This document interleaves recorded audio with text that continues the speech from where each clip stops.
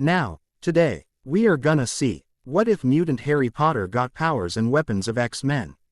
Part 2. Join Patreon for early ACESS of Super Op stories, also adult and steamy Harry Potter stories too. Please subscribe this channel, because definitely I will try my best to provide a valuable content for you all. Also check the description to support the original author for this beautiful creation. September 1st, 10:45 a.m. We're cutting it rather close, aren't we? Brian asked as the team of British superheroes disembarked the rented van and quickly load Ed up a trolley with all of Harry's school things. It's not my fault you got us lost in the parking garage, Wanda argued back at him. Somebody keep track of Megan, please. Kurt, Brian and I will take Harry in. Say your goodbyes now. If you want, we'll see you at Christmas, okay Harry? Right. Harry grinned nervously up at the Scarlet Witch.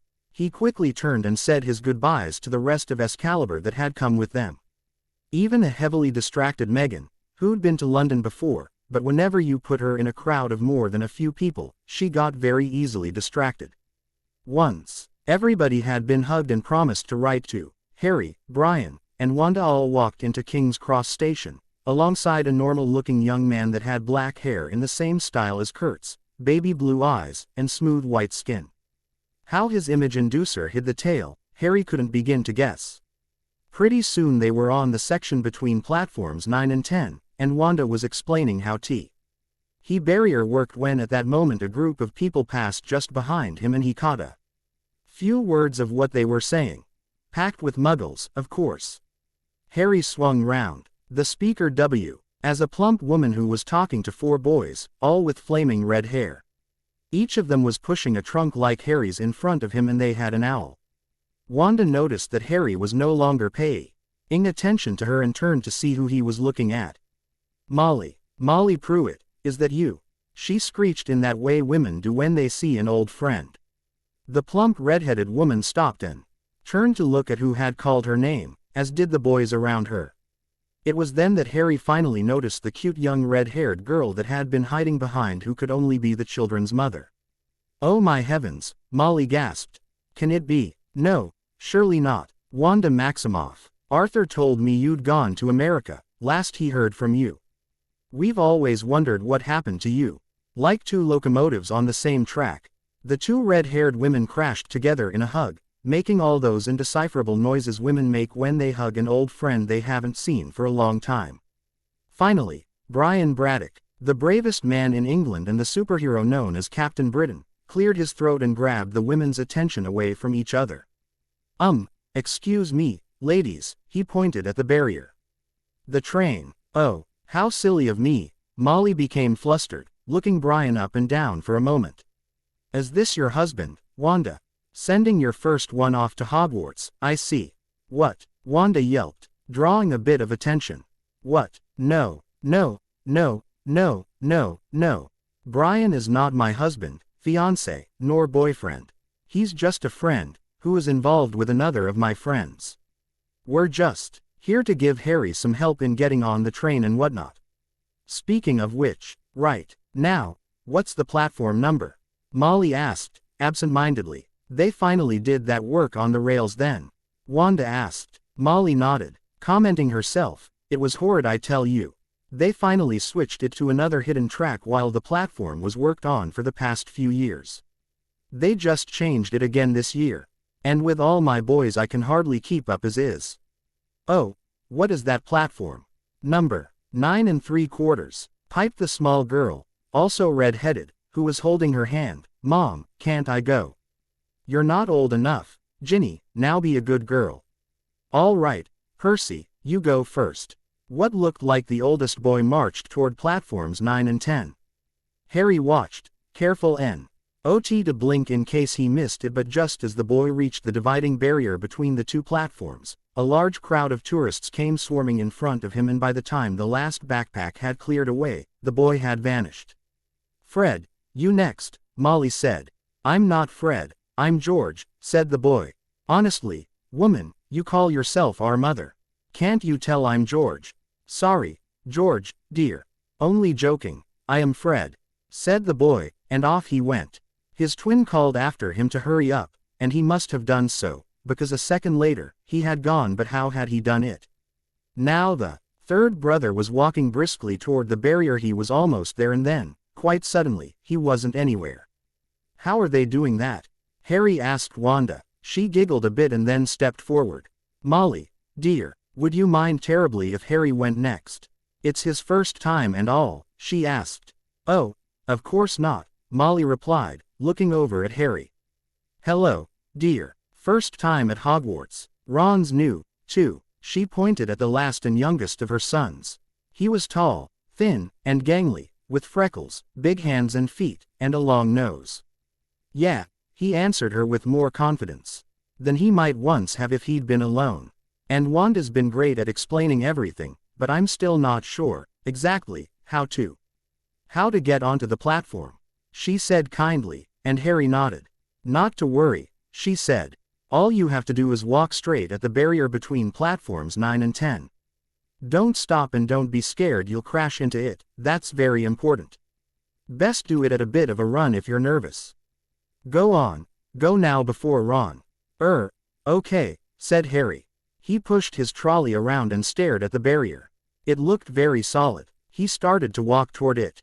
People jostled him on their way to platforms 9 and 10. Harry walked more quickly. He was going to smash right into that barrier and then he'd be in trouble. Leaning forward on his cart, he broke into a heavy run. The barrier was coming nearer and nearer. He wouldn't be able to stop. The cart was out of control. He was a foot away. He closed his eyes ready for the crash. It didn't come. He kept on running. He opened his eyes.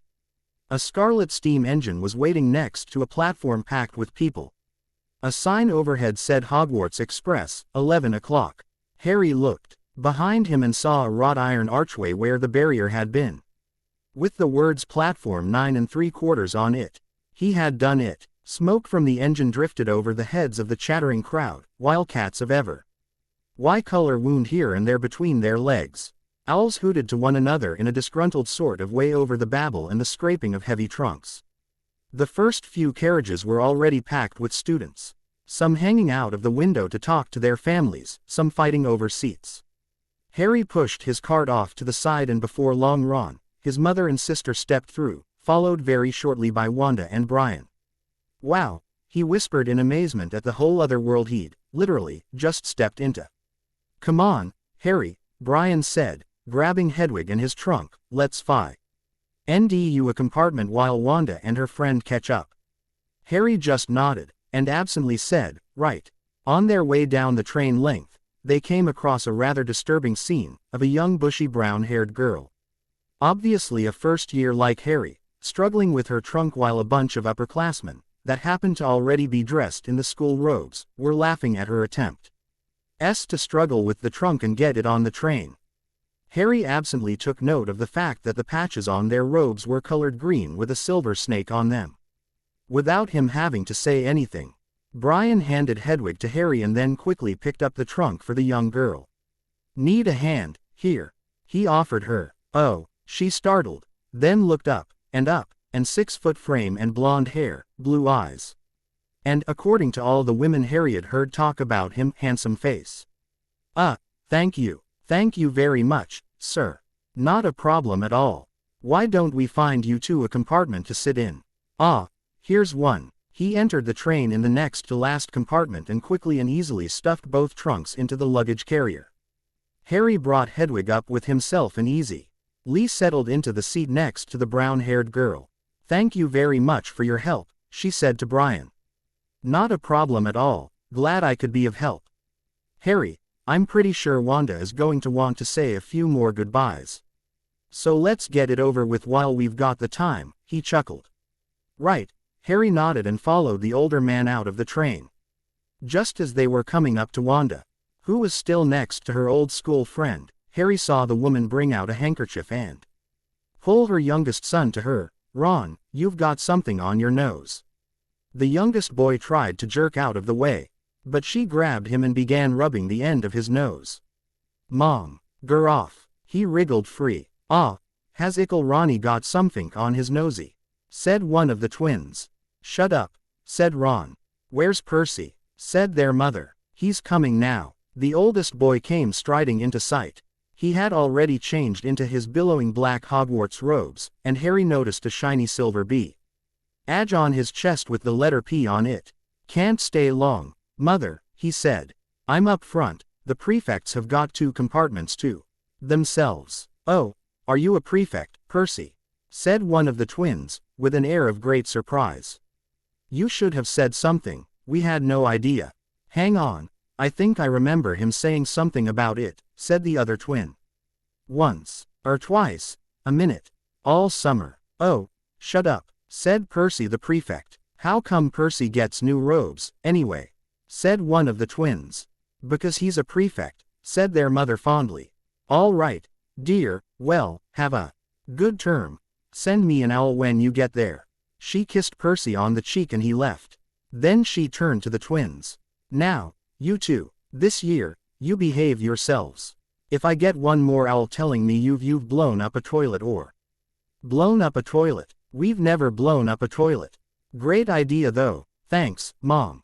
It's not funny. And look after Ron." "Don't worry, Ickle Ronikins is safe with us." "Shut up," said Ron again. He was almost as tall as the twins already and his nose was still pink where his mother had rubbed it. "Oh, there you are, Harry," Wanda suddenly spoke up, after having watched this amusing display of family antics. "Don't think I'm letting this train leave without you saying goodbye first." "Wouldn't dream of it, Cheech," Harry chuckled, hugging the woman that had shown him who he really was. And given him the key to what he could become. "And if it makes you feel any better, thanks to Brian here, I've already made a new friend." "Oh, I take it she's an attractive upperclassman." Wanda giggled. "No, first year like me." Harry grinned maliciously up at the superhero, who was cursing himself under his breath. Wanda looked up at the tall, attractive man and joked at him. "Grabbing them a bit young, aren't you, Braddock?" "And what would Megan say?" "Oh, shut up." Brian blushed and turned away. Just then the train whistled and everyone still on the platform became a bit frantic. "Hurry up." Molly practically shoved all her boys onto the train, while Brian helped Harry back to his compartment. In the mad scramble it was hard to say what exactly happened. But it all resulted with Harry getting back to his compartment with the girl, Hermione, and Ron following after him. By the time everything was settled, Ron's trunk was next to his, and they were sitting in the compartment across from Hermione and another first year, a round-faced boy Harry had seen talking to his grandmother about a missing toad on the platform. The train was moving by the time that, besides him and Hermione, nobody really knew who everybody else was. "Hi," he said to break the ice. So, I guess we're all first years. I'm Hermione Granger, first witch in my family, if you must know." The lone girl in the cabin introduced herself. It was a bit startling, but it started off the introductions. I'm Neville L. Longbottom," the round-faced boy introduced himself. His pocket croaked as his toad tried to leap to freedom, only to be caught by Harry at the last possible second. "Thanks," said Neville. "I'm Ron Weasley," the redhead, freckle-faced boy said, almost like he was embarrassed about it. Harry took a deep breath and decided to bite the bullet, so to speak. Wanda had warned him about the possible reactions his name would give him, not all of them pleasant. But undoubtedly many would be uncomfortable for him. "I'm Harry Potter," he finally said. "No way." Ron's face dropped in open shock. "Are you really?" Hermione's face was similar to that of Beast's when a new object of curiosity passed under his nose. On her though, it was kind of cute. Not that he cared about that kind of thing. "Wow," was all Neville could say, staring and star-struck. "I've read all about you." Hermione started to recite the articles and books she'd read that had his name mentioned in them, and he mostly tuned her out until he finally had had enough. "I got a few extra books for background reading, and you're in modern magical history and the rise and fall of the dark arts and great wizarding events of the 20th century." "I've read 'em," he grunted, and unfortunately he had. When he asked Wanda about the same subject all those articles talked about, he was highly disappointed with the answer. Before Hermione could start up again, he interrupted her. "Can we change the subject please? I know what those articles all say, but to be perfectly honest, nobody really knows what happened the night my parents were murdered by a psychopath." "Oh, I see." Hermione's face was a picture in astonishment. Are you really Harry Potter? Ron blurted out. Ron, that was very rude. Hermione started up again, but Harry quickly interrupted again. Yes, I'm really Harry Potter. Unless there's another one out there we don't know about, he said. And have you really got he pointed at Harry's forehead. Shrugging, and not really seeing the harm in it, Harry pulled back his bangs to show the lightning scar, letting them all gawk at his forehead for a minute. So that's where you know who, Ron whispered. Yes, said Harry, but I can't remember it. Nothing? Asked Hermione eagerly. Well, I remember a lot of green light, but nothing else. Harry admitted. Wow, said Neville. They all sat and stared at Harry for a few moments, then, as though they had suddenly realized what they were doing, each quickly looked out of the window or out into the hall. It's all right, Harry finally told them. I'm just not exactly used to attention. For the first 10 years of my life, I've either been ignored or treated like nothing special. I'm just not used to people staring at me or expecting me to be some kind of celebrity. Surprisingly, Ron nodded along with him, saying, yeah, being a celebrity ain't all it's cracked up to be. After that, an uncomfortable silence hovered in the air, until Neville's toad Trevor tried another escape attempt. I don't know why he keeps trying to get away, he said, after getting Harry's help in securing his pet. Have you fed him today? Harry joked, only to be surprised when Neville's face dropped in horror and he quickly started scrambling in his trunk for some food for his toad. As another means of starting conversation, Hermione spoke up. Do either of you know what house you'll be in?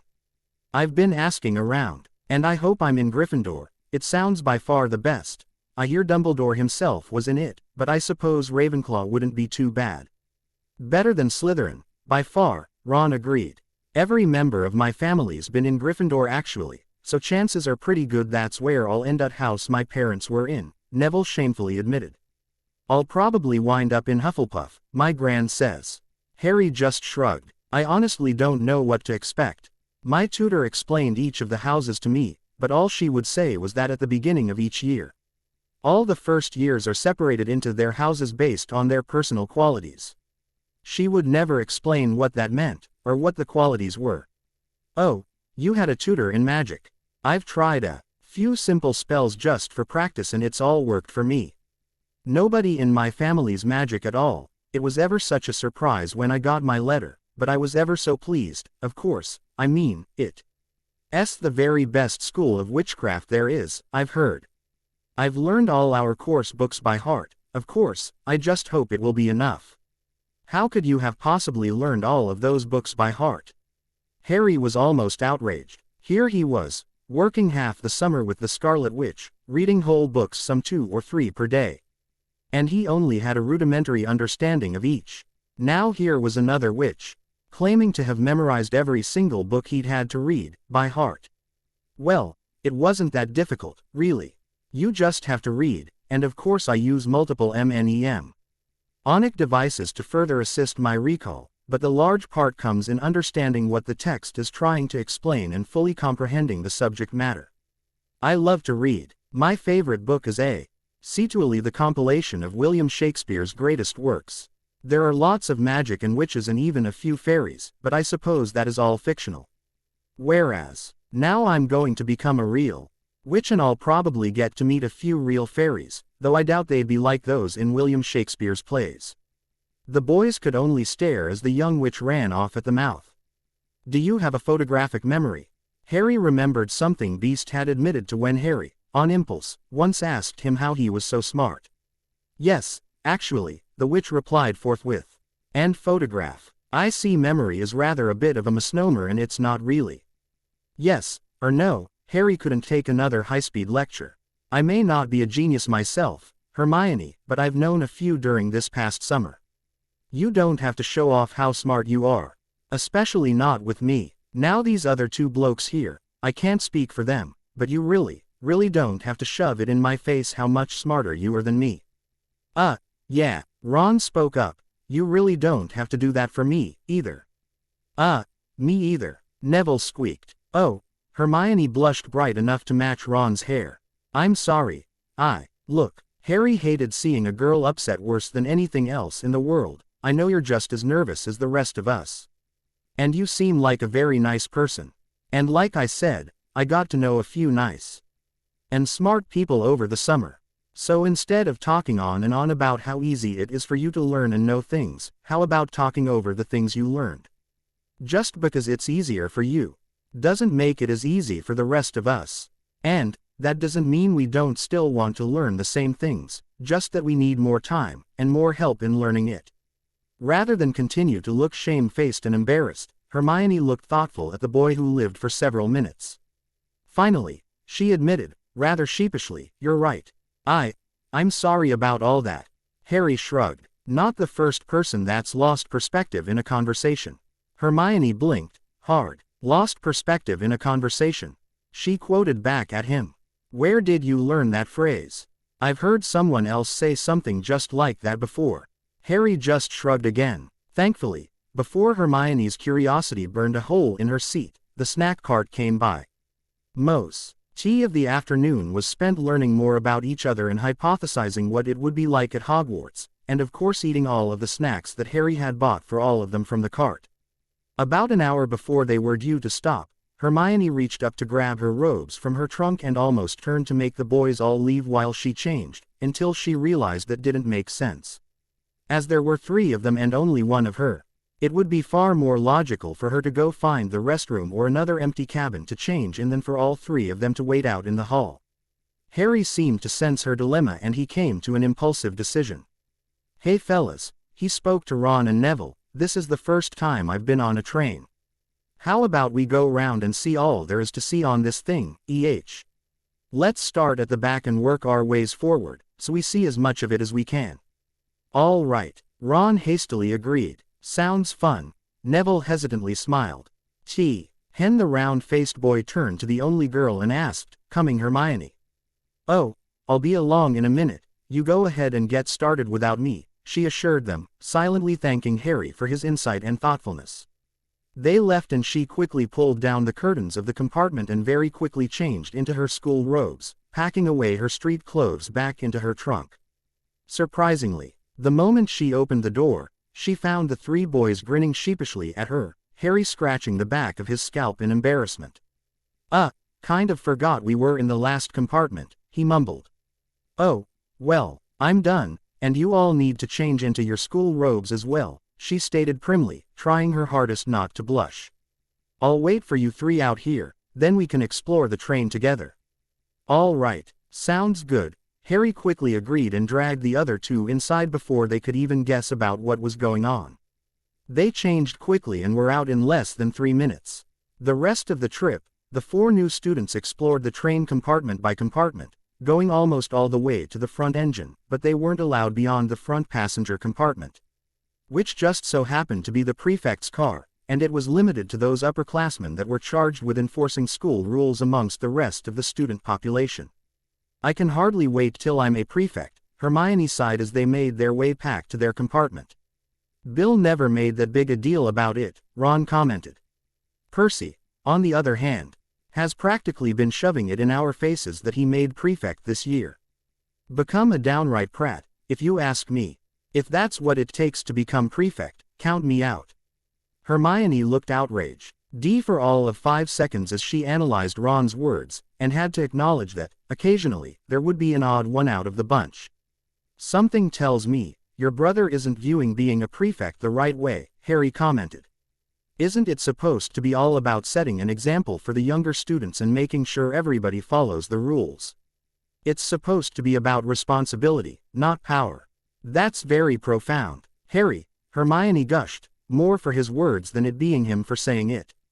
"Not really," Harry chuckled. "Read it out of a manga I've been reading. They have prefects in Japanese schools, you know. Not to mention they put heavy emphasis on the upperclassmen setting good examples for the younger students. The manga I was reading went on to have one of the characters become a prefect that abused his power and basically became the villain of the story. Thought it made for good comparison." "What's a manga?" Neville and Ron asked together. Harry just chuckled, while Hermione actually gave them a small lecture worth explanation on what exactly manga was. When they got to the cabin, both of the other boys were looking as though they'd rather not have asked. So Harry just pulled out a random book from his trunk, which just so happened to be the first issue of Ranma. 1/2. Finally, to the boys, all of Hermione's lecturing made sense and Ron started to flip through the pages. Then he suddenly stopped and asked a question that had both staring at him with arched eyebrows and curious expressions. Hey, how come the pictures don't move? And this story isn't going to have chapters or parts. I'm writing it as one contiguous series of events and postings will be of those events, and I'll try to keep the cliffhangers to a minimum, but sometimes they can't be helped. This story is also the second in the series. How far this series goes, well, that remains to be seen, but individual stories will be segmented by years, same as the actual books, but at various points there may be side stories, where they may be as short as the prologue was, the first story already posted, WizKid, Year 0, or as long as this one may turn out to be. We'll all just have to see. Please read and review. The Sorting Ceremony, Hogwarts Station Hogsmeade, Furs years over here. All right there, Harry. A familiar voice cried out as a lamp came bobbing over the heads of students and Hagrid's big hairy face beamed over the sea of heads. Come on, follow me. Any more furs years? Mind step. Now. Furs years. Follow me. Slipping and stumbling, the Y followed Hagrid out from the station and down what seemed to be a steep, narrow path. It was so dark on either side of them that Harry thought there must be thick trees there. Nobody spoke much. Neville, still between Harry and Ron, sniffed once or twice. Yeet, all get furs sight o' Hogwarts in a sec, Hagrid called over his shoulder, just round this bend here. As soon as they turned the corner, the trees fell away and from the first years, there was a loud, ooh. The narrow path had opened suddenly onto the edge of a great black lake. Perched atop a high mountain on the other side, its windows sparkling in the starry sky, was a vast castle with many turrets and towers. No more in 4 to a boat, Hagrid called, pointing to a fleet of little boats sitting in the water by the shore. Harry and Ron were followed into their boat by Neville and Hermione. Everyone in, shouted Hagrid, who had a boat to himself. Right then, forward, and the fleet of little boats moved off all at once, gliding across the lake, which was as smooth as glass. Everyone was silent, staring up at the great castle overhead. It towered over them as they sailed nearer and nearer to the cliff on which it stood. Heads down, yelled Hagrid as the first boats reached the cliff. They all bent their heads and the little boats carried them through a curtain of ivy that hid a wide opening in the cliff face. They were carried along a dark tunnel, which seemed to be taking them right underneath the castle, until they reached a kind of underground harbor, where they clambered out onto rocks and pebbles. They walked up a flight of stone steps and crowded around the huge, oak front door. Everyone here. All right then. Hagrid raised a gigantic fist and knocked 3 times on the castle door. The door swung open at once. A tall, black-haired witch in emerald green robes stood there. She had a very stern face and Harry's first thought was that this was not someone to cross. The furs, years, Professor McGonagall, Hagrid reported. Thank you, Hagrid, she replied in a no-nonsense tone, but still nodded kindly as Hagrid bowed and left. I will take them from here. She pulled the door wide. The entrance hall was so big you could have parked one of the X-jets he'd seen on Muir Island in it. The stone walls were lit with flaming torches like the ones at Gringotts, the ceiling was too high to easily make out. And a magnificent marble staircase facing them led to the upper floors. They followed Professor McGonagall across the flagged stone floor. Harry could hear the drone of hundreds of voices from a doorway to the right. The rest of the school must already be here, but Professor McGonagall showed the first years into a small, empty chamber just off the hall. They crowded in, standing her closer together than they would usually have done, peering about nervously. Welcome to Hogwarts, said Professor McGonagall. The start of term banquet will begin shortly, but before you take your seats in the Great Hall, you will be sorted into your houses. The sorting is a very important ceremony because, while you are here, your house will be something like your family within Hogwarts. You will have classes with the rest of your house, sleep in your house dormitory, and spend free time in your house common room. The 4 houses are Gryffindor, Hufflepuff, Ravenclaw, and Slytherin. Each house has its own noble history and each has produced outstanding witches and wizards. While you are at Hogwarts, your triumphs will earn your house points, while any rule breaking will lose house points. At the end of the year, the house with the most points is awarded the House Cup, a great honor. I hope each of you will be a credit to whichever house becomes yours. The sorting ceremony will take place in a few minutes in front of the rest of the school. I suggest you all smarten yourselves up as much as you can while you are waiting. She almost seemed to smile at them, but then she turned around and left the room, closing the door after her. 2 seconds after she was gone, a nasally, arrogant voice called out from just behind Harry, saying, "So it's true. Harry Potter has come to Hogwarts." There was some mumbling and jostling, as he turned around and saw a pale, long-faced boy about his age with crisp and precisely molded blonde hair. On either side of him were 2 thick-set and mean-looking boys. "Oh, this is Crabbe and this is Goyle," he introduced after a beat, "and my name's Malfoy, Draco Malfoy." Somebody had been watching way too many Bond films, Harry idly thought. "Hi," he just waved, not really grinning or giving any indication that he wanted to continue the conversation in the least. Unfortunately, Malfoy didn't seem to catch the hint. Ron, who'd been on the verge of snickering at the same thought Harry had had, restrained himself when he actually caught sight of who exactly it was that was speaking. Barely holding in his rage, Ron turned himself around and bit the side of his mouth to keep from trying to rip the other first-year limb from limb, bodyguards or no bodyguards. He may not be wearing the mask or the same robes at the moment, but Ron will never forget the one who had given him his first battle scar. Despite the fact that he wasn't allowed into the thick of it with the rest of his family, Ron still had his own costume and he did go on what his father called training missions, to the various villages around Ottery Street. Catchpole. It was on one of those training missions gone bad that he came across a mini Death Eater wannabe CA. Sually walking around shooting off curses at muggles in broad daylight. Nobody had seen him when he tackled the masked boy and dragged him away from the open, but likewise no one had seen when the Death Eater turned on him and started cursing him left and right. For which he was mighty thankful, by the way. Eventually, the wannabe had gotten a bit too arrogant and dropped his guard enough for him to toss out a Bindencatch. One of the twins' inventions that combined delayed transfiguration with the Incarcerous Hex, and it was basically a glass marble that when thrown against another person, it wraps them up in binding ropes. Unfortunately, he'd been able to free himself, and Ron didn't even have his own wand, let alone know how to curse back at the wannabe, so he'd finally settled for making the mini Death Eater flee in defeat than bother staying around getting humiliated any longer. The Death Eater mask had never come off the young boy's face, but with the way he'd been ranting and crowing about his inevitable victory, Ron would remember that whining voice for a long time to come. Thankfully, his rage at Malfoy, who was now on his list, kept him from being too nervous about the upcoming sorting. And he also couldn't hear Malfoy insult his family to Harry. Harry, however, took exception on his behalf and coolly blew Malfoy off, telling him in no uncertain terms that they would not be friends and Malfoy's rather PITG friends had been thoroughly ignored. Before they could come to blows over Malfoy's deflated ego, however, the doors to the Great Hall opened once more and the first years were allowed entrance. Harry had never even imagined such a strange and splendid place. It was lit by hundreds of thousands of candles that were floating in mid-air over 4 long tables, where the rest of the students were sitting. These tables were laid with glittering golden plates and goblets. At the top of the hall was another long table where the teachers were sitting.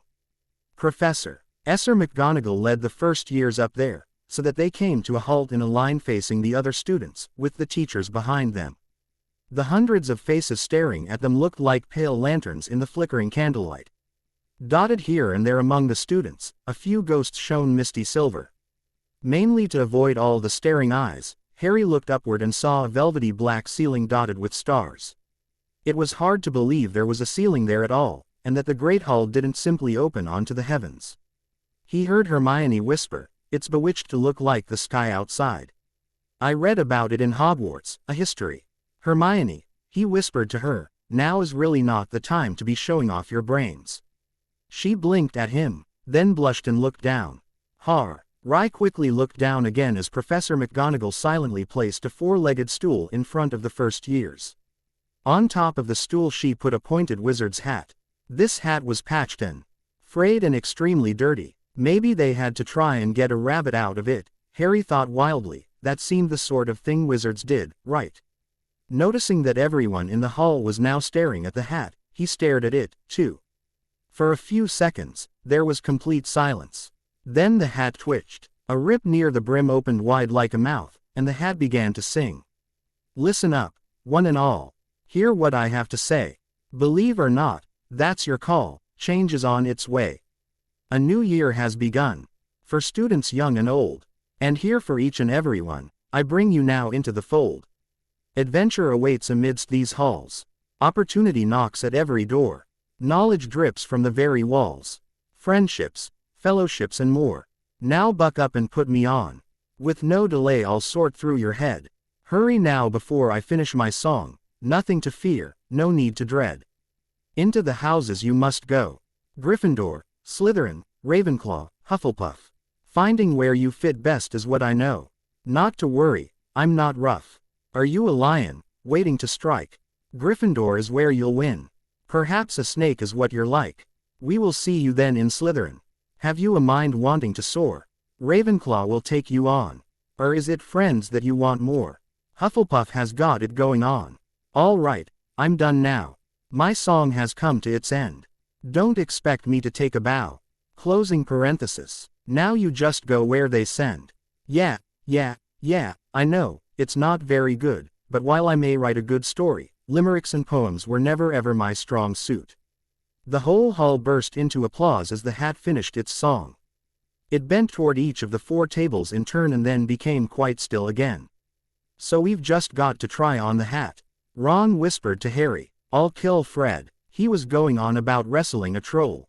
Harry smiled weakly. Yes, trying on the hat was a lot better than having to do a spell, but he did wish they could have tried it on without everyone watching.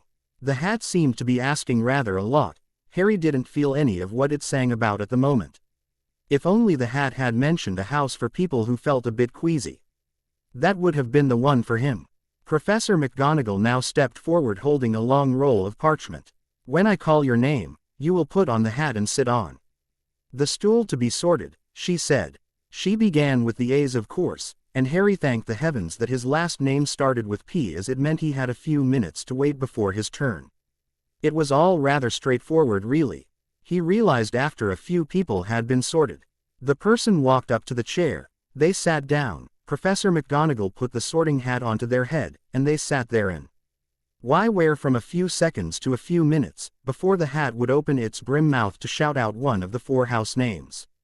By the time the bees had been finished, there had been at least one new student going to each of the four houses. Who'd clapped wildly and greeted their new first year with open arms. Taking a moment to study the people at each of the tables, as they moved rapidly through the rest of the alphabet. He noticed that they all looked expectant and enthusiastic, except for the table on the far end, under the green and silver serpent banners. The Slytherins all looked rather pompous and arrogant. And just a bit brutish too, he noted. Ravenclaw seemed just as pompous, but their arrogance was dulled by actual intelligence shining in their eyes. The Gryffindor table seemed like a bit of fun, with wide grins, open smiles, and a bit of an atmosphere that Harry sometimes noticed around the groups of boys and girls who liked to play sports. Beast would describe it as a fraternity sort of group at that table. The Hufflepuffs looked the most open, friendly, and overall least hostile of all the tables. They also had a mixed set. Some looked like sportsmen and jocks, others looked like brainiacs and book readers. Others looked like aristocrats and models, and others were just plain looking. Finally, it was time. Perks. Sally Ann had just stepped off to the Ravenclaw table. And the stern professor didn't even hesitate or do a double take as she read off, Potter, Harry. The rest of the Great Hall, however, did not have her steady resolve, unfortunately. As Harry stepped forward, whispers suddenly broke out like little hissing fires all over the hall. Potter, did she say? The Harry Potter. Where is he? I can't see him. Where is he? Harry Potter, the boy who lived, he beat you know who. Harry Potter, Potter.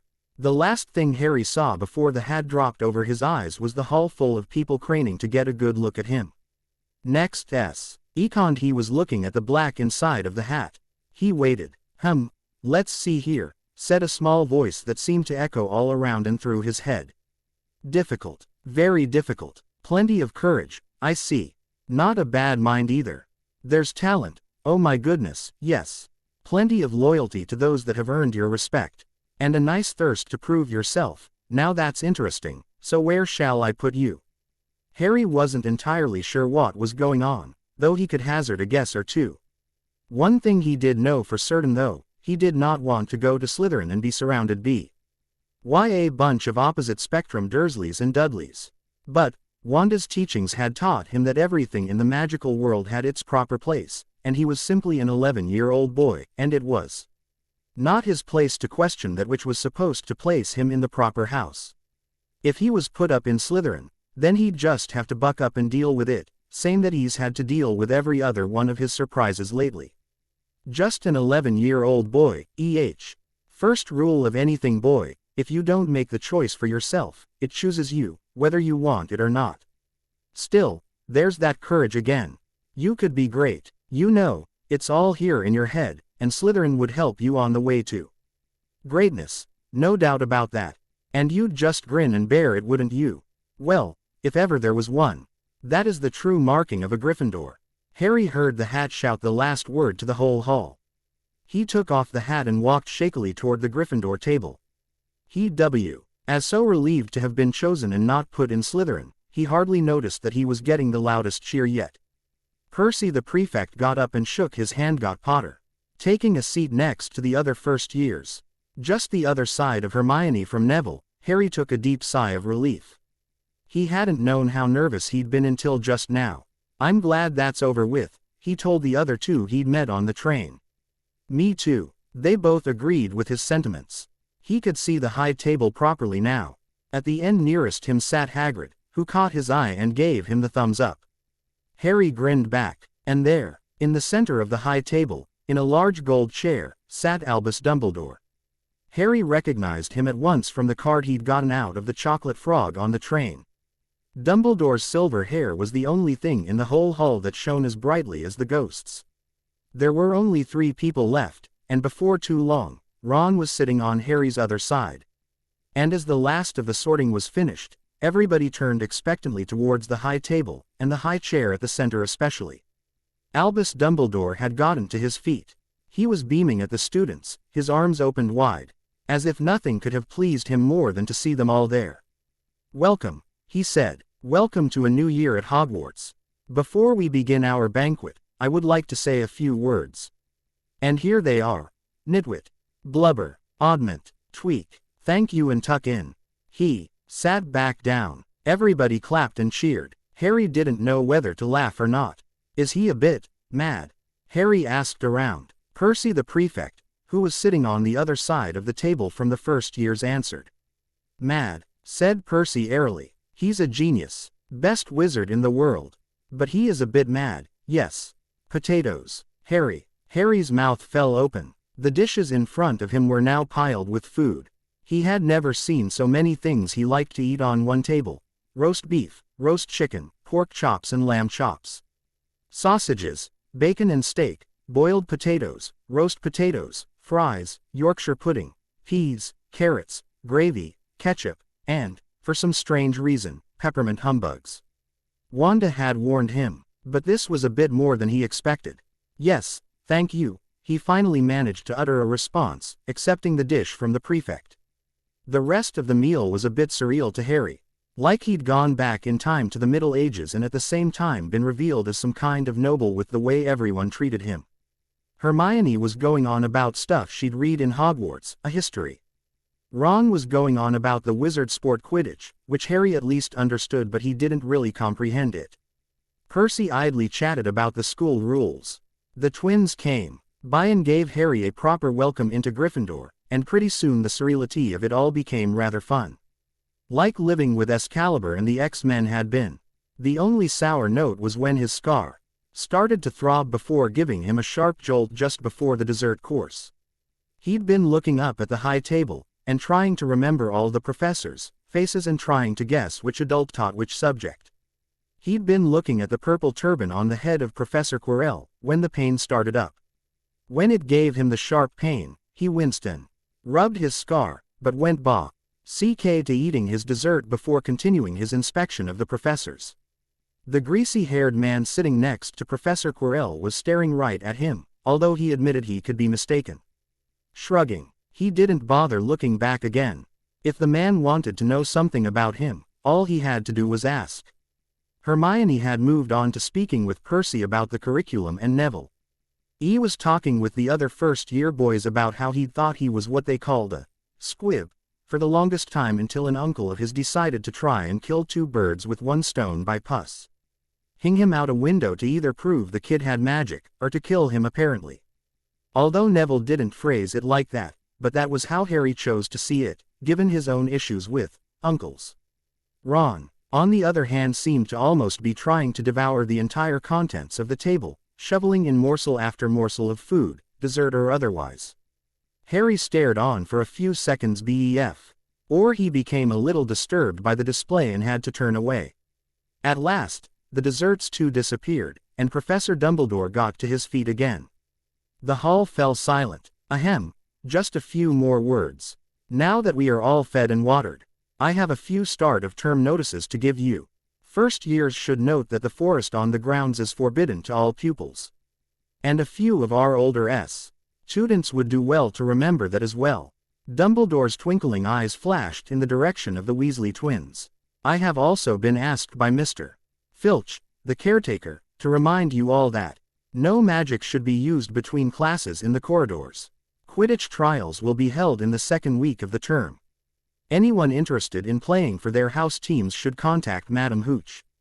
And finally, I must tell you that this year, the 3rd floor corridor on the right-hand side is out of bounds to everyone who does not wish to die a very painful death. Harry laughed, but he was one of the few who did. He's not serious, is he? He muttered to Percy. Must be, said Percy, frowning at Dumbledore. It's odd, because he usually gives us a reason why we're not allowed to go somewhere. The forest's full of dangerous beasts, everyone knows that. I do think he might have told us prefects, at least. And then he had everybody sing the school song, telling them to pick their own tune. Before casting out the words magically for all to read from. Great as it was seeing magic of this scale, Harry felt a bit silly and rushed through the words in a fast-paced, almost rapper speed. Finally, they were allowed to leave and were sent off to bed. The Gryffindor first years followed Percy through the chattering crowds, out of the Great Hall, and up the marble staircase. Harry's legs were like lead again, but only because he was so tired and full of food. He was too sleepy even to be surprised that the people in the portraits along the corridors whispered and pointed as they passed. Oh! That twice Percy led them through doorways hidden behind sliding panels and hanging tapestries. They climbed more staircases, yawning and dragging their feet, and Harry was just wondering how much Arthur they had to go when they came to a portrait of a very fat woman in a pink silk dress. Password, she said. Caput Draconis, said Percy, and the portrait swung forward to reveal a round hole in the wall. They all scrambled through it. Neville needed a leg up, and found themselves in the Gryffindor common room, a cozy, round room full of squashy armchairs. Percy directed the girls through a door to their dormitory and the boys through another. At the top of a spiral staircase, they were obviously in one of the towers, and they found their beds at last. 5 4-posters hung with deep red, velvet curtains. Their trunks had already been brought up. Too tired to talk much, they pulled on their pajamas and fell into bed. Hogwarts the next day. Harry was blessing and praising Wanda Maximoff's name to the highest heavens every hour on the hour his first official day of class. It was only thanks to her tutoring and prepping him during his last summer month in magic and life at Hogwarts in general that he was even able to make it through the day. To begin with, she had drawn him a very general map of Hogwarts itself. Even while things tended to move around on their own more often than not, she was able to give him enough reference to know which floor and section of the massive castle each class was located in. For example, herbology was in the greenhouses, which was, of course, outdoors. Potions was in the dungeons. hence any stair leading down was a good bet. Astronomy was on the top of the highest tower and always at midnight on the roof of that tower. Charms, defense A. Against the dark arts, which Harry laughed at when he realized the abbreviation spelled Dada, Transfiguration and History of Magic Cult, as they were each placed on different floors of the castle, and sometimes those floors weren't that easy to get to.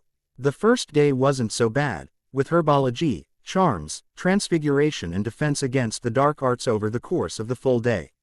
Second day was better only because they'd gotten used to the schedule from the first day, but it was changed to History of Magic, charms, and double transfiguration. Third day was tougher as it had History of Magic, a snooze fest worse than Aunt Petunia's garden parties, double herbology, defense against the dark arts, and astronomy at midnight. Thursday was much improved as it had charms, transfiguration, and the afternoon after lunch was History of Magic and then a follow-up with the astronomy theory portion. Friday was the worst, however, if only because of how it ended. It started out pretty fine, one final defense against the dark arts, then double herbology covering the morning before lunch, but then, right after the midday meal, they had double potions with the Slytherins. Next week Promi said that portions of the schedule would flip around, with the double lessons on Tuesday, Wednesday, and Friday would all be interchangeable. Thankfully there was never a double History of Magic, as She was genuinely feared that some students would go into magical comas if they had to sit that long through one of Bin's lectures. Each class was unique and vaunted of teaching little more than the basics to all the first years. But given the complexity of each subject, that just drove home to all the young witches and wizards just how difficult magic really was. Except for History of Magic, which was more of a struggle to remain conscious rather than something that Harry actually bothered to pay any attention to. Charms was fun and entertaining, especially with the dwarfish Professor Flitwick. And the class pretty much covered everything that you expected of magic. Wand waving, spell casting, and there was even talk of how the teacher was actually a renowned duelist, which is what wizards called a magical battle of any sort. Transfiguration, taught by Professor McGonagall, who happened to be head of Gryffindor House, was interesting and as complicated as Wanda had promised him it was going to be. Despite the opportunity to show favoritism, Professor McGonagall made sure to treat every student the same as the next, no matter what house they hailed from. Harry could respect that. Herbology was fun, but only because it was basically playing in the dirt and learning about a side of gardening he never knew. Despite the fact that her parties were dull, Aunt Petunia still had Harry do most of her gardening for her. So he knew all about weeding, planting, watering and all sorts of things already. Turns out magical gardening was just a bit more interesting, what with some of the plants able to kill, poison, paralyze, or bewitch you if you weren't too careful. Defense against the dark arts, something Harry had been looking forward to after Wanda's own lessons in the subject, was a colossal joke unfortunately. Professor Quirrell was a trembling coward to everyone present and the best defense he could offer his students was to run away screaming and then hide under your bed. Not that he actually told them to do that, but Harry surmised that he wouldn't be getting as much from Quirrell's class as he'd hoped for. Astronomy was, if anything, peaceful. The late nights stopped bothering him after the second class. And it only ever lasted for an hour anyway. Professor Sinistra was an excellent teacher as she allowed them to do little more than stare up at the heavens as she lectured them and told them of the paths and names and effects of the planets and stars upon magic. Despite being late at night and doing nothing but staring at the sky, the class was never boring and always interesting to Harry. Especially when he recalled that thanks to his mutant powers, he could call upon the power of the stars anytime he wished. And that just leaves potions. Potions was something else that Harry had been, at least peripherally, interested in learning about. He was just grateful that he'd been allowed to maintain his illusions until his first double potions at the end of the first week. Professor Snape was notoriously biased towards his own house as head of Slytherin House. And if that wasn't bad enough, it seemed that he was also prejudiced against Gryffindor House. But that was only the beginning of it. Snape, like Professor Flitwick, had started the class by taking the roll call, and like Flitwick, he paused at Harry's name. "Ah, yes," he said softly, "Harry Potter. Our new celebrity." Draco Malfoy and his friends, Crabbe and Goyle, sniggered behind their hands. Meanwhile, Snape finished calling the names and looked up at the class. His eyes were black like Hagrid's. But they had none of Hagrid's warmth. They were cold and empty and made you think of dark tunnels. You are here to learn the subtle science and exact art of potion making, he began. He spoke in barely more than a whisper. But they caught every word. Like Professor McGonagall, Professor Snape had the gift of keeping a class silent without effort. As there is little foolish wand-waving here. Many of you will hardly believe this is magic. I don't expect you will really understand the beauty of the softly simmering cauldron with its shimmering fumes, the delicate power of liquids that creep through human veins. Bewitching the mind, ensnaring the senses, I can teach you how to bottle fame. Brew glory, even stopper death, if you aren't as big a bunch of dunderheads as I usually have to teach. More silence followed this little speech. Harry and Ron exchanged looks with raised eyebrows. Hermione Granger was on the edge of her seat and looked desperate to start proving that she wasn't a so-called dunderhead. Potter, snapped Snape suddenly. What would I get if I added powdered root of asphodel to an infusion of wormwood? Powdered root of what to an infusion of what? Harry glanced at Ron, who looked as stumped as he was. Hermione's hand had shot into the air. Snape, however, was staring only at him and completely ignoring the girl. I don't know, sir, Harry finally admitted. Wanda had covered potions, briefly, with him, but in light of everything else she tried to cram into his head, he hadn't paid as close attention as perhaps he should have. Snape's lips curled into a sneer. Tut, tut. Fame clearly isn't everything. Harry's cheeks burned with embarrassment. It's not like he wanted all the fame. Let's try again. Potter, where would you look if I told you to find me a bazaar? That struck a chord in him, even as Hermione stretched her hand as high into the air as it would go without her leaving her seat. He racked his brain for the answer, until suddenly it just popped into his head. Oh, I know that one, he exclaimed happily. A bazaar is a stone taken from the stomach of a goat and it's supposed to save you from most poisons. I think the only poisons they can't counteract are supposed to be those that either cause instant death, or are venoms from the most poisonous magical creatures in existence. Is that right, sir? He hesitantly asked for confirmation. Professor Snape glared hard at Harry, making the young boy blink in surprise at the intensity of the stare. Interesting, if somewhat amateurish answer, Potter. How is it you came by that particular answer? Oh, I had a tutor over the summer, and when we covered potions, the first thing she had me learn was the remedies for poisons and the properties of each remedy. The bezoar stood out because of the goat thing for some reason. Malfoy, Crabbe and Goyle almost cackled at his statement, making him wonder what was so funny about it. Hermione finally put her hand down, but Snape was still glaring at him. And finally seemed to come to some sort of decision as he simply nodded. Very well, Potter. It seems that while you did not come to this class fully prepared, you at the least made the appearance of effort. Tell me the name of your tutor. Blinking at the sut, Harry replied immediately, Wanda Maximoff, sir. Silence. Dead silence. Harry slowly looked around to find everyone, even Malfoy and his lot, all staring at him with open mouths and looks of shock and awe on their faces. Are you trying to be funny, Potter? Snape almost snarled at him. Surprised, Harry could only silently shake his head. You expect me to believe that the Scarlet Witch actually bothered to tutor an arrogant snot like you?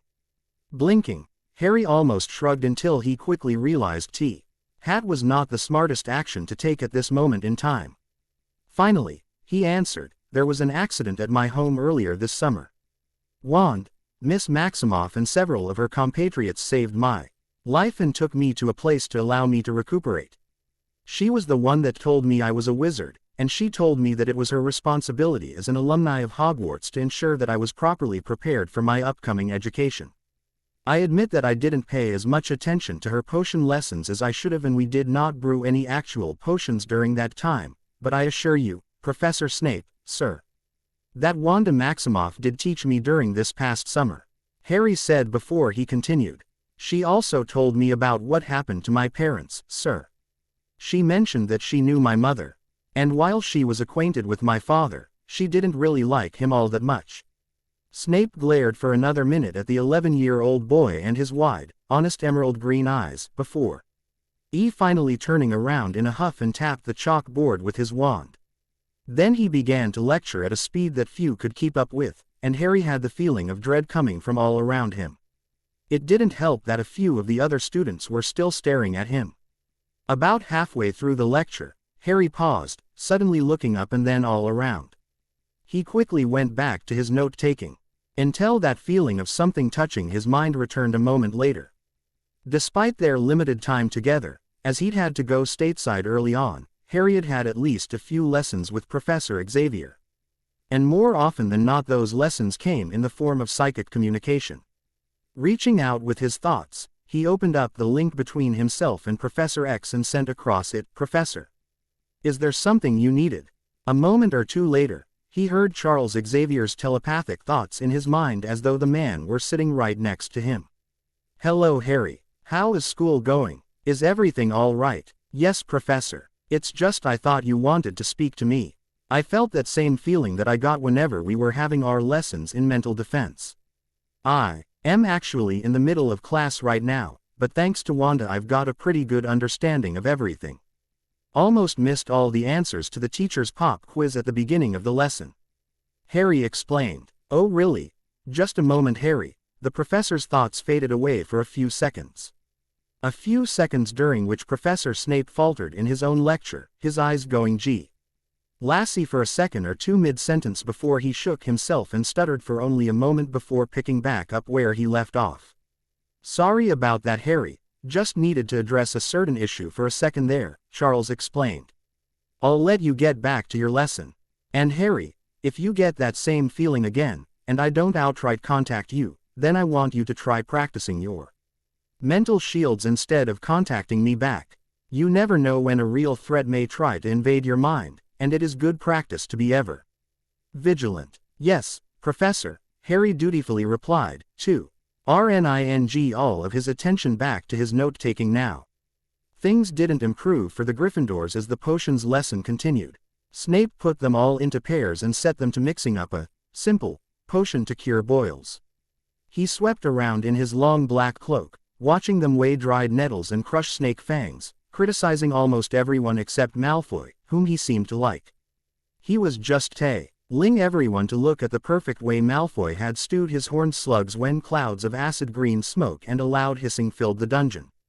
Neville had somehow managed to melt Seamus's cauldron into a twisted blob. And their potion was seeping across the stone floor, burning holes in people's shoes.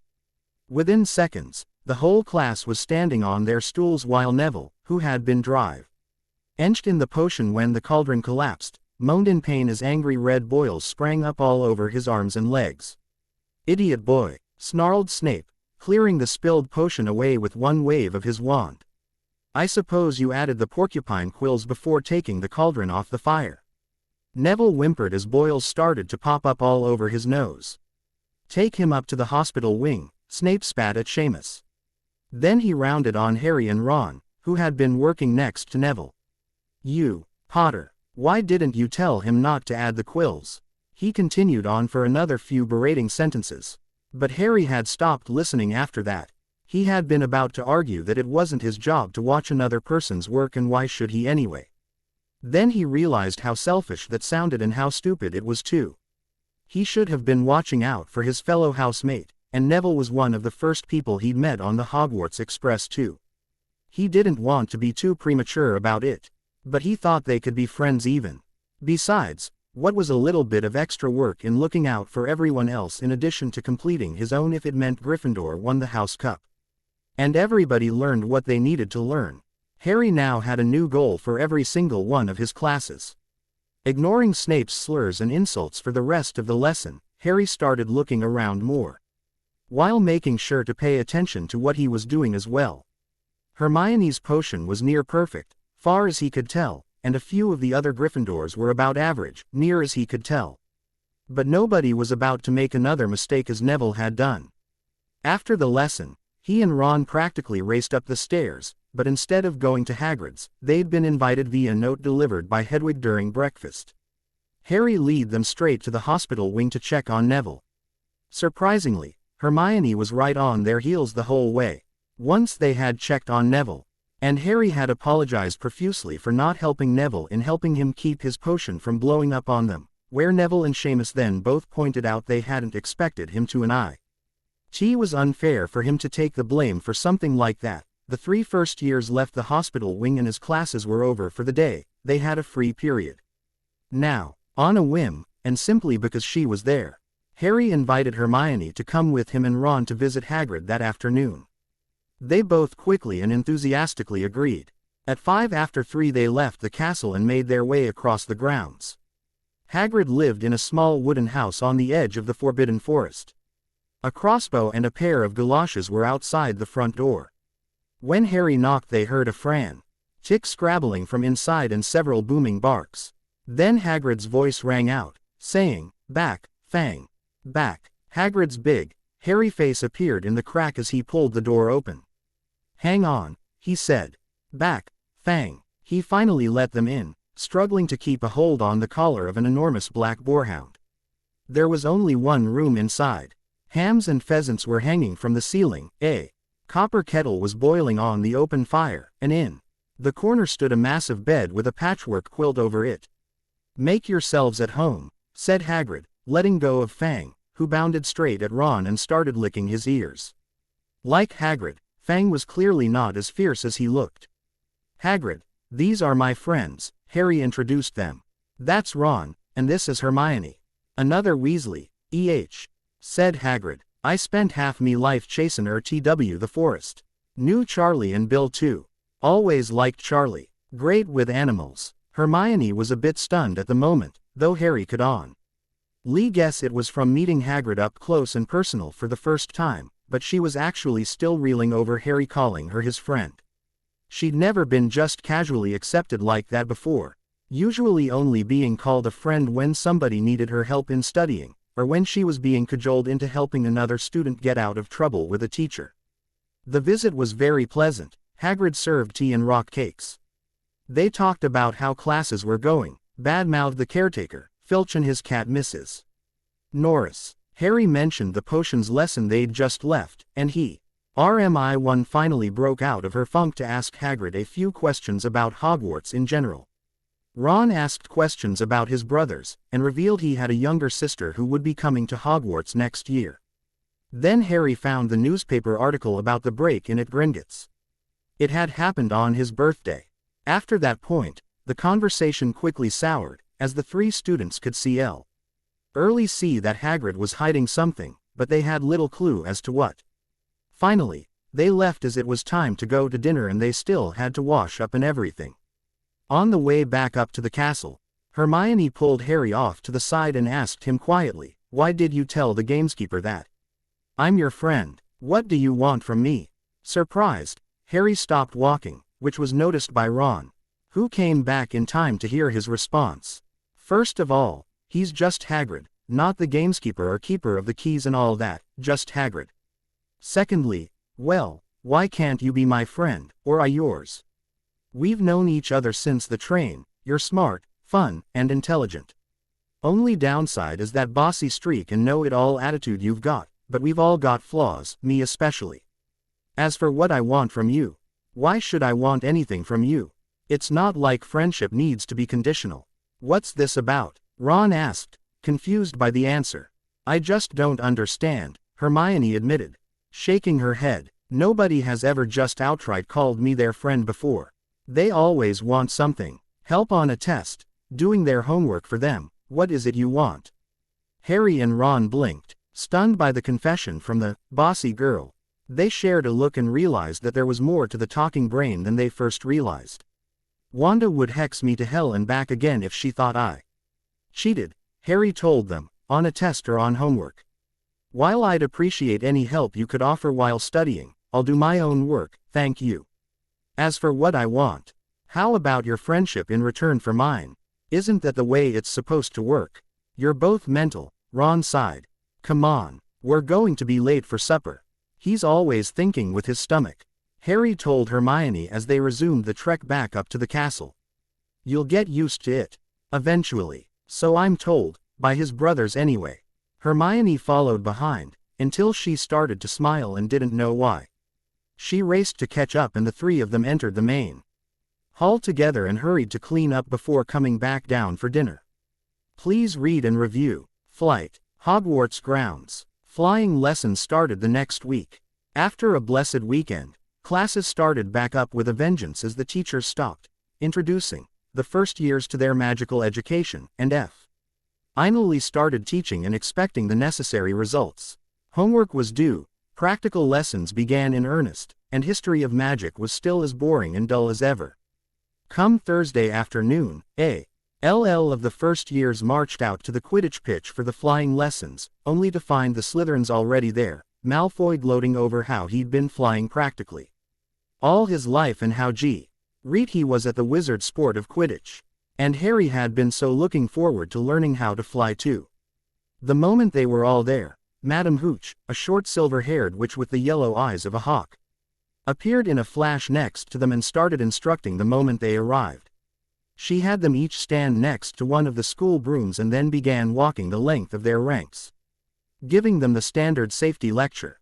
Then came the moment of truth. Now, stick out your right hand over your broom, and say, "Up," she told them. Most of them complied immediately and felt rather silly when nothing happened or the broom only rose an inch off the ground. With Harry, however, his broom snapped into his hand the instant he commanded it to. "Whoa," he whispered in awe. Hermione and Neville seemed to be having some trouble, and sticking with his newfound Snape-inspired dedication towards his fellow students' success, Harry leaned over and had Ron help Neville with getting his broom, while he helped Hermione. Since she was next to him, he knew she was actually quite nervous about the whole flying idea. After all, it's not exactly something that can be done purely by reading out of a book. Not that she hadn't been trying. He'd almost caught her lecturing the other first years about flying tips she'd read from one of said books, but before she could actually get started on anything of the sort, he passed her by and gave her a look that, instead of bossing everybody around, had her showing the book and its passages around to anybody that wanted to take a look. RRY had taken her up on the offer and thanked her for the opportunity. He hadn't been the only one. As it was now, her broom, rather than raising to her hand, had simply rolled over on its side. Her face getting flushed, she commanded even more haughtily, "Up, up, come on, up." "Hermione, are you scared?" Harry asked her quietly. She looked up at him, her eyes shining with outrage, until she met his eyes and deflated like a popped balloon. "It's okay to be scared. Someone once told me that being scared makes you more aware, more focused, and that makes it more difficult for you to why be hurt, so long as your courage keeps moving you forward despite your fear." She snapped her head back around to stare at him with shocked eyes. "Where did," she started to ask, but Madame Hooch became somewhat impatient and began directly assisting those that did not already have their brooms in hand. Harry acted quickly, telling Hermione, "Look, don't ignore your fear, or tell yourself that you're not afraid. Accept it, and then make the decision. Do you want to fly or not? If the answer is yes, then tell that broom to get into your hand right now, or else." Blinking, Hermione nodded her head before looking down at the broom, held her hand over it, and whispered, almost inaudibly, "Up." The broom snapped into her hand so fast she was left blinking and doing a double take at it. Once everyone had their brooms, Madame Hooch went around showing everyone how to mount their brooms and the proper way to position themselves on it.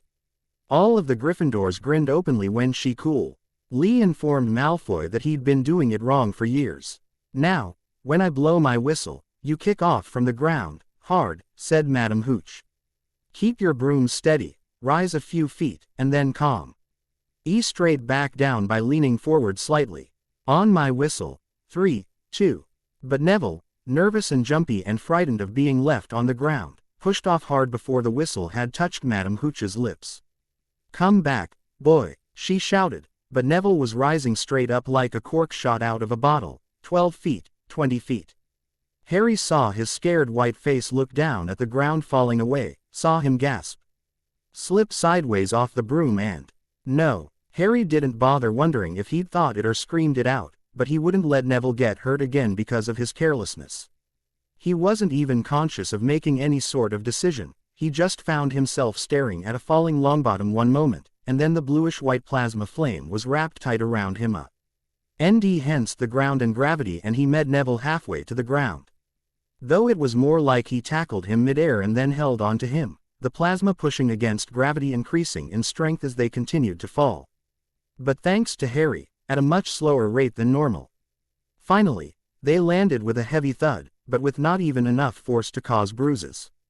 Both boys fell to the ground the moment their feet touched the scorched grass, Neville trembling a bit, but Harry felt a little bit sick, like the time Dudley had kicked him in the stomach after he'd been working all day in the yard.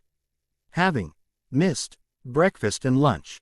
Oh, bugger, Harry whimpered, doing his best not to show everyone what he'd had for breakfast. Mr. Potter, Mr. Longbottom, what in the name of Quidditch? Madam Hooch raced up to them, staring like she'd seen Peeves naked, or something worse. Are you two all right? Hermione asked from behind Madam Hooch. Everyone, save the Slytherins, had raced up behind Madam Hooch to check up on the boys. Everyone, back in line. The teacher shouted. Instantly, nearly everyone raced back to their places, especially the Slytherins. Everyone except Ron and Hermione, both who were still hovering around Harry and Neville on the ground. We're fine, Harry grumbled. I'm fine. Just not entirely sure what just happened. What kind of magic was that you think you were using there, Mr. Potter? Madam Hooch demanded, ignoring Ron and Hermione for the moment. Magic, he repeated dully. What do you, oh, you mean the white flame stuff? He asked. She nodded curtly, watching as the other two Gryffindors helped both boys get to their feet. Harry just shrugged. It's been happening since this summer, actually. And I didn't really do or use anything, ma'am. I just reacted. I saw Neville falling. Next thing I know, I'm catching him, then we're on the ground. Honestly, I didn't try and do anything, it just happened. Unfortunately, it was the truth, but the next time, he would make sure it was very much intentional. Nobody at the research center had ever really thought of showing him how to use his powers to fly before. Madam Hooch, however, seemed to be mulling over something. Before finally deciding, must have been a case of accidental magic then. Never seen anybody fly without a broom before though, or either of you injured. If you feel you can no longer fly, I'll take you to the hospital wing, but, no ma'am, Harry immediately protested. If it's all right with you, I'd like to stay and finish today's lesson. Right, Neville, who'd been rather green the whole day and was looking about half ready to take Madam Hooch up on her offer of going to the hospital wing if it meant he didn't have to get on that broom again, stared wide-eyed at Harry for a moment, before reluctantly nodding his head at Madam Hooch. Very well then, she sighed. Back in line then. Can't very well deduct points for this sort of thing, but Mr. Longbottom, if you ever do something like that again, I guarantee you will regret it, and not just because Mr. Potter won't catch you next time. The flying lesson after that point was much more subdued. Madam Hooch had them going up and down, back and forth, making wide turns, short turns, and working them through the very basics of flight control, when a third-year student suddenly raced up to her, whispered something and handed her a note. Everyone, on the ground now, she shouted out loud. The moment everyone was on the ground and dismounted from their brooms, she held up the note, saying, I have something that needs to be taken care of immediately. None of you is to move while I'm gone. You leave those brooms where they are or you'll be out of Hogwarts before you can say, Quidditch. Understood. The moment she was gone, and out of earshot, Malfoy turned on and started making fun of Neville. Great flying there, Longbottom. He and the other Slytherins started laughing. Shut up, Malfoy, snapped Parvati Patil. Ooh, sticking up for Longbottom, said Pansy Parkinson, a hard-faced, pug-nosed bully of a girl. Never thought you'd like fat crybabies, Parvati. Neville was red-faced from all this. But then things got worse. Looky here. Malfoy pulled out Neville's Remembrall, a gift from his grandmother. Don't mind me looking at it now, do you? Longbottom, give that back, Malfoy, shouted Harry. Malfoy smiled nastily, and then before anybody could stop him, grabbed his broom and took to the air, with the Remembrall. I think I'll leave it somewhere for Longbottom there to find later. How about up a tree? No, don't, you'll get in trouble, Hermione protested when Harry grabbed his own broom. Harry knew from the earlier lessons that flying was actually easier than most made it out to be. But Madame Hooch's lessons were constrained and, if she could help it, she never let them get higher than 5 feet off the ground. Taking to the air some 50 feet up, almost equal with the battlements. Harry discovered something. This was easy, this was wonderful. He pulled his broomstick up a little to take it even higher, and heard screams and gasps of girls back on the ground and an admiring whoop from Ron. He turned his broomstick sharply to face Malfoy in midair. Malfoy looked stunned. "Give it here," Harry called, "or I'll knock you off that broom." "Oh, yeah," said Malfoy, trying to sneer, but looking worried. Harry knew, somehow, what to do. He leaned forward and grasped the broom tightly in both hands, and it shot toward Malfoy like a javelin. Malfoy only just got out of the way in time. Harry made a sharp about-face and held the broom steady. A few people below were clapping. "No Crab and Goyle up here to save your neck, Malfoy," Harry called. The same thought seemed to have struck Malfoy. "Catch it if you can, then," he shouted, and he threw the glass ball high into the air and streaked back toward the ground. Again, Harry didn't even bother to think. His instincts he never knew he had took over. His eyes immediately locked on to the clear crystal ball, no bigger than a tennis ball, and it was already starting to fall from over 100 feet in the air. Somehow, he knew the angle it was taking and he knew exactly where to put himself to catch it. The problem being, that happened to be less than 10 feet from the ground, and he had to move very fast to catch it in time. With no more thought than that, he leaned forward on his broom and shot toward the ground in a steep and increasingly faster dive. The shouts of those below disappeared. Nothing existed save the wind, his broom, and that ball. He leaned forward off the broom, knowing that it would increase his speed by another second or two, and he was still 10 feet away from the ball by the time it reached its own terminal velocity. Sheer inches from the ground, Harry's fingers finally curled around the remembrall and he banked hard, flipping himself and the broom around to keep from crashing into the ground and taking a dirt nap. Once he was no longer in danger of breaking his neck, Harry swung around and shot fast as lightning back towards the group of first years. Idly, he noticed the remembrall turn red in his hands. Wondering what he'd forgotten, he looked around from where he hovered on the school broom. He suddenly remembered when he saw Professor McGonagall stalking towards him and the other first years. Whoops. Later that night, "I have got to be out of my mind," Harry muttered as he, Ron, Neville, and Hermione all snuck through the Hogwarts corridors, after hours. All for a midnight duel with Malfoy. "See, even Harry sees this isn't worth it," said Hermione. "Let's go back now before we're caught, and give Malfoy the satisfaction of calling us coward." "I don't think so," said Ron hotly. I think we should go back too, Ron," Neville stuttered. "No, I'm definitely out of my gourd," confirmed Harry. "How the hell does that cat keep finding us?"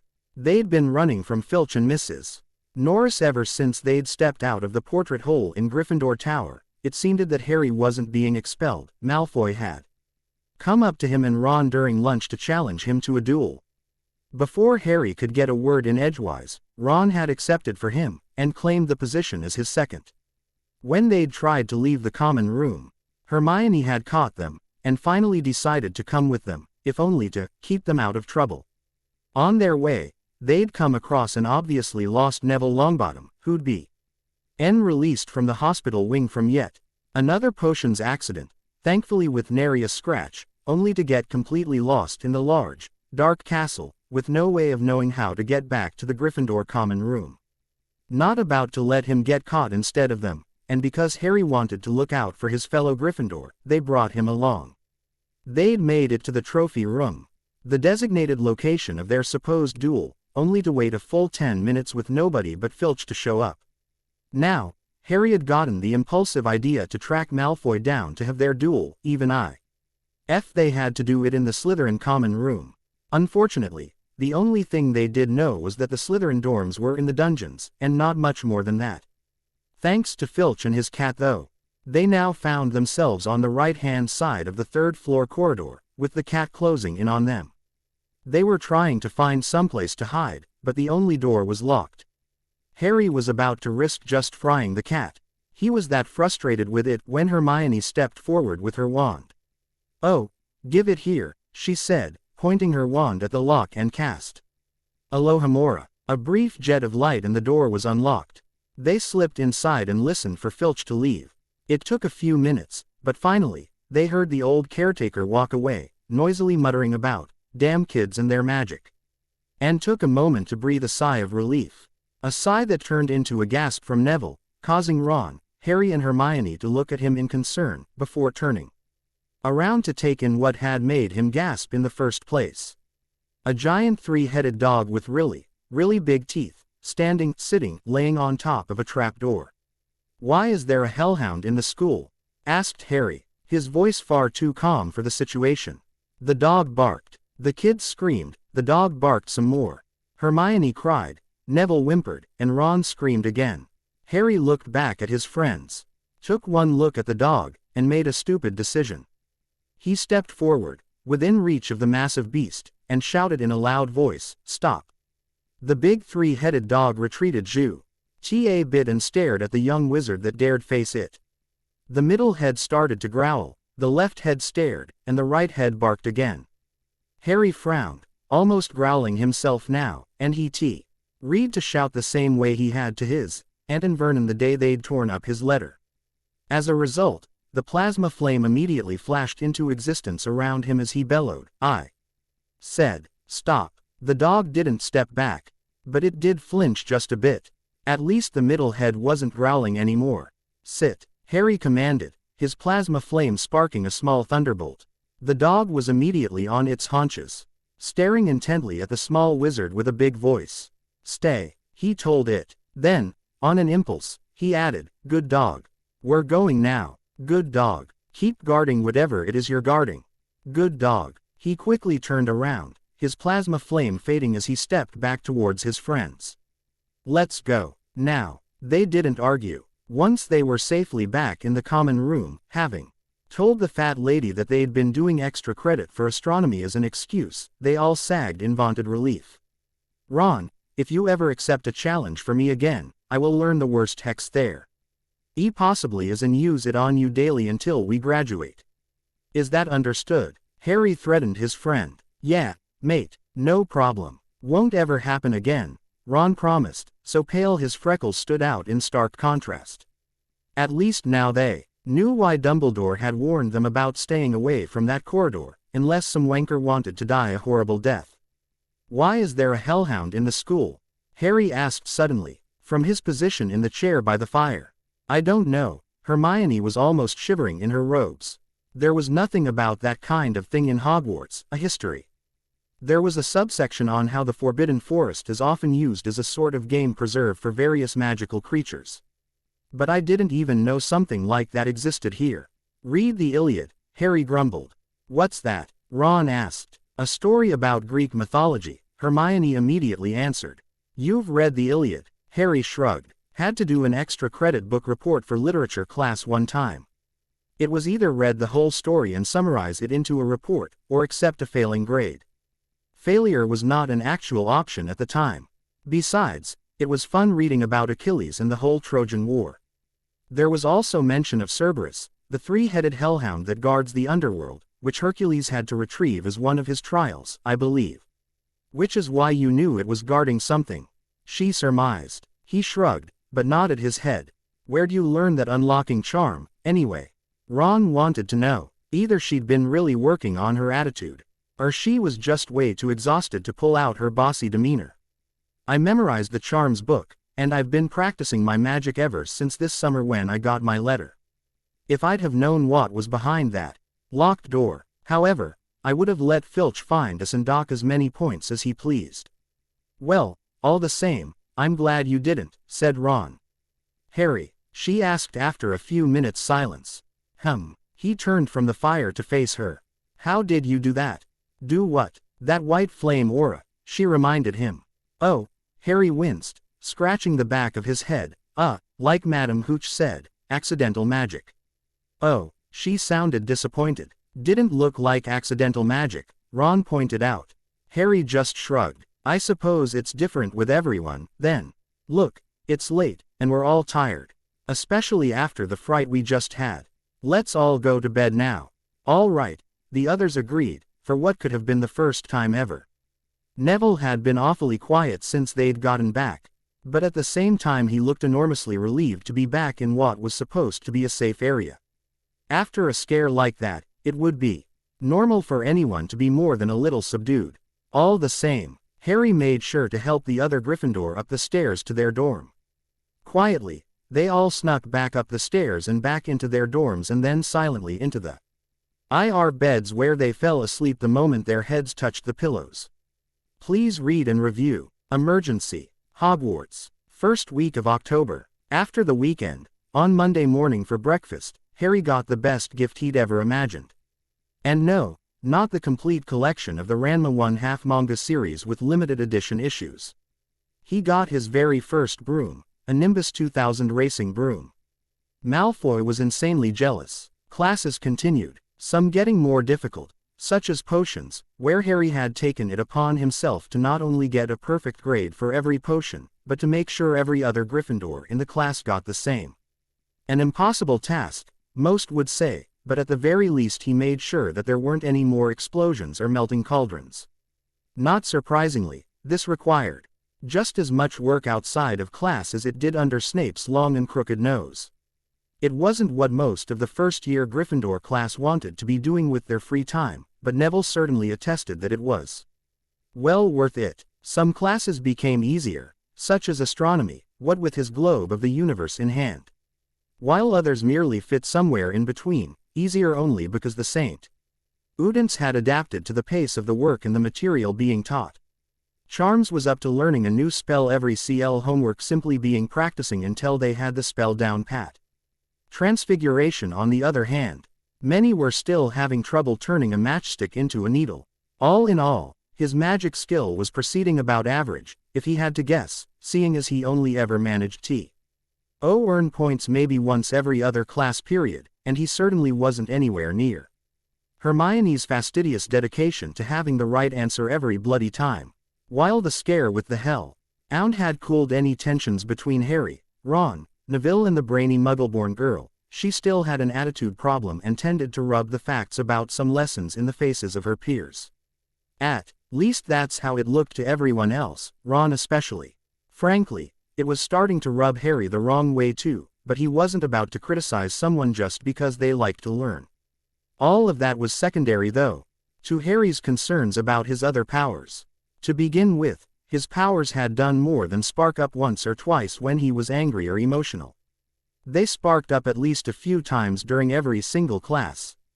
And there were times when he woke up with scorch marks on his sheet and a few melted hangings. Plus, his dorm mates were starting to complain of the heat in their RO. Ohm and Seamus had gone to the hospital wing for first-degree burns that Madame Pomfrey waved off as a sunburn. Harry knew he could turn on and turn off his powers at will, but he'd never considered the fact that as he grew, his powers might grow, so instead of flipping a switch, he might have to actually exert a force of will to keep them off as well. The afternoon of the day Seamus had come back from the hospital wing. As soon as classes were over for the day, Harry almost ran straight to Professor McGonagall's office. Hermione, seeing the star of Gryffindor House run off like that, and to their head of house no less, quietly followed, concerned that there might be something serious going on. That it might also involve the giant hellhound on the third-floor corridor also occurred to her. But if the boys had been quiet about it for this long, she doubted Harry Potter of all people would break unless it was something big. Ron watched as Harry bolted out of the last class and then ticked Hermione Granger sneaking off after his best friend. Worried and wondering, Ron glanced around to see if anyone was looking his way, and then with a heavy sigh he'd promised never to use these unless it was an emergency. He pulled out a sticker sheet, pulled off one that looked like a closed eye, and stuck it on his forehead. Instantly, he was under the therein contained disillusionment charm of the sticker. Little more than blurry lines you had to squint to see at all. He quickly raced after Hermione, Harry too far ahead to see for now. Harry burst into his teacher's classroom, so glad that no one else was in there that he forgot about closing the door after him, though he really meant to. He didn't want to risk someone overhearing his confession, but he was freaking out too much to pay close enough attention. "Mr. Potter," McGonagall greeted him with her usual stern look, "is there something I can do for you?" "I need to speak with Professor Dumbledore, ma'am." "It's rather urgent," he told her breathlessly. Looking up at the surprising request, she folded up the papers she'd just finished grading and put them off to the side. "Might I inquire as to why you need to speak with the headmaster so urgently?" she put forth. Harry took a deep breath, not helped by his shortness of it already, but he was seriously scared and he had limited options, not knowing any other way of gaining access to Professor Dumbledore, short of going around the castle screaming his name. Still, he was reluctant to bring another person in on his secret. And just because he hadn't met such circumstances yet, didn't mean he was unaware of the horror stories of those that came out about their mutancy. Around the world, the most common reaction tended to be ostracizing them and in extreme cases even persecution. Finally, he could see no other option, and he was not about to start poisoning his dorm mates and friends with cosmic radiation when there was something he could do about it, before it became a problem. "I'm a mutant," he told her. Blinking, McGonagall sat back, staring at her student and one of her Gryffindors. Of all the excuses she'd expected to come out of his mouth, she most certainly had not been one of them. "I see," she said. "Professor Dumbledore already knows," he said. "Thing is, lately, I haven't had much time or opportunity to practice with my mutant powers, and I think that, well, I think that I've started to leak, when I'm asleep anyway." Seamus had to go to the hospital wing today for what Madame Pomfrey called a sunburn. He used air quotes. "Seamus hasn't been outside enough to get even a red neck. Last night he was as white as you or me, this morning he's as red as a tomato, and his bed is right next to mine. Are you claiming to have pulled a prank on another student, Mr. Potter?" McGonagall asked, her lips pressed into a thin white line. Harry stared incredulously at the head of house. "I'm saying, I'm starting to lose control of my powers, and I need help," he told her. "And Professor Dumbledore can give you that help?" she asked. "He can get me to Muir Island where I can get the help I need." Harry shouted, then immediately regretted it. "Sorry, I'm sorry, I just don't want to hurt anyone. At first I was able to control my powers just fine, but I don't want to hurt anyone. Professor Dumbledore already knows, he's part of the bloody ICW for crying out loud. If he can't get me to Muir Island, then at the least he can get somebody here to help me." "You seem quite certain of this, Mr. Potter," said McGonagall, clearly not believing a word he said. Until he ignited his plasma flame and began to hover a few inches off the ground. "You could say that," he commented with a wry grin, before letting himself drop and the flame dissipate. Gaping open-mouthed at him, she quickly closed her mouth and shook her head. "That, Rolanda said it was accidental magic," she gasped at him. "It's not magic," he said. "It's plasma, as in star plasma, as in radiation sickness and possibly death if I don't get this under control. So far it's just been plasma blasts, thunderbolts and an aurora kind of thing, but apparently when I'm asleep I can't quite control it as well. Please, Professor McGonagall, I need to see Professor Dumbledore as soon as possible. Please." Gulping, the Transfiguration teacher nodded her head and got to her feet. She stumbled for a moment, hitting the side of her desk, but quickly put it past her as she pulled herself together and was soon leading her student out of her office and down the hall. Thankfully, they went the left instead of right, as Hermione and Ron had been hiding just to the right of the open door to the office, having heard everything spoken inside. "Headmaster's office. Lemon drops," McGonagall said to the face of the stone gargoyle. To Harry's surprise, it immediately jumped to the side, revealing the hidden staircase it had been guarding. McGonagall quickly directed him up the stairs, and neither noticed how a distortion of air slipped by just before the gargoyle slammed back into place, right in Hermione's face as she raced to catch up. Up a single flight of stairs, Harry soon found himself facing a large, ornate oak door, which McGonagall immediately opened to reveal a very unique room. It was a large and beautiful circular room, full of funny little noises. A number of curious silver instruments stood on spindle-legged tables, whirring and emitting little puffs of smoke. The walls were covered with portraits of old headmasters and headmistresses. all of whom were snoozing gently in their frames. There was also an enormous, claw-footed desk, and, sitting on a shelf behind it, a shabby, tattered wizard's hat, the Sorting Hat. Behind the desk sat Albus Dumbledore, looking at the pair as though expecting them. "On I do for you?" he asked with a smile, his bright blue eyes twinkling, deciding to get it over with as quickly as possible and all at once. Like with a band-aid, he said, "I need to go back to Muir Island, sir."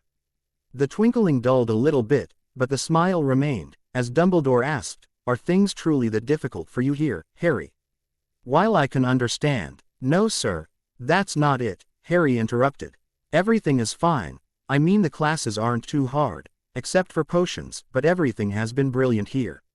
No, I need to go back to Muir Island because I'm losing control of my powers." Where Professor McGonagall had expected the same disbelief and disregard she herself had felt at such claims, she found herself shocked when Dumbledore immediately got to his feet and approached Harry rather hastily. "What brings you to this conclusion, Mr. Potter?" Dumbledore asked immediately, while waving his wand through several diagnostic spells over Harry. "Well, sir, for the past few days, my bed's been receiving scorch marks while I'm asleep, sometimes even the hangings are melted off come morning. The other boys have been complaining that our dorm room is the hottest room in the entire castle, not just in Gryffindor Tower, and last night, Seamus Finnegan, the boy whose bed is right next to mine, went to bed last night as white as you or me, and woke up with first-degree burns over most of his body. Consciously, I can make sure my powers are turned off and suppressed, but apparently when I'm asleep," Harry trailed off, looking down and feeling quite ashamed. Yes, I see the problem. Give me a few moments while I contact Charles and Moira. This could become quite serious if not taken care of sooner, rather than later." Dumbledore then went back around his desk and retrieved what looked like a futuristic walkie-talkie. "Now, how do you turn this blasted thing on?" he bled to himself for a moment before finding the right switch.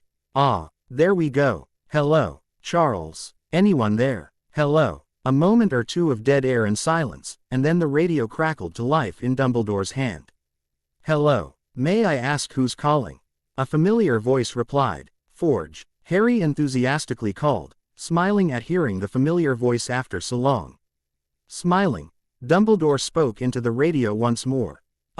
Mr. Forge, correct. This is Albus Dumbledore, the headmaster of Harry's school. I need to speak with either Charles or Moira at once if you please." "Something going on with the little tyke?" Forge asked, while sounding as though he were moving very fast at the same time. From the sounds of it, Harry thought, he was having to run all the way from his workshop back up to the lab, which is where Moira spent most of her time.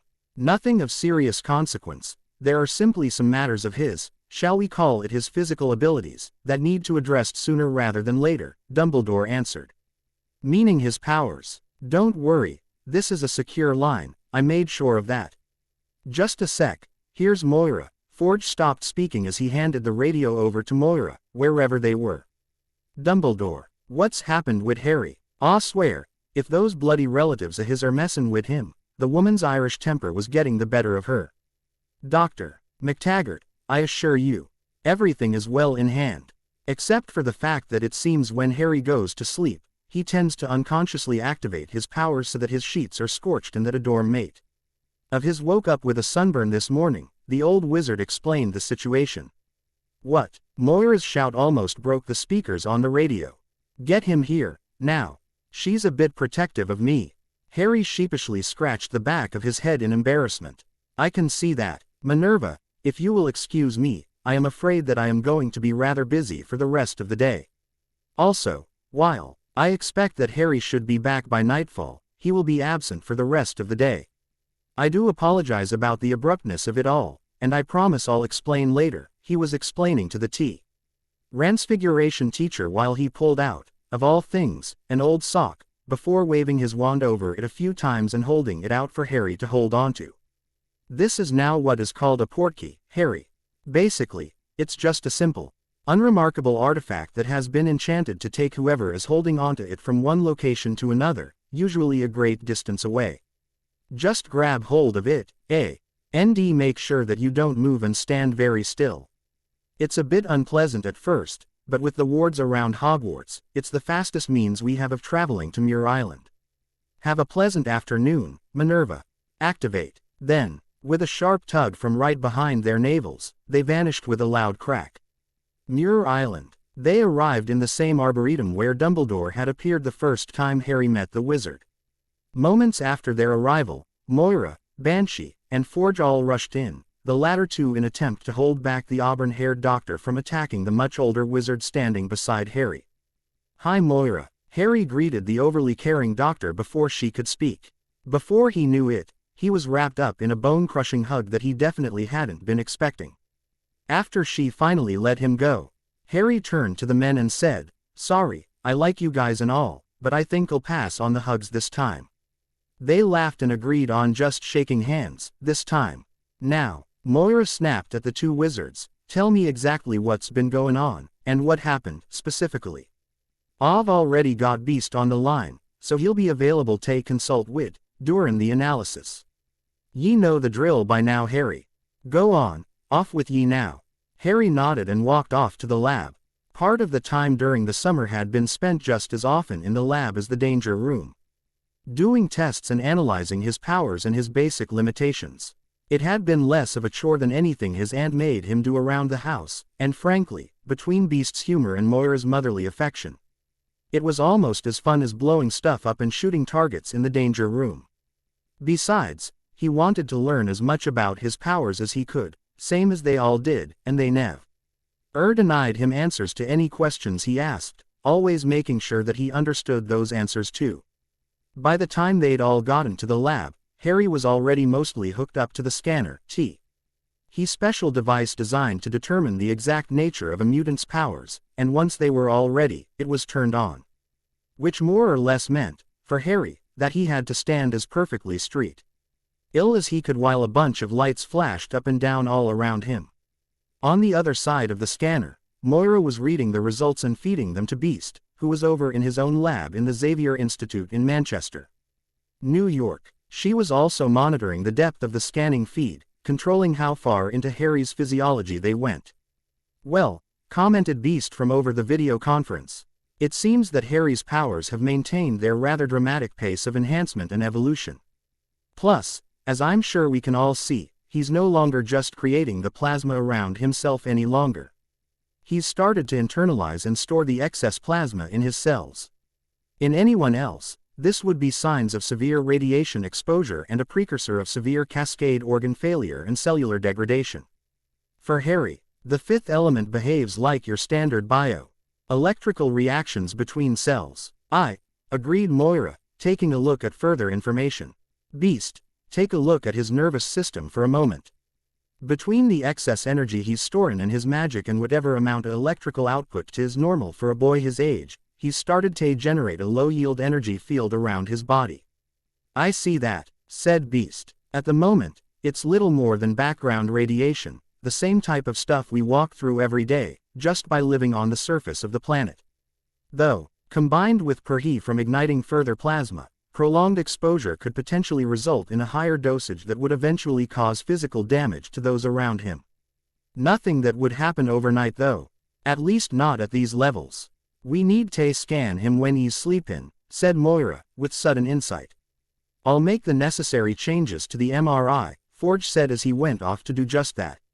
Unlike most other hospitals and places that have MRIs throughout the world, Muir Island has a full-body machine that has adjustable settings, and most importantly, the most comfortable bed to lay on during the procedure.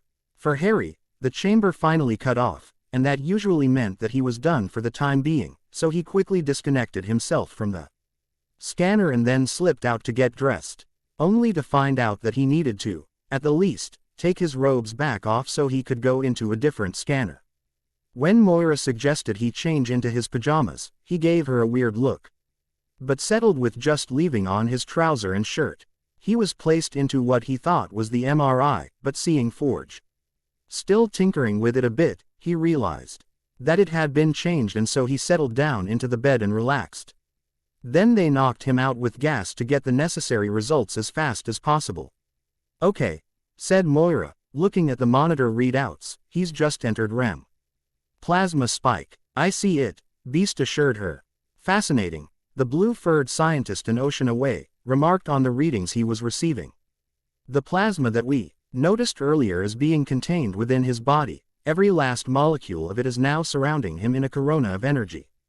Only, it's not radiating out, said Moria. 'Tis more like it's protecting him, like a force field of some kind. Possibly, it could be, Beast remarked. We've seen plasma-based force fields before, albeit technologically manifested. Harry's powers could be unconsciously trying to manifest the ability. Although given that it is still part of his primary powers, I'd call it more of a skill than raw ability. And he's doing it unconsciously. Forge exclaimed. Told you to just give it time. Beast referred to his earlier comment about waiting for Harry to shock them all again. Beast, I'm going in a bit deeper, Moira told him as she adjusted the scanner's depth. She stopped it at a certain point, and gasped. Beast, take a look at this. I thought I'd gone and seen everything a mutant could throw at us, but this takes the cake. The plasma is still being GE. Narrated by Harry Strippin. The surrounding matter of extra electrons and exciting the particles, she continued. But his body 'tis still absorbing those particles, and then doing some kind of biokinetic exchange. I've seen the stats of both Summers brothers, absorbing and internalizing solar and cosmic radiation. I've even seen mutants that could generate and absorb plasma without batting an eye. This is something else entirely. It's his magic, a calm voice behind her spoke. She wheeled around and saw the old wizard Albus Dumbledore standing there, looking over her shoulder at the results. How do ye know that? She demanded. He gave her a look, like an adult being asked by a child how they knew the answer to the simplest of all questions. How I know, is for later debate, my dear lady, he calmly answered her. What it means is simply that Harry's magic is somehow intermingling with his mutant powers in a way that, even myself, I've never seen before. And while I'm not that old, I do have a few friends that have a hefty amount of experience. Ah, but the ultimate conundrum, Beast spoke up from the video connection, what exactly does that mean for Harry? The ultimate conundrum, of course, deserves the ultimate solution, Dumbledore replied with a twinkling-eyed grin. Harry has only just begun his magical education, but it is quite obvious even from his preliminary grad. That he is quite gifted and a very powerful wizard, with a great deal of potential. Given also that he is so young, would you not agree that he is also destined to be a very powerful mutant? 11, while not the youngest, is a young age to manifest, Forge pointed out. And his powers are already very close to Alpha class, Beast added. So, Moira concluded, as his magical powers grow, so will his mutant powers, and vice versa. Is that it? Saints above, this just made things a hell of a lot harder than they needed to be. I see that I'm going to be needing to get Harry a training room sooner rather than later. Dumbledore commented. Likewise, if he is amenable, it would probably be a good idea if Harry spent a portion of his summers between terms either here, or at another location, to receive further training in his mutant powers. For the immediate future, Beast suggested, I would have Harry work on furthering the completion of this skill. His magic seems to be demanding of his mutant abilities. Is there some kind of spell that would demand this kind of reaction, do you know, Professor? Dumbledore. The silver-haired wizard could only shrug. Alas, I am at a loss. There are, of course, shielding charms. Protega being the most common, but it is a fourth-year spell, and Harry has neither the need nor the use for it at this time. He's only just completed the first few spells of charms, casting and controlling sparks and the like, and he's not due to learn levitating charm for another week or two. Transfiguration, I've heard that he only completed the third-class assignment day before last. Likewise, for all of his other classes, he is doing very well, but nothing as extraordinary as you're referring to. Then perhaps it could be somehow psychological, surmised Beast. At that, Dumbledore adopted a rather curious expression. Perhaps, Mr. Potter has been seen to display some rather unique personality traits in class and in general. Such as, Moira asked, quote, he seems to be rather, how shall I put it, protective of his classmates and dorm mates as well. His potions professor has reported that half the time his attention isn't so much on his own potion or preparations for it, but on those of his fellow Gryffindors in the class. His other professors have reported somewhat similar behavior from him. There is also the fact that he was in a near panic to find me when he learned that one of his year mates was unintentionally injured by this power boost we've noted here. Yes, I surmise that once Harry learns how to create fully functional force fields, he'll no longer be leaking so much energy. Beast hypothesized. In fact, it should go right back to his normal levels and form of clean plasma that doesn't give off anything more than a bit of heat and light. We do, however, need to be a bit more proactive in teaching him to control his powers, though. Indeed, Dumbledore agreed. I'll see what I can do about developing an upgraded version of that hollow box we gave him for his birthday, Beast, Forge promised. One that can be equipped with force fields of its own so it can actually contain his power. It won't be a true danger room, but it will at least allow him to practice new skills without blowing up the whole castle. Likewise, I'll see about scheduling Harry some time during each day where he can set aside to train himself, and use that device in his exercises. Now I just need to think of where to put him for the time being. Dumbledore trailed off. There's just one last thing we need to check, said Moira as she turned back to the scanner and went to the maximum setting to take a few final readings, only to be shocked once again by what was discovered. Saints preserve us. Beast, get Charles on the line, now, she commanded. What is it, my dear? Dumbledore questioned, concerned. That, she pointed at the screen with the test results. Oh my, the old wizard paled significantly. Please read and review. Halloween, Hogwarts. Meanwhile, back at Hogwarts, the temporary disillusionment sticker charm Ron had put on his forehead had finally worn off, and unfortunately, he was still standing in the headmaster's office, Professor McGonagall. Thankfully, she was still staring at the spot where Harry and the headmaster had disappeared from, using a portkey, so he had maybe a few seconds to duck out of sight or even get back down the stairs and past the gargoyle.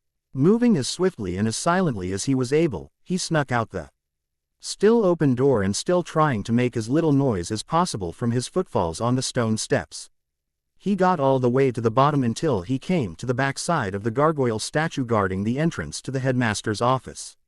Knowing how things tended to work at Hogwarts, Ron just tried to more or less shove it out of the way while wishing real hard he could get out before Professor McGonagall caught him there. It paid off when, just as suddenly as before, the Saint Atue jumped to the side and Ron was free and clear to leave, only to bodily collide with none other than the brainy know-it-all with a cute smile. Not that he cared about that sort of thing, and her attitude sucked anyway. Before she could scream and start scolding him for who knows what, he physically grabbed her, putting his hand over her mouth to keep her from making any noise, and shoved her himself into the nook just behind a standing piece of armor. 5 seconds later, Professor McGonagall exited the stairs and turned and walked briskly in the other direction from their hiding spot. Once he heard her walking away and not coming back, he finally let go of Hermione and her cute frowning mouth. Not that he cared about that sort of thing. What did you think you were doing, Ronald Weasley? She near screamed at him, reminding herself to keep her voice down at the last possible second. Why should I tell you? He reacted defensively, still on edge from his almost getting caught. Were you following me? She rounded on him. I was following Harry and Professor McGonagall because I needed to verify something. You were following me, weren't you? How else could you even be in the same place as them before me? How did you get in there anyway? It's the headmaster's office, he shrugged as he turned and went down the hallway opposite from which McGonagall had went. Everybody knows that. What were you doing in there then? She pestered him, following along. None of your business, he growled. Are you always this polite, or am I special in some way? She sarcastically remarked. Do you know anything about Harry? I mean, really know him? I know there have been those incidents of accidental magic, but my magic never behaved that way, and I've been doing some reading on the various recorded incidents of accidental magic, and nothing in them really match up to what Harry's done, especially not when he actually flew and caught Neville like that, and... Do you ever shut up? Ron snapped at her. She halted abruptly, and stared at him like the few times he'd crossed the line with his sister in teasing and verbally sparring with her. Bugger, he muttered. Look, I'm sorry, but you were a bit of a motormouth, and Harry's right, that attitude of yours isn't helping you one bit. Fine, you're smart, thanks for sharing. Now stop making the rest of us feel inferior and look like stupid gits. Her eyes narrowed and her mouth went from quivering to a sharp frown. Apparently, some of you don't require as much of my help in doing that. Hermione snapped at him, BEF. Or spinning on her heel and storming off, much to Ron's relief. Blimey, that girl's bonkers, he muttered to himself as he tried to figure out where he was and how to get back to Gryffindor Common Room from here. Bugger. Muir Island. Danger Room Prototype. Harry had woken up, still in the modified MRI scanner, and had gotten dressed, and was then told the current working theory on what was happening to him and his powers. For the most part, he agreed, as he had been focusing a lot lately on protecting his fellow Gryffindors and students. He also went and described him taking flight and catching Neville during their flying lessons, although with Professor Dumbledore there he decided to omit the mention of when he'd tamed the Hellhound in the school just by igniting his PLA SMA flame while on the run from Filch during the middle of the night, after curfew. On his way to an illegal duel against another first year on top of that. So, before the sun was even close to setting, he found himself back in his familiar blue and yellow Danger Room uniform and back in the island's prototype version, while Moira called Brian and the rest of Excalibur in to do what they could to aid in this emergency training session. Banshee, Brian, Megan, and Kitty all stayed in the control room, willing to offer advice when they could. Meanwhile, for the first time since he could recall, Harry found himself with more than a few people in the Danger Room with him. Namely, Colossus, Brian's sister Betsy codenamed Psylocke, Dazzler, Nightcrawler, and a new man that he hadn't met before named Pete Wisdom. All right, so what do we do here? Harry asked once everyone was assembled. Now, Psylocke answered him, we try and get your powers to advance, as it were. The theory is that you're trying to create a force field subconsciously. Well, now we're going to try and have you do it consciously. Harry thought it over for a bit, before nodding to himself and taking a few steps away from everybody else. Then he tried to do exactly what Psylocke told him to do, consciously create a plasma-based force field. At first he just tried igniting his plasma flame and manipulating the flow in some way. But that felt wrong to him for some reason. Then he tried pumping out a constant stream of plasma in all directions, but all that did was flood the room with heat and light. He tried tapping into that internalized plasma they'd told him about, nothing. He tried imagining it to make it real, all he got was a headache. He tried creating a bubble of plasma, but it either popped or was nothing but his typical plasma ball. He even tried just snapping his fingers and waving his wand once. On Professor Dumbledore's advice he even tried the movements for the Protega charm. Nothing. I don't understand. How am I supposed to do this? He exclaimed, getting frustrated. The others in the room were likewise getting frustrated, as after his first couple of silent attempts, everything he tried had been at their suggestion. Well, Pete Wisdom spoke up. Everybody agrees that the whole reason he's trying to create a force field subconsciously in the first place is because of psychological issues. Because he basically wants to protect his friends, right? Yes, so what's your point? Psylocke questioned. Why not put either him, or one of his friends here, in a semi-dang situation that tricks him into doing it instinctively, Wisdom suggested. Silently, everyone was kicking their own butts in their heads for not coming up with that themselves much sooner. Then came the question, who would attack Harry or someone Harry cared about, with the intent to injure badly enough to scare the young mutant into triggering an instinct nobody was sure he had. RRY suddenly shouted when they began suggesting having Colossus punch Nightcrawler, or Wisdom throw his burning knives at Megan or something like that. You can throw those bloody knives at me all you want, and I'm used to getting pounded on by bullies at my old school. But you are not trying to kill each other in front of me just because of my problem here.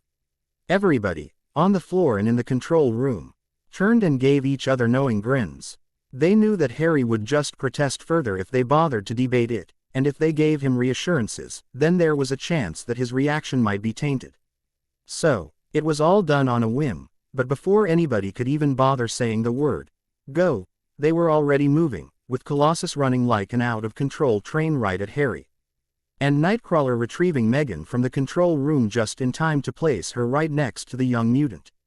At the exact same time, Dazzler started a beam of light from the thundering echoes of Colossus' footfalls while Wisdom charged a full spread of red-hot glowing energy blades.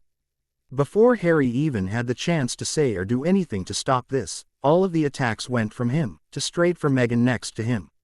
It didn't help that she moved away from him every time he tried to get between them and her, and he didn't know any kind of spells that could stop beams of light, energy blades. Let alone a rampaging Colossus. He had maybe 4 seconds to do something, either step in front of one of the attacks, shoot a few plasma arrows at the other, which still left another angle of attack open. Provided he could even stop any of the other two. Meghan looked at him, briefly taking on the appearance of an innocent girl that deserved nothing more than to be loved and to live her life happily. Rage sparked within his soul and his eyes flashed green for a moment as he rammed all of his pent-up energy outwards, and with a feeling much like he got at school, which can only be described as an overwhelming feeling of protectiveness, he cast out his right hand, and just like that, a clear yet solid force was cast between Meghan and all that stood before her. Colossus literally bounced off of it. Dazzler's beam of light reflected back towards her, and Wisdom's red-hot knives stuck in it for only a few moments before igniting themselves and burning away to nothing. Seeing that, the dark-haired Englishman just grinned at the young mutant and then cast another barrage at both Meghan and Harry. Harry didn't even bother taking down his force field around Meghan, it seemingly able to support itself for the moment, as he ignited his plasma flame and let his rage grow at the underhanded tactic from the older mutant. Almost without conscious effort on his part, beyond the fact that he wanted it to happen. The fields formed tightly around his legs and feet especially, right before he thrust as much power through his body as he could. The result was the bluish-white aura exploding around Harry, before another explosion launched him into the air, on a direct course for Pete Wisdom and the knives he'd thrown. Working purely on instinct now, Harry clenched his right fist. Knowing and forming another force field around his fist this time, he edged back and then with another boost of thrust from his feet, he punched his force field encased fist forward, dissolving the red-hot energy blades like they were toothpicks made out of ice, and less than a second after that, collided with the mutant Peter Wisdom and sent him flying into the wall of the danger room. The far wall, near the ceiling, face first into it, too. Taking a few moments to breathe, Harry cooled his temper, and as he did so, the effects of his powers also vanished, even the force fields protecting Meghan and his arm. Once he was calm, he stood and turned to face Meghan and the others, besides Wisdom, in the room, and asked, "Are you all right?" Meghan nodded, and stepped forward to hug Harry, despite his blush. She told him, "You are a good person, Harry Potter. You protect your friends. You will never intentionally hurt them. Never forget that. You are a good person." He just grinned up at her for a moment, before he lost his composure and hugged her himself, squeezing his eyes shut to keep in the tears. He didn't want to lose anybody ever again. Several hours later, Harry had finally been through his first danger room simulation, alongside Colossus, Nightcrawler, and Brian of course. They weren't about to throw him in the deep end without a lifeline. Even with the safety settings in place, there was a strong chance for serious injury in the simulation, and the 3 experienced members of Excalibur were just there to make sure that didn't happen to him. For the most part it was pretty much him standing in the middle of the street in a major urban city while various holograms attacked him, ranging from street thugs and bullies, to FOH fanatics, to trained soldiers and police geared to take him out. They even let him fight a sentinel at the end. Just the one though, and Nightcrawler had to distract it for a bit while Brian and Colossus took out its blasters and other weapons. He'd still gotten to deliver the kill shot with a powerful plasma blast. Nevertheless, by the time he stepped out of the danger room, his new skill with creating plasma force fields was improved to the point where he no longer worried about leaking radiation when he slept. He'd even discovered that he could sort of give himself the equivalent of plasma armor that, when combined with a bit of speed and ingenuity, gave him both extra durability and a bit of super strength too. Finally, it was time for Dumbledore to take him back to Hogwarts, and he quickly made the rounds of goodbyes. And while he was still a bit sore over the tactic he'd tried, he was officially introduced to Pete Wisdom and at least forgave the man for his actions. After he'd apologized, of course. You said the same old sock that Dumbledore had turned into a portkey, and after a moment of recasting, a navel-tugging sensation and a loud crack, they were back in the headmaster's office at Hogwarts. Pleasantries were exchanged, and finally, Harry left and went straight to dinner in the Great Hall, where Ron and Hermione were both waiting for him. He was just sitting down and said to the golden plate what he wanted for dinner when he was suddenly bombarded from two sides by the same question. "Where have you been?" Ron and Hermione looked up, both standing on either side of the boy who lived at the Gryffindor table. Almost in perfect mirror precision, they both crossed their arms and glared at the other with a frown. Still mirroring each other, they both took a seat, Ron on Harry's left, Hermione on his right, and spoke in odd unison once again, mostly because they weren't doing it on purpose. "Well, aren't you going to answer?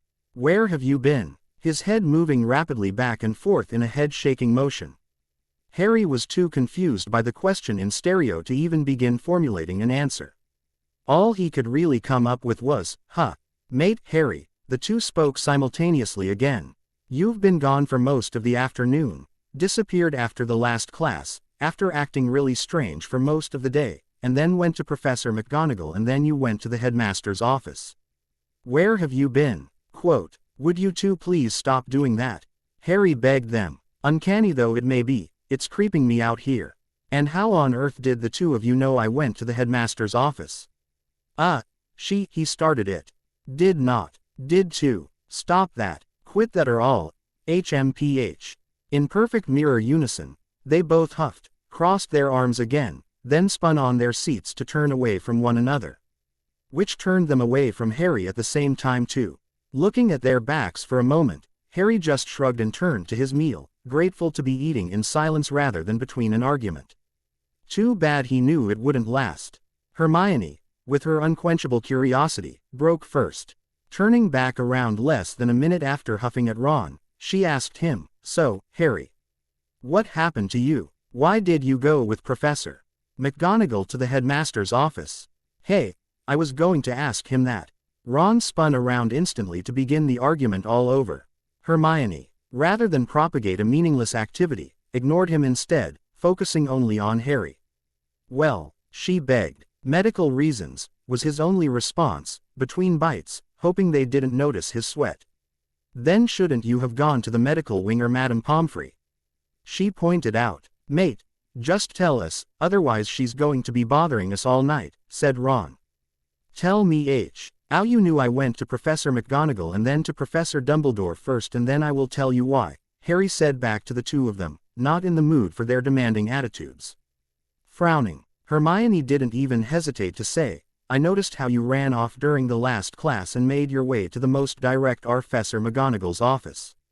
I was worried that it had something to do with, you know what, in the you know where on the 3rd floor. Or some other emergency, since I've never seen you run off like that anywhere since you've been here." Harry froze, realizing the young witch had a point. Him running off like that must have raised quite a few eyebrows and a bit of concern. Which was confirmed when Ron gave his reasons. "After seeing first you, then the know-it-all here run off after you. I didn't know what to think, but I wasn't about to wait around to find out. I followed the both of you." He stopped speaking and dedicated more of his attention to eating his food then, but still kept a portion of it on his friend. "Now what kind of medical reasons?" Hermione demanded to know. "Is it an illness? Are you sick? Did one of your relatives get sick? Do you need to use medication and it ran out? Does it have to do with your eyes or glasses? Or does it have to do with your strange bouts of accidental magic?" The last one, Harry quickly inserted before she could ask another question. "Do they have any clues as to what it might be that could be causing it, or even what it's doing? Maybe it's some form of high-class magic that is draining your magic reserves. Or perhaps draining your magic and then forcing it to recharge itself much sooner and faster, causing the strange effects. Does Professor Dumbledore have any clue as to what? Would you just shut up for one bloody minute?" Ron exploded. He might even deign to answer you, as Harry's the only bloody person in this whole house that actually bothers talking to you, in case you never noticed. But You just don't shut up to let him even do that. Ron. Harry snapped at his friend. Apologize. Now. That is not true in the slightest. Now apologize. No. Besides, why should I? Harry. She keeps going on and on and on and. Fine. Hermione interrupted, getting to her feet, her eyes glistening just a bit. Fine. Just. Fine. Then she stormed out of the Great Hall, not bothering to look at anyone else. Harry hit Ron and shoved him off the seat and onto the floor. Prat, he grumbled to his, not entirely deserving of it, friend. What? Said Ron, utterly perplexed. Hogwarts Halloween. The next 2 weeks were a rather interesting affair. For one, the first year's boys' dorm went from being the hottest room in the castle, to being almost as cold as any dungeon in comparison. Dean, Neville, and Seamus were all at a loss to explain it. Except that maybe it had to do with the waning summertime heat. Ron, for some reason, held back from either complaining or making comment on the sudden change, though whenever the others brought it up, Harry sometimes caught him staring and giving him a couple of strange looks. Also, Harry's time was further fractured, as he was suddenly stuck with a whole new class period, which to everyone else was called Study Hall, and was now his last class of the day, every day. Thankfully, it did not cut too much into Quidditch practice, which he had 3 times a week. More often than not on the weekends and then a day during the week. Study Hall itself actually consisted of Harry taking his birthday present from Beast and Forge and taking it to the old dueling wing that had been left to disuse over the years, as there had been no new dueling club formed in recent years. Once there and with the portable hollow generator up and working, Harry practiced with his mutant powers for a solid hour. From target practice, to force field management, to a few danger room simulations, provided he didn't do too much damage to the wing. It seemed to keep his powers in check, and he wasn't flooding radiation or leaking all over the place anymore. Plus during those hours he usually managed to refine his skill in using his powers, discovering every once in a while a new and interesting way to use them. Meanwhile his magical classes had gotten more intensive in turn. Potions was as horrible as ever, but thanks to Harry now walking parallel to Snape, through he Gryffindor half of the class at least, there were never any accidents and everybody, Neville especially, completed their potions in time and with adequate results. Harry, almost worried that, given the types of potions that Snape was giving them now, that he wouldn't have the time or attention to watch out for everyone else and complete his own potion, but he soon found the resolution to this. Gather everybody else's ingredients and components for them first, help them individually and collectively in preparing them, make sure everybody is on the same page and at the same step at the same time, Hermione included, and sometimes there was a bit extra, often just enough, for his own potion, which they then all added in together. When the potion required absolute attention on the way it was heated and stirred, that was when the partner concept came into play. Harry almost always partnered with Ron, and while Harry was checking to make sure everybody else wasn't about to blow them all up, the redhead was paying double attention to their potion and making sure Harry wasn't stirring it wrong or that the temperature was too hot or too cool. It was a system that, while it had a few bugs to it, seemed to work and nobody was complaining about it. Except maybe Hermione, when she wanted to move ahead while everybody else caught up with her. Nevertheless, the end result was that everyone, even Neville, were passing potions with an A, and a few, Hermione, with an E. Snape didn't give out O's, not even to his favorite Slytherins, whose own quality in work could do with some extra attention of its own. Transfiguration had moved on from the matchsticks and onto turning steel ball bearings into rubber balls. Herbology was still playing in the dirt, and astronomy still stole time away from sleep. Charms had just started on the levitation spell. Now, don't forget that nice wrist movement we've been practicing, squeaked Professor Flitwick, perched on top of his pile of books as usual. Swish and flick, remember. Swish and flick. And saying the magic words properly is very important, too.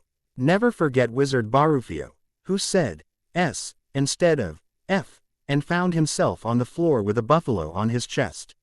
It was very difficult. Harry and Seamus, his partner for this class period, swished and flicked, but the feather they were supposed to be sending skyward just lay on the desktop.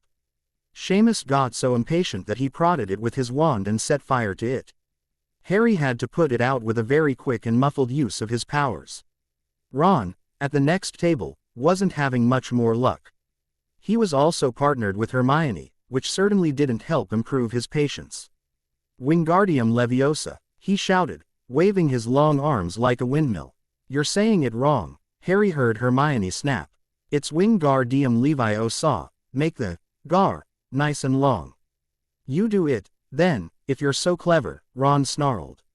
Hermione rolled up the sleeves of her robes, flicked her wand, and said, Wingardium Leviosa. Their feather rose off the desk and hovered about 4 feet above their heads. Oh, well done, cried Professor Flitwick, clapping. Everyone see here, Miss Granger's done it. Ron was in a very bad mood by the end of the class.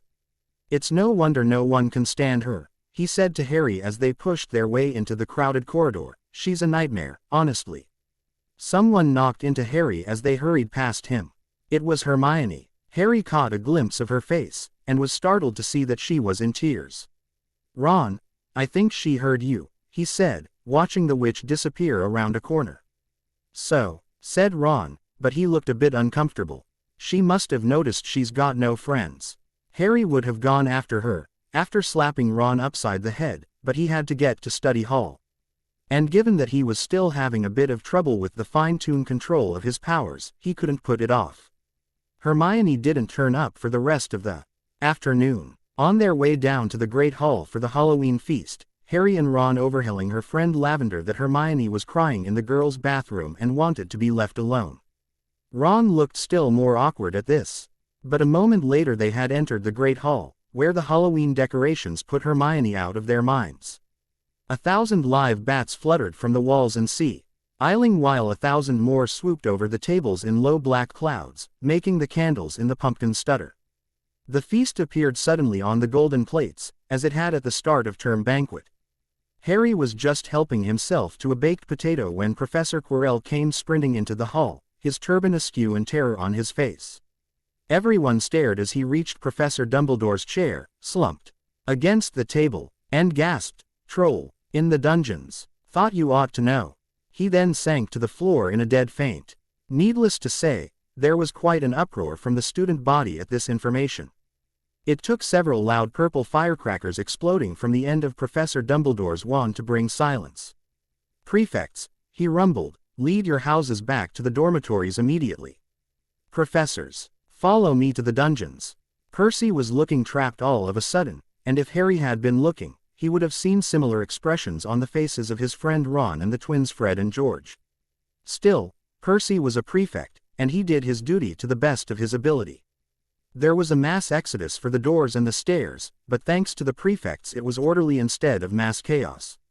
Just outside of the Great Hall, as they were caught between the stairs and a group of Hufflepuffs, Harry froze in his steps, grabbing Ron urgently.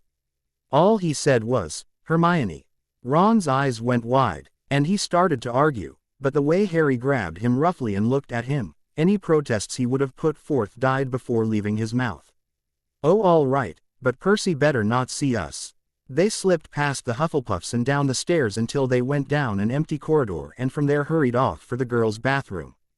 Just before they rounded the corner Ron recoiled and asked Harry, "Do you smell something?" Harry sniffed and a foul stench reached his nostrils, a mixture of old socks and the kind of public toilet no one seems to clean. And then they heard it, a low grunting, and the shuffling footfalls of gigantic feet. Ron pointed. At the end of a passage to the left, something huge was moving toward them.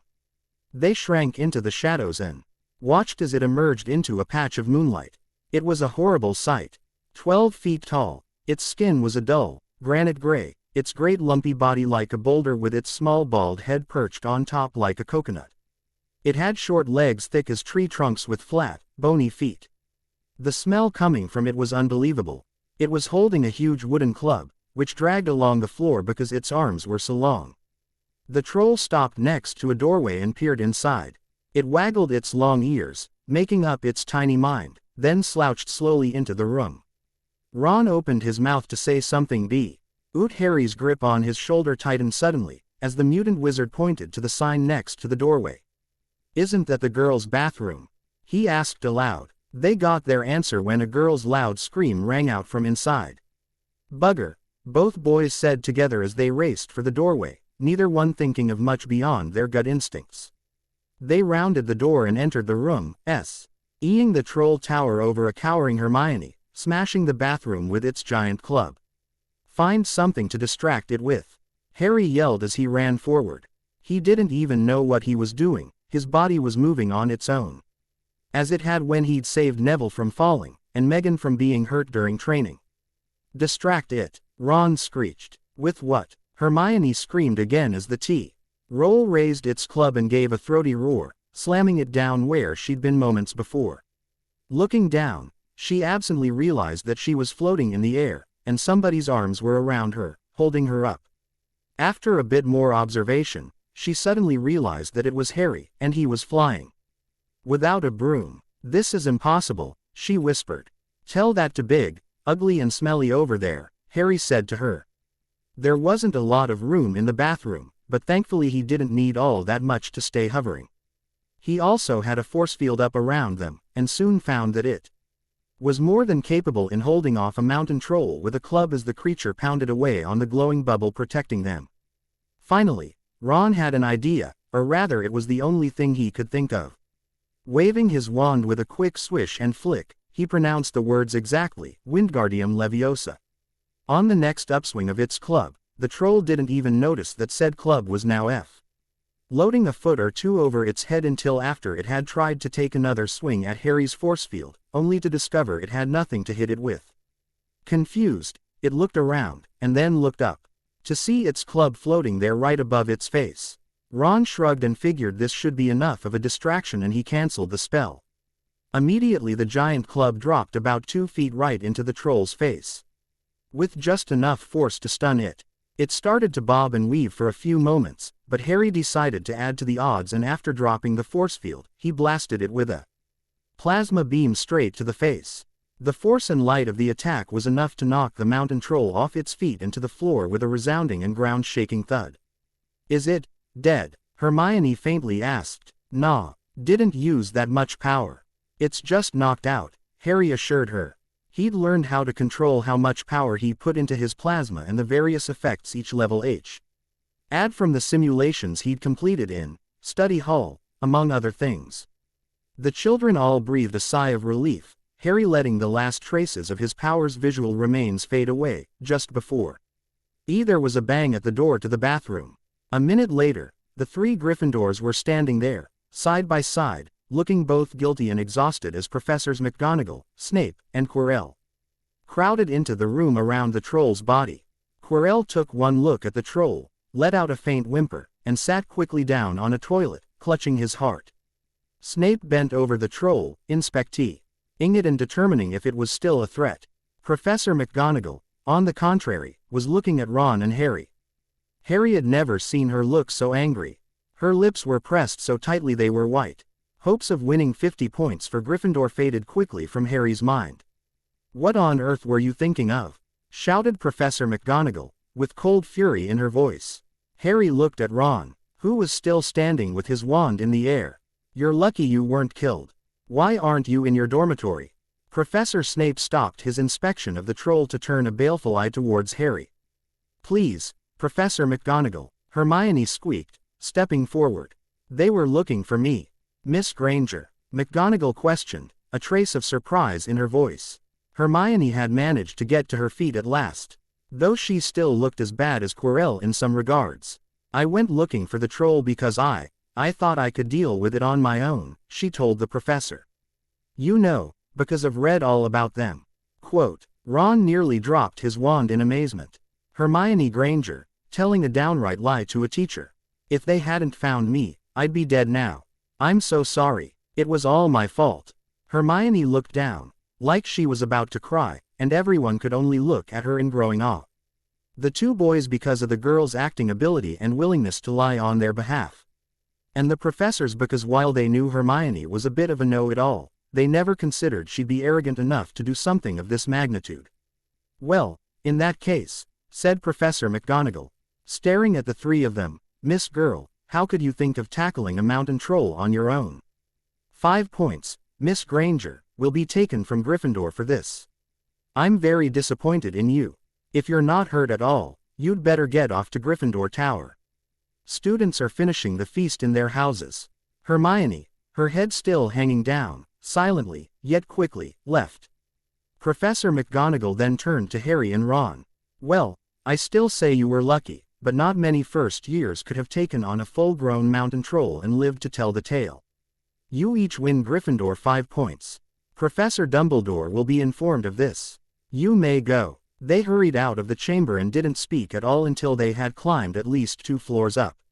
It was a relief to be away from the smell of the troll, quite apart from anything else.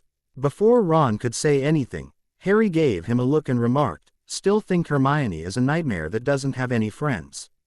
Ron gave him a guilty face, but finally acquiesced. All right, she didn't have to cover for us like that and she took the blame for it, something I never thought she'd do. And what's that about her not having friends? Harry gave him another look, until Ron switched from his guilty expression to a bright smile. She's got us after all, right mate? Harry matched his friend's grin and nodded. Right, author's note. I know, I'm evil for leaving the cliffhanger from last chapter a cliffhanger. Not to worry, it's all part of the plan. Little hints and clues will be given throughout the story hinting at what it was that they all saw on Harry's deep scan, but it won't be fully revealed until the very last chapter before the epilogue. Provided I can ever get the story that far. Smiley face. Please read and review. Study Hall. Hogwarts the next day. After getting back to Gryffindor Tower, the two had resumed the feast, albeit after they'd found Hermione and made sure to sit on either side of her.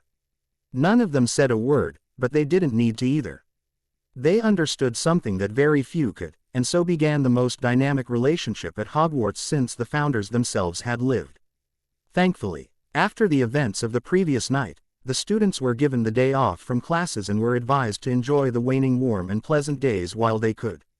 Unfortunately, Harry didn't have the luxury of taking a day off from some parts of his schedule. Where ya going, mate? Ron asked as he and Hermione watched him pick up a metallic black Q-band. Head for the portrait hole entrance like he was going somewhere. Nowhere important, Ron. Just, the library to do some homework, he stuttered. Oh, excellent then. Hermione got up, picking up an armload of books. We'll go with you. We both need to work on our homework too, right Ron? The redhead smiled, even though saying homework around him was like waving garlic at a vampire, and said, sure thing.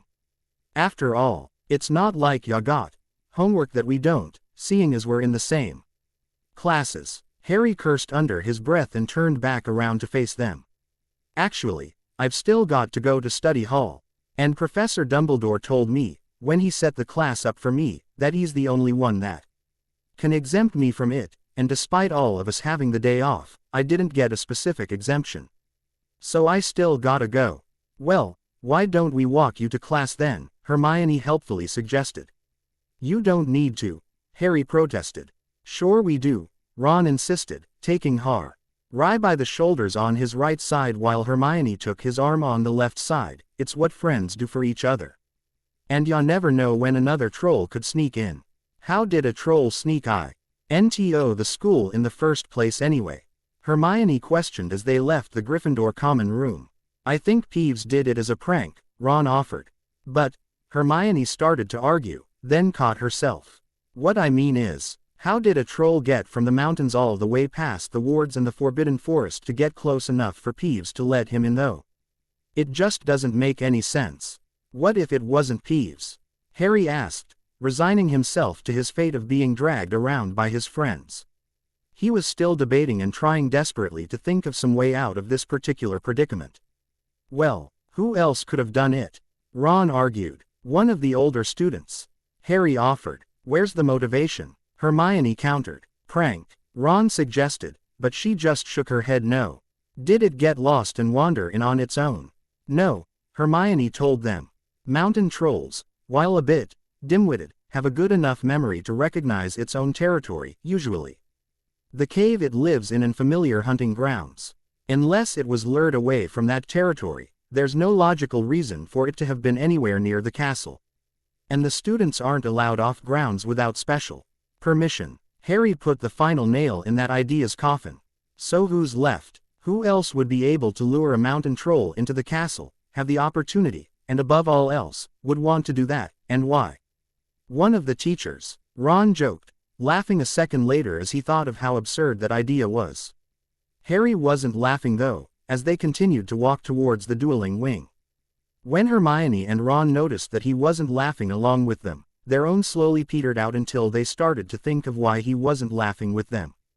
"Oh come on mate, I was joking," said Ron. "Harry, you couldn't honestly think that a professor would intentionally endanger their students like that. Can you?" Hermione screeched. "The troll appeared in the dungeons first, right?" he said. "Not the Great Hall, not the main hall, not even one of the outside courtyards, the dungeon was where it was first spotted." "Harry," Hermione exclaimed, outraged. "Come on mate, I'll admit he's a bit dodgy and he seems to have it in for you, but Snape." "Come off it." Ron was disbelieving. "No, not Professor Snape. He had 2 double potions lessons that day, plus we saw him at the head table with everyone else since before the Halloween feast even began." "No opportunity," Harry reasoned. "No other professor has classes in the dungeons," Hermione pointed out. "There are secret passages all over this school," he argued. "Wouldn't it stand to reason that there might be 1 or 2 that lead to outside the grounds, or even up into the mountains? Using something like that, so me body would probably need only an hour or 2 to go through it, lure in a troll, and then hurry back ahead of it. And Professor Quirrell was the only one that wasn't there the hour before the feast. And he was the one that came screaming in, warning us about the troll." "Professor Quirrell," they both screamed. "That does it, you are off your rocker mate. Professor Quirrell couldn't hurt a mosquito sucking his blood. He'd sooner faint or run off screaming. Quirrell luring a mountain troll into the school. Ha, Fred and George should tell jokes half that funny." Ron laughed. "But Harry, YW. Old he." Hermione tried to reason logic. Harry just shrugged. "Beats the hell out of me. But unless he's got some kind of alibi, well, not much we can do about it either way, I mean other than can't. In you to keep the school safe from any more trolls." Ron preened himself a little.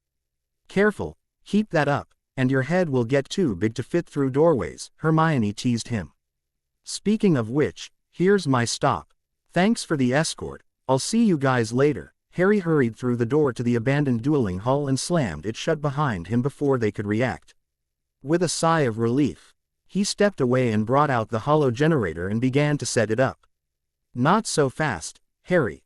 Hermione's voice rang out with a shot as the 2 11-year-olds slammed the door open. "You have some explaining to do. And we're not leaving until we get some answers." "Crap," Harry said to himself, turning around to face the other 2 Gryffindors. Thankfully, Ron closed and locked the door behind else would come see what was going on, but they were still there and waiting for his explanation.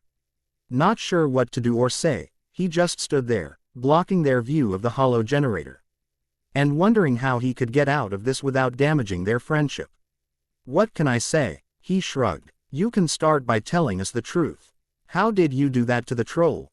How did you stop that hellhound? How did you save Neville? How did you save me by flying without a broom or spell?" Hermione demanded. "Accidental magic." He shrugged again, the excuse sounding pathetic even to him. "How about the truth this time?" Ron growled. I don't know what you're talking about." He stepped back from them, fear rising in his throat. He didn't want to lie to them, but he couldn't stand losing their friendship either way. And he was convinced that if they knew he was a mutant, they would hate him. Just like the rest of the world hates mutants, with very few exceptions. "Just tell us, Harry, tell us the truth," Hermione pleaded with him. He couldn't speak. His brain was deadlocked on the decision. He didn't know what to do. "You're going to make us say it instead, are you?" Ron took the decision out of his hands. "Admit the truth, Harry. Tell us the truth. Tell us that you're a mutant." The silence that filled the empty hall was the same as a graveyard at midnight, the silence of death. Until a soft, quiet voice whispered into it, "What? We know you're a mutant, Harry," said Hermione. "I imagine the both of us overheard you that day you went to Professor McGonagall. Though I had my suspicions beforehand. You know." Harry's voice was weak and he looked half about to keel over. "Yeah," Ron nodded, then grinned. I was just waiting for you to admit it. After last night, I realized Hermione was waiting for the same thing. Now if I can get over her bossy, school-obsessed attitude, and if I can get over his brainless, rude comments and foul-mouthed temper, Hermione added. Hey, Ron shouted. Then we figured that we can both deal with you not telling us about your powers, she finished up with a teasing grin at both boys. How? Harry's voice croaked a bit. How long have you known? Ron shrugged. Since you ran off like the hounds of hell were on your ass out of class one day and went straight to Professor McGonagall. I saw the brainiac following after you. So I followed her, and we both heard your confession to our head of house. I followed you into the headmaster's office and heard you went to some place called Muir Island via Portkey. How did you get past me and into the office anyway? Hermione wanted to know. Ron just shrugged and grinned at her, saying, guys gotta have some secrets. Harry finally succumbed to his shock and collapsed to his knees, breathing heavily, mostly sighs of relief, as he felt a weight he hadn't been aware of lift from his heart, leaving him almost giddy. He started to laugh, and just PT on until he ultimately accepted that his two friends were truly his friends for life, and they accepted him as he was, mutant, wizard, and all. He'd never felt so wonderful in all his life. You really don't care. That I'm a. He couldn't finish the sentence. Of course not, Hermione scoffed. How could you be so silly that we'd let simple prejudices like that get in the way of true friendship? Besides, I have an uncle on my mother's side who just so happens to be a mutant. And he's the gentlest, sweetest, kindest soul I've ever met, so you certainly couldn't be so bad. See Allie, especially after you paid so much attention to me and actually became my friend. Yeah, well, emotional rubbish aside, the fact that you're famous certainly doesn't hurt, Ron joked, but quickly became serious. You're the best mate a bloke could ask for and then some. So you're a mutant, so what? My family is hardly one to foster any kind of bigotry, seeing as my dad is muggle-obsessed. He doesn't stand for any kind of shite from anyone. Hey, Harry chuckled, sitting back on the floor now, that's the first time I've ever heard you talk about your family beyond a casual mention. Tell us a bit more about them. There's not much to tell. Ron grew uncomfortable, turning his head and scratching the back of his neck. Besides, it's cooler hearing about the boy who lived being a mutant too. Ron, I was locked in a cupboard under the stairs and worked like a slave from the day I could walk by a man married to my mother's sister, who belittled and insulted me every day. My life that he wasn't yelling at me to stop me from being freaky. He knew about my magic, but not that I was a mutant, though I imagine that would just be one more thing he'd condemn me for either way. When I got my Hogwarts letter, he tore it up in front of my eyes, and that's when my mutant powers manifested and I blew up the house. Now that you've had your excitement, how about telling me had a real family is supposed to be like? They stared at him, unable to believe their ears, or what he'd just told them. It couldn't be true, could it? After all, this was the boy who lived. He was the savior of the entire wizarding world from the Dark Lord Voldemort. Every witch and wizard in England and across most of Europe owed him their lives. He was supposed to be the most popular, most loved, and best raised wizard on the entire planet. And here he was saying that instead he'd been treated like a slave and told he was a freak for his entire life by his blood relatives. That can't be true, Hermione stuttered, still staring at her friend, unable to make sense of it. Harry, you're the boy who lived. You're the most famous wizard in the world. Are you having us on? Is that it? Is this supposed to be some kind of joke? Startled by her sudden vehemence, Harry blinked and answered, no. Besides, the Dursleys aren't a subject for jokes. Well, maybe fat jokes. But I usually got punished for making fat jokes.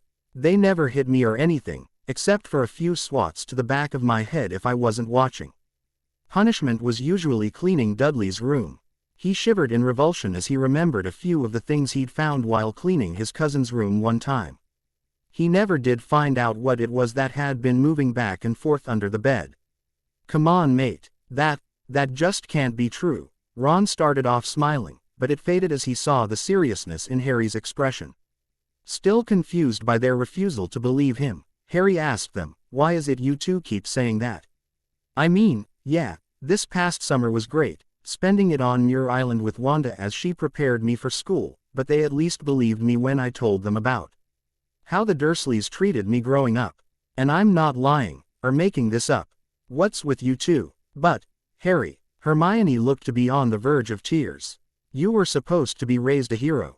You saved the world by stopping you-know-who. Even if you didn't really do anything, you should have had the perfect childhood, been the envy of everyone here. And you're sitting there telling us, Ron added, that your own family, instead of giving you everything, left you with nothing and treated you like a house elf. Your own family. Harry just shrugged, unable to understand their refusal to believe him. I saw the whole perfect family deal on TV once. American import, called Full House, and it looked nice. But that's just fiction. Besides, my parents, I was told, died in a car crash. Wasn't until Wanda and the others rescued me after my powers manifested that I learned what really happened. My aunt and Vernon always told me I was lucky they kept me around, and how good they were for taking a freeloader like me in. Seriously, what's with you two? I know not every family is like that, but the Dursleys were what I got stuck with. Besides, Dudley, my fat-ass cousin is the that got all the toys and everything he ever wanted. Turned into a right bully, ya ask me. I'm grateful enough that I never turned into that. Esn't make any sense. Hermione fell to her knees beside Harry, looking lost and confused. So, you think that just because they weren't your parents, that's the reason you got treated like that? Ron asked, trying to make sense on his own. Harry just shrugged and said, I try not to think of what it's like in the mind of a Dursley. Look, guys, it's okay. I'm never going back there. I'm free from those Homo sapiens now, so I've got nothing to worry about. I'm just glad you're okay with knowing I'm a mutant. Oh Harry, Hermione whispered, tears in her eyes as she reached out and enveloped him in a hug. His face set into a steel-like resolve. Ron turned on his heel, saying over his shoulder, I'll be back in a bit. I need to speak with someone. Harry and Hermione looked at each other, then shrugged.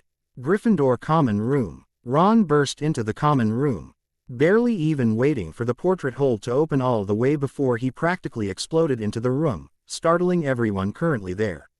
He looked around, a wild, dangerous look in his eyes that kept people away for the moment. Finally, he locked onto the person he was looking for. Running up to his older brother Percy, Ron grabbed him by the sleeve and dragged him up the stairs to his empty dorm room. Ow, Ronald, what is the meaning of this? The prefect demanded to know. I need to talk to Dad. Now, it's urgent, Ron told him, yelling when it looked like Percy would argue. What do you expect me to do about it? Go buy some flow powder. The fireplace is free, in case you didn't notice. Percy told him. It's private, but still urgent. Now I need to talk to Dad, so hand me your mirror. He demanded. What? No, and you aren't supposed to mention that kind of thing here. Percy hissed at him. Ron scoffed, rolling his eyes. Believe me, I've got a hard enough time as it is keeping from accidentally letting anything slip to my two best friends. Why do you think I dragged you up here instead of asking downstairs? Prat. Percy frowned, glaring at his little brother in annoyance. That's not exactly the way to get me to do what you want, he pointed out. So what? We're both Gryffindors, not Slytherins. Now my options were limited to either you, Professor Dumbledore, who's not supposed to know, or the twins, Ron explained. Shuddering, Percy quickly handed over a pocket mirror. It wasn't commonly used. Apparently some Muggle movie producers had found a charmed communication mirror once and it very nearly revealed magic to the whole world. Still, the boy's father just couldn't help tinkering, and so long as the mirrors never left their persons, the mirrors were a convenient and private means of communication for the family in times of emergency.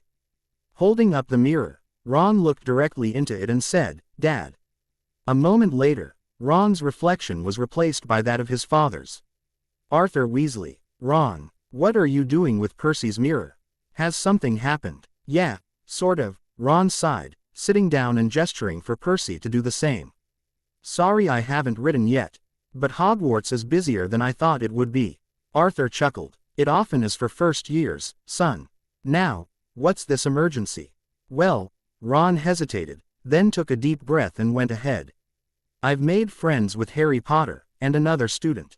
Her name is Hermione Granger. Downright know-it-all if you ask me, but she's still pretty smart. Anyway, me and he found out Harry has a few secrets and we just cornered him about them, like a few minutes ago. Then I casually mention how we don't discriminate against people with secrets, and because I kind of have to be tight-lipped about, you know, the family, I try not to say much to keep from saying too much. Harry made a comment on that, and I said back to him that it's more exciting learning about the boy who lived than talking about my family. That's when he told us. Told you what? Percy asked, looking up at his brother, then back to his father. He answered, how he's been raised by his blood relatives, blokes called the Dursleys. And since before he could walk, he was kept in the cupboard under the stairs, how they worked him to the bone, near starved him, and while he says they didn't abuse him, they knocked him around a bit and basically treated him like a slave. What? Both Percy and Arthur screamed, nearly cracking the enchanted glass. That's what I said. Hermione was surprised too, Ron told them.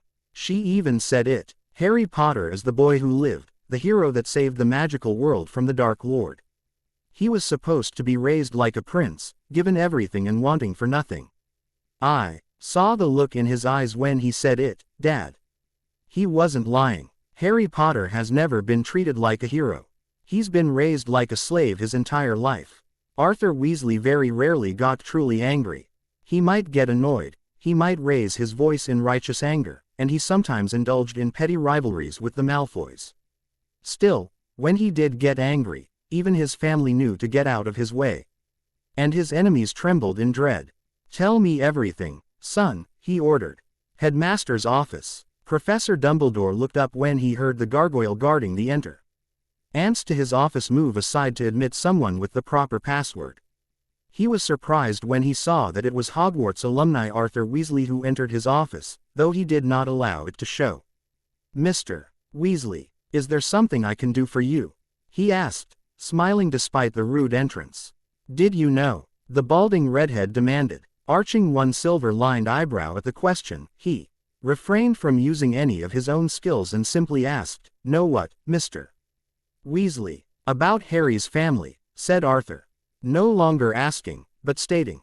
Paling slightly, and looking as though he'd just swallowed the entire bowl full of lemon drops on his desk, the headmaster sat back in his chair and gestured for his former student to take a seat. Arthur ignored the gesture and simply crossed his arms, waiting for an answer. I've known about the Dursleys' treatment of Harry ever since this summer. Before then, all I knew was that he and his aunt and cousin were safe behind the wards that protected him from detection and harm by those that use the dark arts. And I do not believe I need to remind you, of all people, Mr. Weasley, that while there is no longer an active war, there are still conflicts in this world that keep one such as myself from keeping up with constant monitoring or spying on a young boy growing up with his aunt and uncle. Did you ever check? You're the one that put him with that aunt of his. Did you ever check to make sure he was all right? The Weasley patriarch shouted. While normally it is rather rude for a minor to be monitored in such a manner, and even Orsa to insinuate that it needs to be done by others, I believe, given the subject of our conversation, I will let that slide, Mr. Weasley, Dumbledore warned him. And allow me the courtesy of answering your question with a question of my own. Have you ever gotten so wrapped up in the big picture that the small things, the things you used to think were all that mattered, blurred into the background? Maybe you had to go to work and you forgot to play Quidditch with your sons on a promise you made a month or more ago. Perhaps you even promised to repair a doll for your daughter, but other projects, work, everyday life just compounded it all together so that there are no spare minutes where you can even afford to remember the doll in the first place. I realize, Mr. Weasley, that we are not talking about a game or a doll, but a human being. Nevertheless, I have to deal with matters that affect almost all of humanity, and I cannot afford to coddle and spy on a single individual and his family. And as much as it pains me, I almost wish I could, as if I had, there might have been something I could have done. As such, I am taking steps to rectify certain mistakes on my part. Does that answer your question, Mr. Weasley? How many people know how Harry grew up? He asked. Now much CSELF and those he spent his summer with. In addition to your son, who I assume to be the one who informed you, perhaps one or two others. Most surprisingly, instead of heaping the attention onto himself or demanding tribute after discovering he is appreciated here far more than with his relatives, Mr. Potter has chosen to take it upon himself to ensure the safety and security of his fellow students. Most remarkable, wouldn't you say? That's not remarkable, Dumbledore, Arthur screamed, losing his temper in the face of calm. It's a bloody miracle, that's what it is. That boy, if half the things Ron told me are true, and he just shrugs it off and starts to actively protect and look after his fellow students, you say.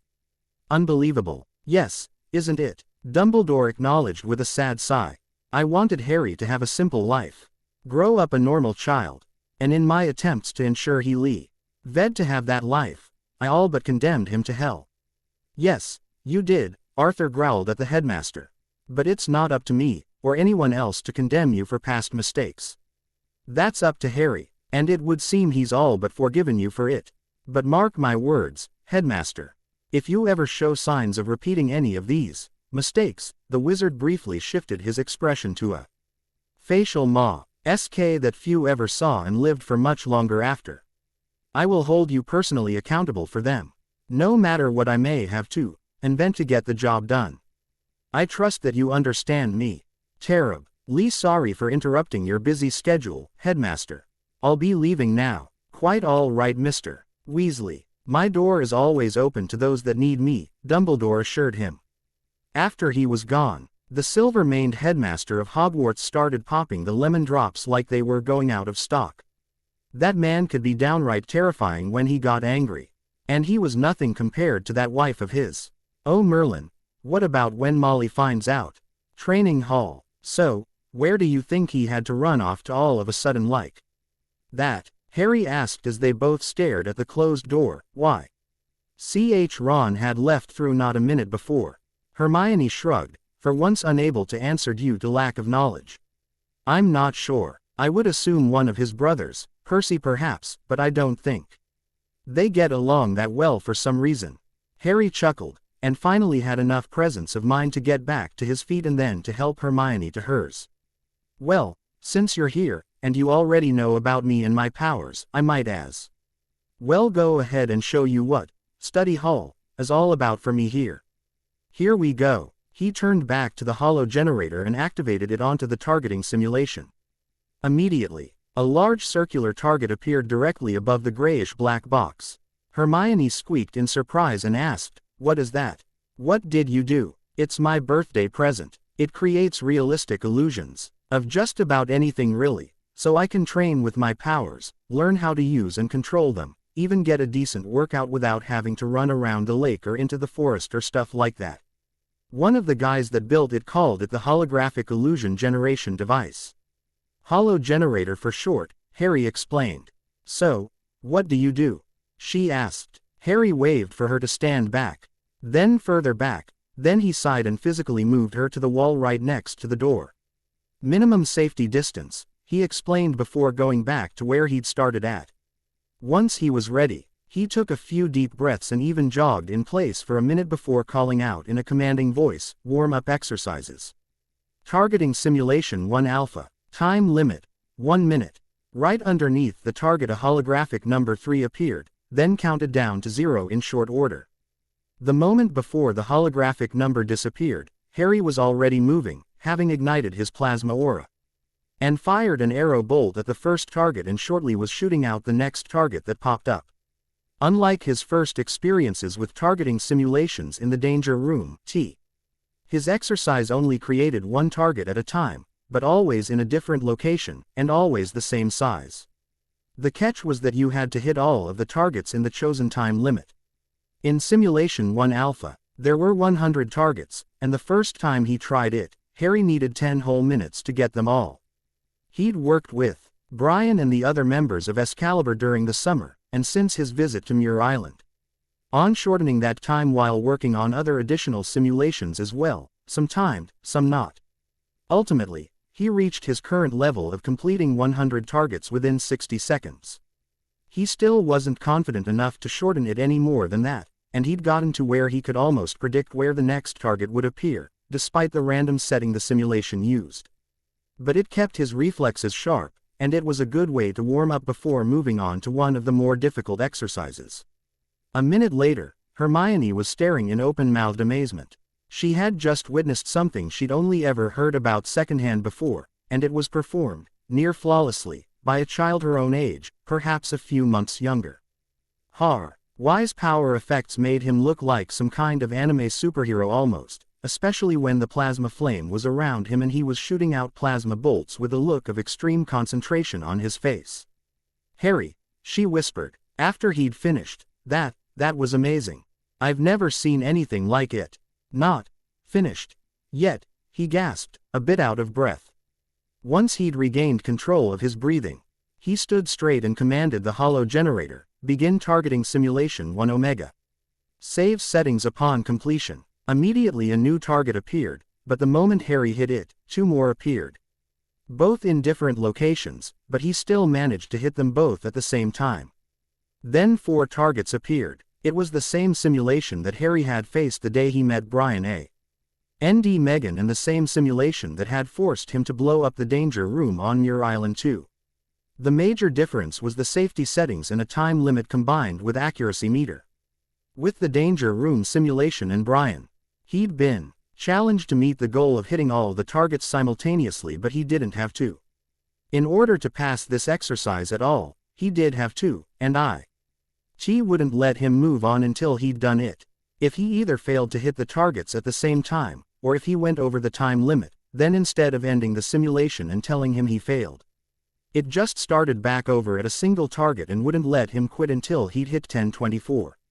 For safety reasons, they wouldn't let him go over that, as the radiation given off by his efforts to hit them all simultaneously was enough to permanently damage the holo generator as well as his surroundings, and it was doubtful that Harry would ever really need to hit more than 1,000 targets with his powers at the exact same time anyway.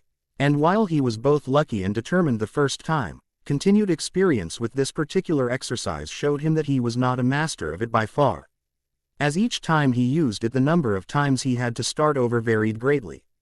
Some days he was at the top of his game and repeated the flawless performance of that first time, and sometimes he was stuck on this one simulation for the whole day, doing it over and over as many times as it took.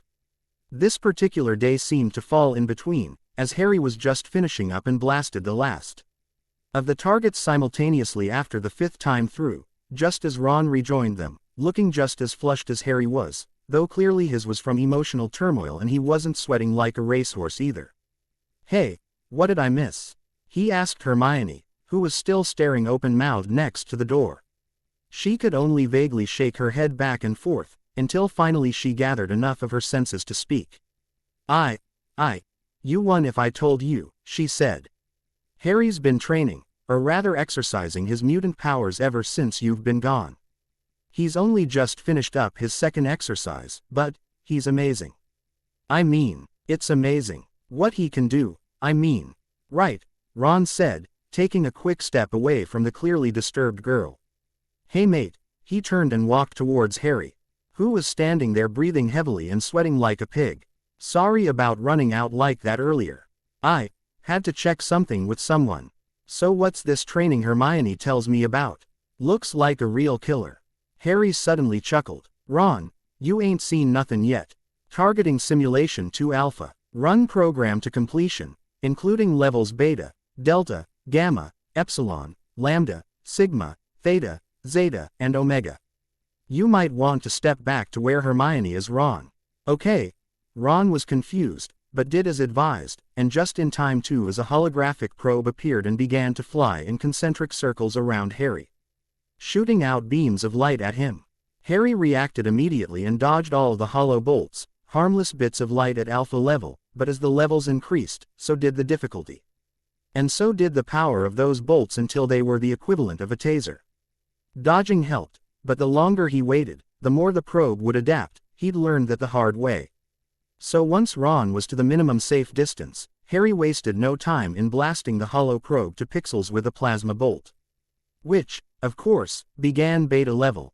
Wicked, Ron commented. Hermione held him back though, saying, "It's not over yet. He told me that there were 10 levels to each simulation. Judging by his first couple of exercises, every time he manages to blow up the target, he moves on to the next level.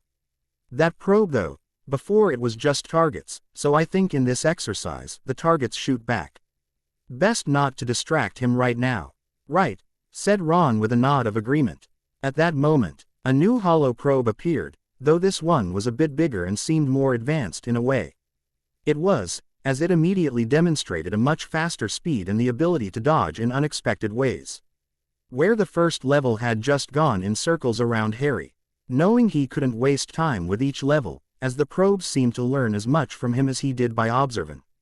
Their patterns. Harry shot an even faster plasma bolt at the hollow probe, exploding it into pixels less than 10 seconds after it formed in the first place.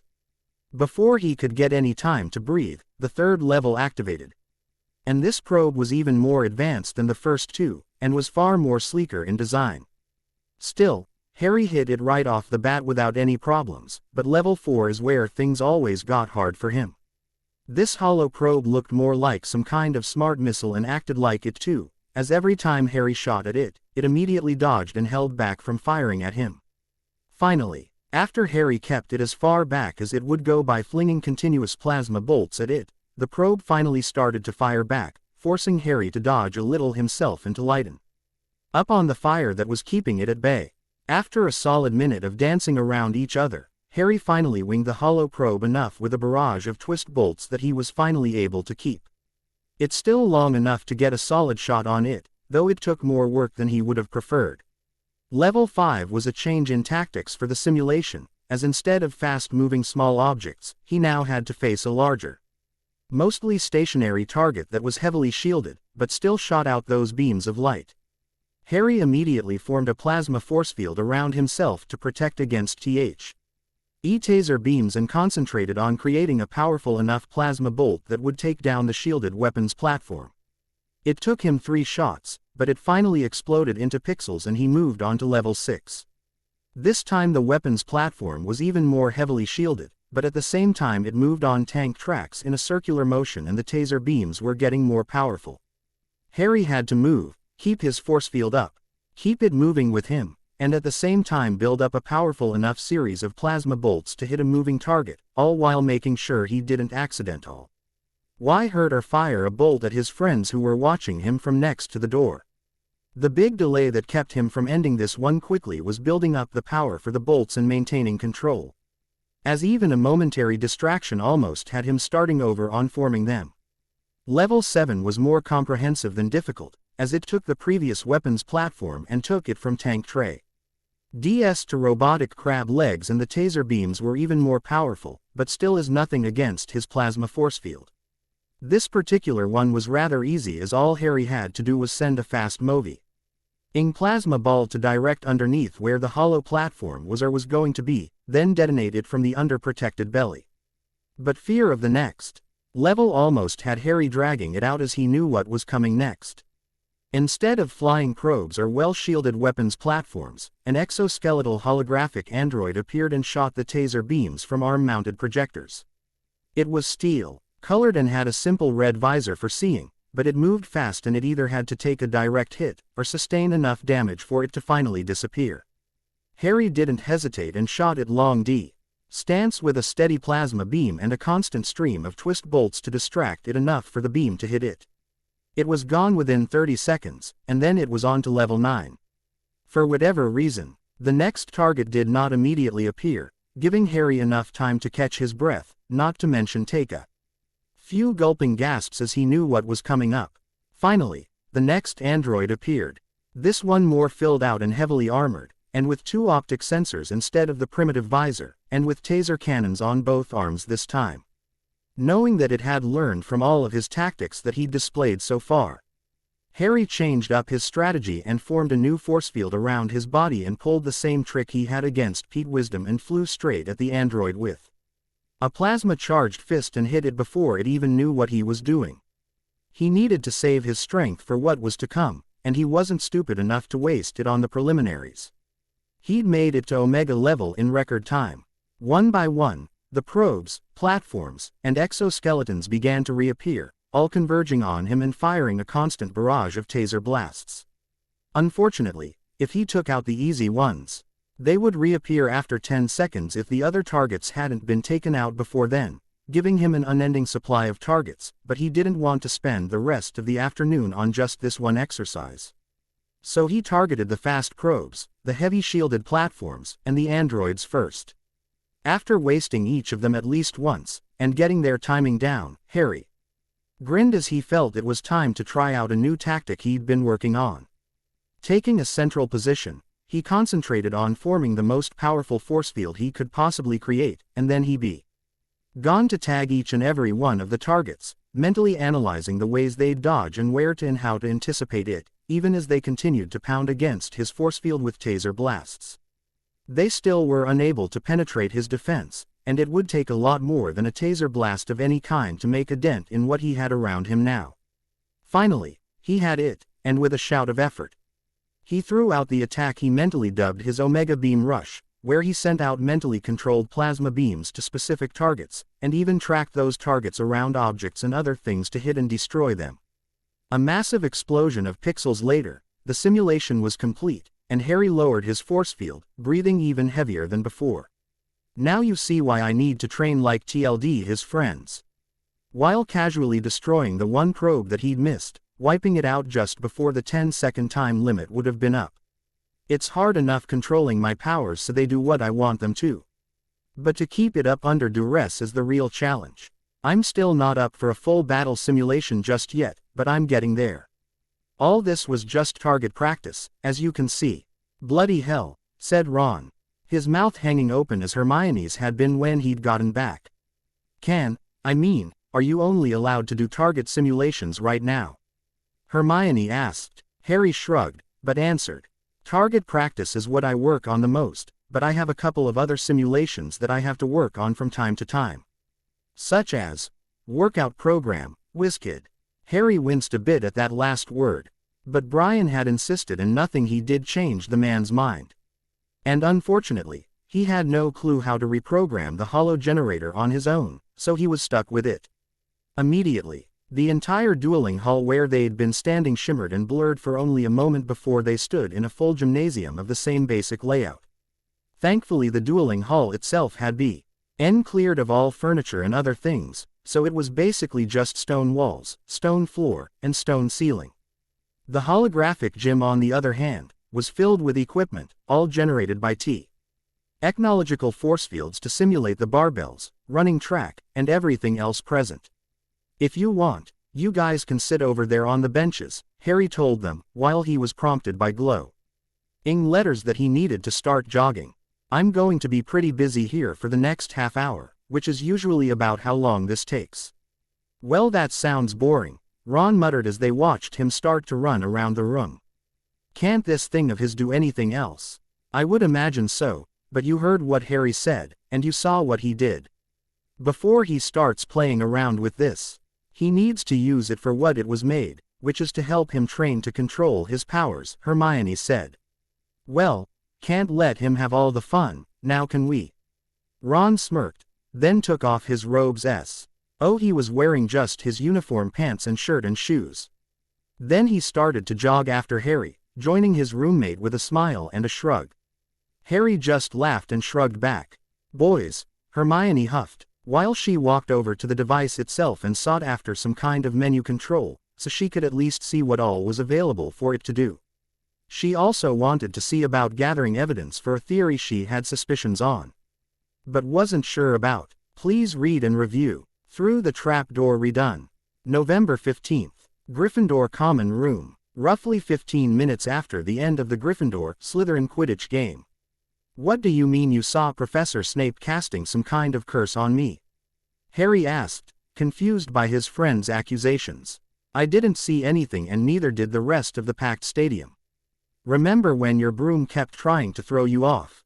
Hermione said. Yeah, well, Ron, Hagrid and I saw that Snape was keeping eye contact with you at all times. He didn't take his eyes off of you for a second, and I could hear him mumbling something when I set his robes on fire to distract him. I don't know what he was doing, but he was doing something. she insisted. Okay, okay. He waved her off. I'm sorry for doubting you. But the whole thing was just a fluke, I tell you. Hard crosswinds. None of the other players seemed to have any trouble with that, Ron pointed out. Probably because they're all twice my size, more experienced, and weren't flying any higher than the hoops, whereas I was above the entire stadium, trying to find the snitch, Harry countered. The past half-month since Halloween, and when Harry discovered that his friends knew he was a mutant, had been intense, but thankfully nothing too drastic or untoward had happened. Classes continued to increase the workload on the first years, and Harry maintained his study hall time, developing new tricks here and there and working out daily to keep in top form. After the first couple of days, Ron usually joined him for jogging and weightlifting, but then Hermione decided to join in as well, changing into light workout clothes while Harry practiced with his powers, and Hen joining the boys in whatever exercises they went through. In addition to that, Harry had Quidditch practice with Wood and the others on the Lions Quidditch team, which was usually about an hour and a half. Depending on how stressed out Wood got. For Harry, a large part of that was just in getting used to his broom and practicing various flying maneuvers. Outside of all that, Harry, Hermione and Ron spent almost all of their time together. Harry told them of what he could do with his powers and other stories and explanations for Ron about everyday common Muggle technology and knowledge. Hermione helped them with their homework and asked lots of questions of the other two. Ron was actually the mysterious one for once, as he rarely liked to speak of his family, only naming them and his relation to them.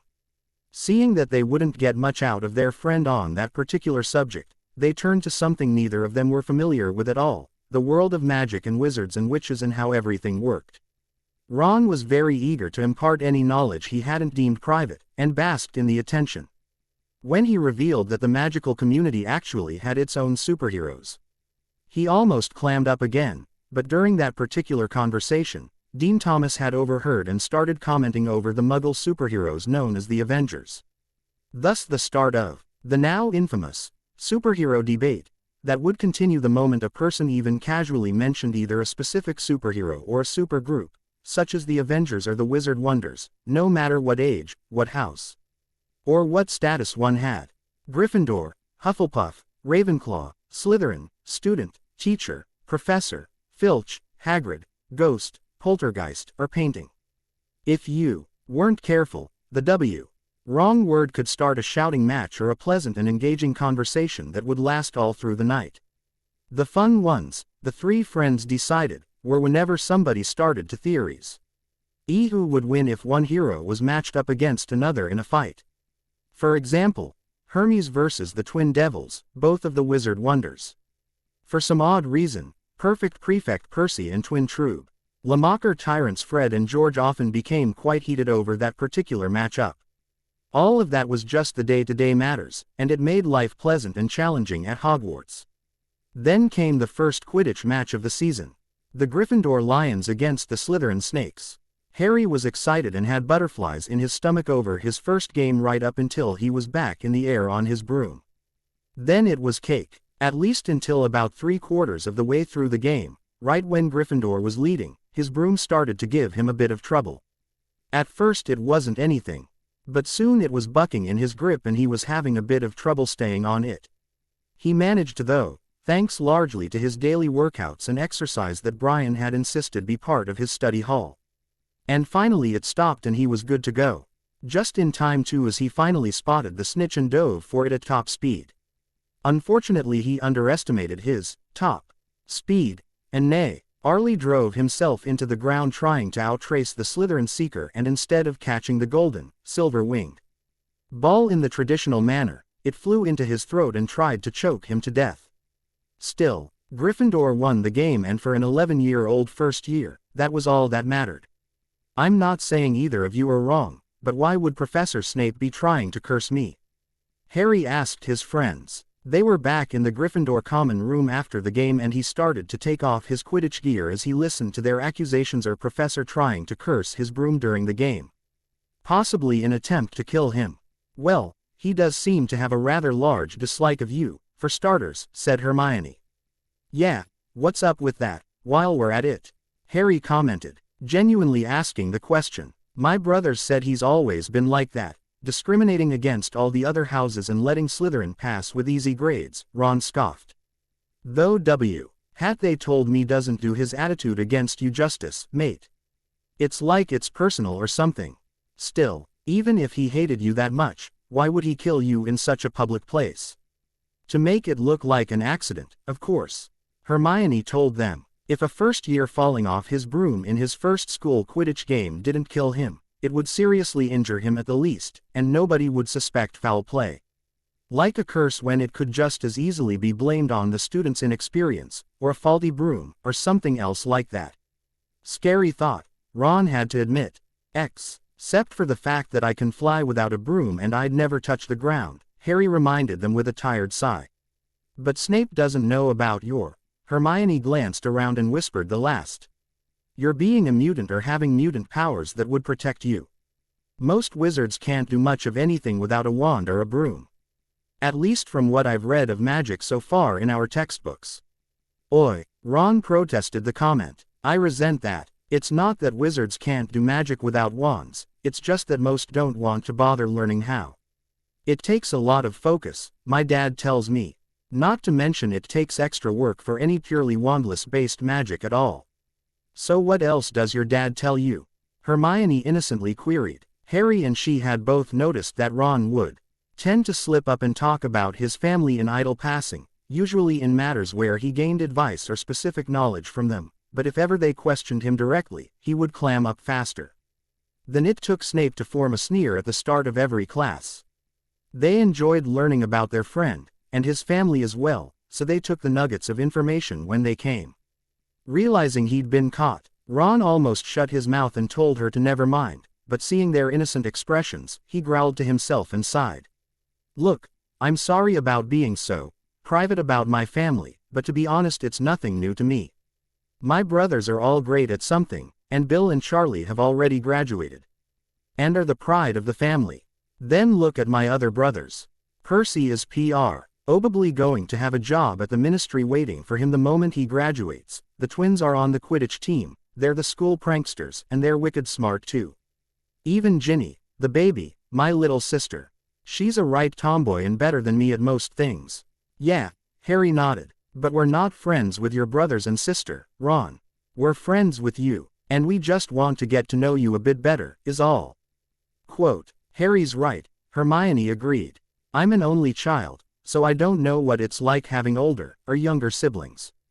Harry, she coughed. Harry was in an abusive home and he didn't grow up with anything that we might call a loving family.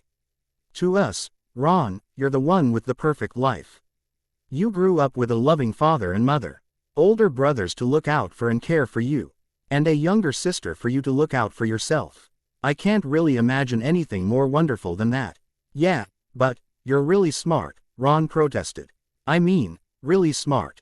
And you're better at magic and schoolwork than I am, and even when we work out together, you're faster than me too.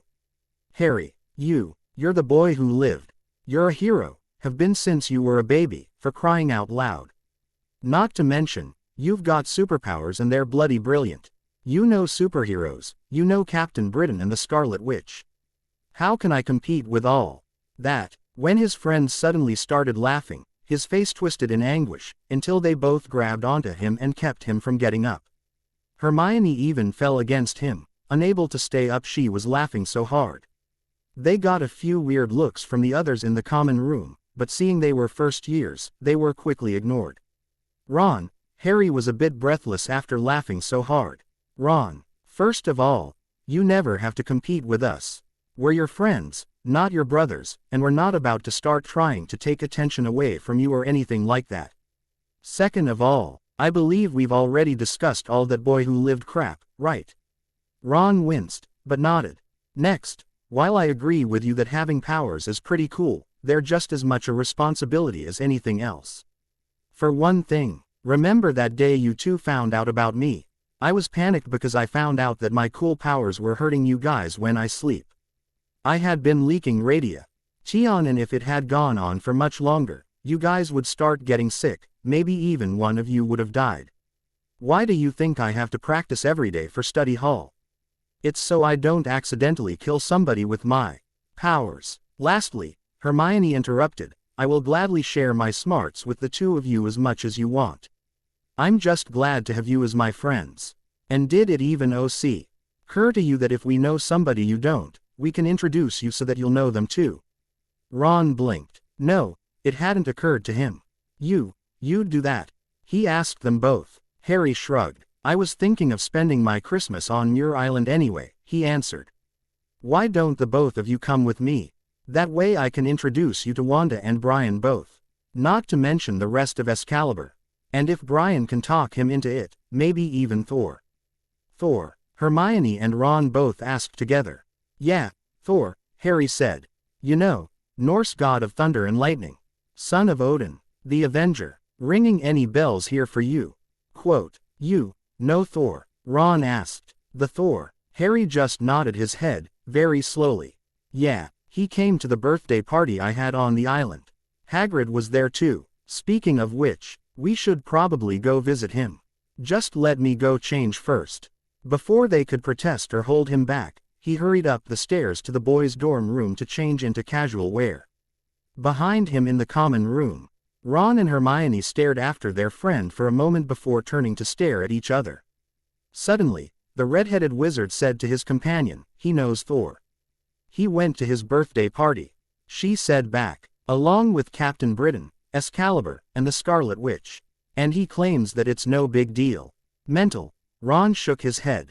Absolutely mental. Hagrid's hut. I'm telling you. Snape did it, Ron said, pacing back and forth in the room available within Hagrid's home. He was cursing your broomstick, muttering, and both Hermione and I saw him. He didn't take his eyes off you. Rubbish, Hagrid guffawed. Why would Snape do something like that? I don't know, Harry admitted. I don't understand it either. But these two are insisting upon it. Well, he's a professor, Hagrid said, and he's head of Slytherin House, so he probably just likes a good game of Quidditch, and that was a mighty fine game if you ask me. Yeah, I still can't believe that dive you made, Harry. Or the way that you. Ron suddenly switched from suspicious to enthusiastic in less than a heartbeat. Hermione suddenly coughed, ahemed pointedly, stopping the conversation from continuing much further. Right, well, it was a good game, he added. But it still doesn't change the facts that Snape tried to kill Harry. And that's just not right. So glad you find my company so valuable. Harry sarcastically bit out. Oh, you know what I mean, Ron said. Like Hagrid said, Snape may be a right git, but he's still a professor, and professors aren't supposed to go around killing students. Unfathomable logic, Ronald, Hermione commented, sipping some of her tea. Oh fine, you can Vincat down. Thank you, she primly replied. To begin with, I suspect that one reason Snape wants to get Harry out of the way, so to speak, is because he's after whatever is being guarded by that giant three-headed dog on the third floor. I noticed after the troll incident on Halloween, that while Snape was one of the first teachers there, a day later, his leg was severely injured, looking like it had been bitten into, and he wasn't taking it to Madame Pomfrey or the hospital wing for treatment. I saw him getting Filch to help him with it on my way back from the library during study hall one afternoon. Hagrid nearly dropped the teapot, if not for Harry's quick actions. How do you know about Fluffy?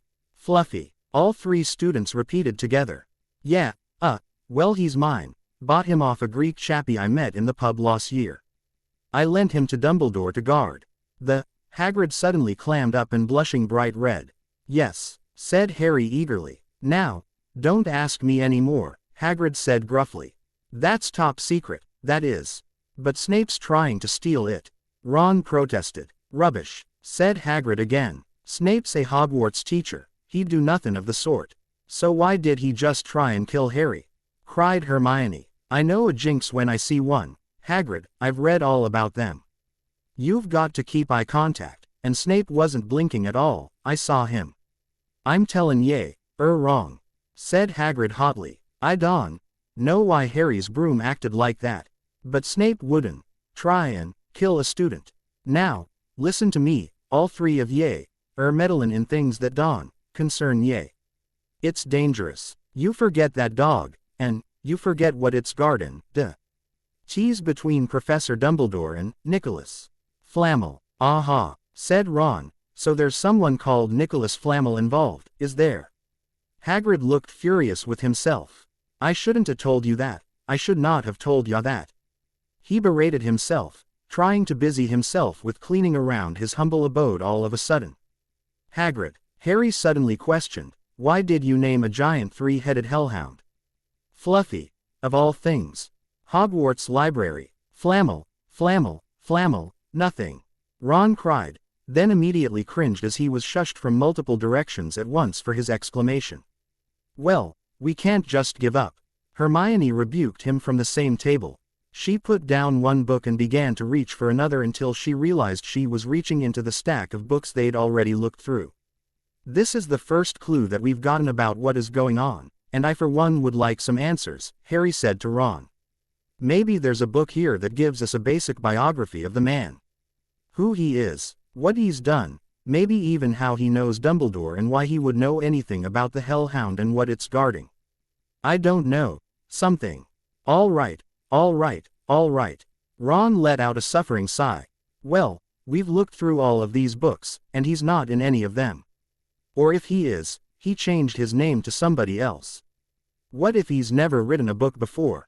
Just because a person is not an author, does not mean that someone else, who is an author, would not have written something about them, be it a book, a passage in a book, or an entire literary collection. Hermione chastised her friend. But you're right, we have looked through all of these.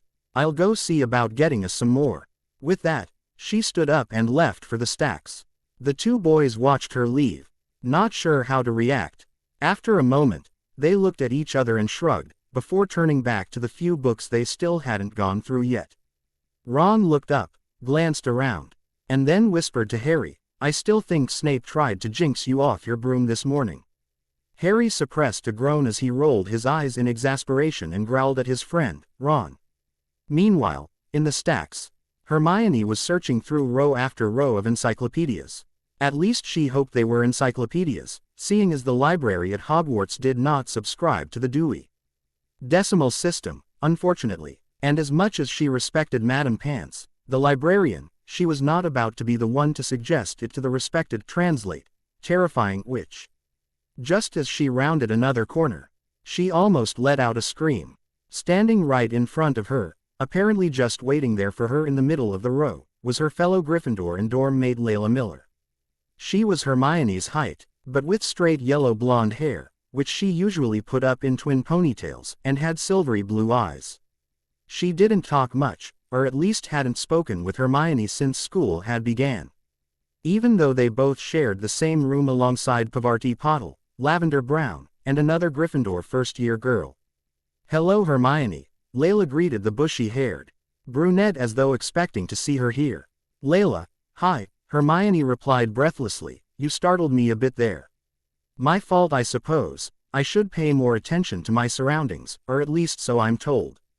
That's all right, the blonde smiled. So, what are you doing here, on a Saturday? I thought I saw you at the Quidditch match, but now you're here. Oh, I was, Hermione said, looking more at the bookshelves now rather than at Layla. At the Quidditch match I mean. Harry was playing, so I had to. Oh, no, I didn't mean it that way. What I meant to say was that you were supporting your friend. Layla finished for her with another smile. Yes, that's it exactly, Hermione sighed in relief. What are you looking for? Layla asked. Oh, well, honestly, I'm not sure. It's, well, something of an extra credit project. But more for personal research than for actual credit, if you know what I mean, the brunette sheepishly answered. What's the subject about? I'm not entirely sure, all I have is a name. And I can't seem to find the biography section. The name is Nicholas Flamel. I don't suppose that you might have heard of him, would you? When Hermione turned to look, she saw Layla sort of staring into space with a faraway expression on her face, until it slowly turned to focus in on a single volume. Stepping up the available step ladder, made available for those unable to reach the top shelves on their own. She pulled the large and very thick volume down off the shelf and then turned and handed it to the awaiting first year. Here you are, Layla said, this should have exactly what you need. Hermione, Would it be all right if I could borrow your star chart for astronomy class? I need to compare it with mine, if that's all right with you. Oh no, not at all, Hermione replied as she took the heavy book. I'll show it to you later this evening, and that way we can go over it together. It could be we probably both missed some stars here and there, so when we go to class next, we can double-check each other's work. Sounds wonderful, Layla smiled mysteriously. Well, by then. Goodbye, Hermione said over her shoulder, already opening the book in her arms and reading it already. Turning back to it, her eyes slowly went wide at what she read. Back at their table, Harry and Ron were still going over their current sources of information, and were still having little, if any luck. Flammel, flammel, flammel, nothing. Ron cried once more, but much quieter. Hermione suddenly walked up with an enormous book in her small arms and almost slammed it on the table they were sitting at. Except for the fact that every hard surface in the library was covered with muffling and cushioning charms. I found it, she whispered urgently. Nicholas Flamel is the only known maker of the Philosopher's Stone, the central basis of all alchemy. Harry snorted in effort to keep from laughing, while Ron paled significantly. Then the redhead looked confused while the former barely kept from snickering. And asked, "What's alchemy?" "Oh, honestly Ron," she huffed and turned the page. "The ancient study of alchemy is concerned with making the Philosopher's Stone, a legendary substance with astonishing powers.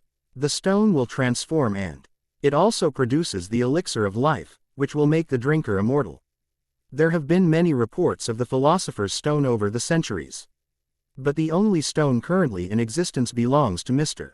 Nicholas Flamel, the noted alchemist and opera lover.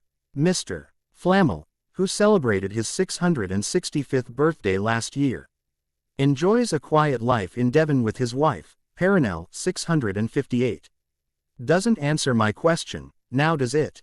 Ron pointedly remarked. According to this, Harry pulled out a slim paperback with colorful drawings on both sides of the cover. Alchemy is an advanced scientific practice and is essentially modern chemistry without traditional reaction mediums, and does not attempt to manipulate forms via their accidents. This principle, called equivalent exchange, means that an alchemist cannot create materials from nothing. Using a special inscription called a transmutation circle, an alchemist changes matter in 3 steps: analysis, understanding the physical properties of the substance to be transmuted; decomposition, breaking the substance down into a rudimentary form; and reconstruction, rebuilding the substance under the alchemist's direction. These circles can be drawn on the fly or kept inscribed on a permanent medium. Some can even be used as seals, such as the blood-written circle used in rituals. The Philosopher's Stone is a legendary stone said to allow the holder to completely bypass the law of equivalent exchange. Where did you get that? Hermione begged. Still trying to keep from laughing out loud, Harry just handed her the slim paperback.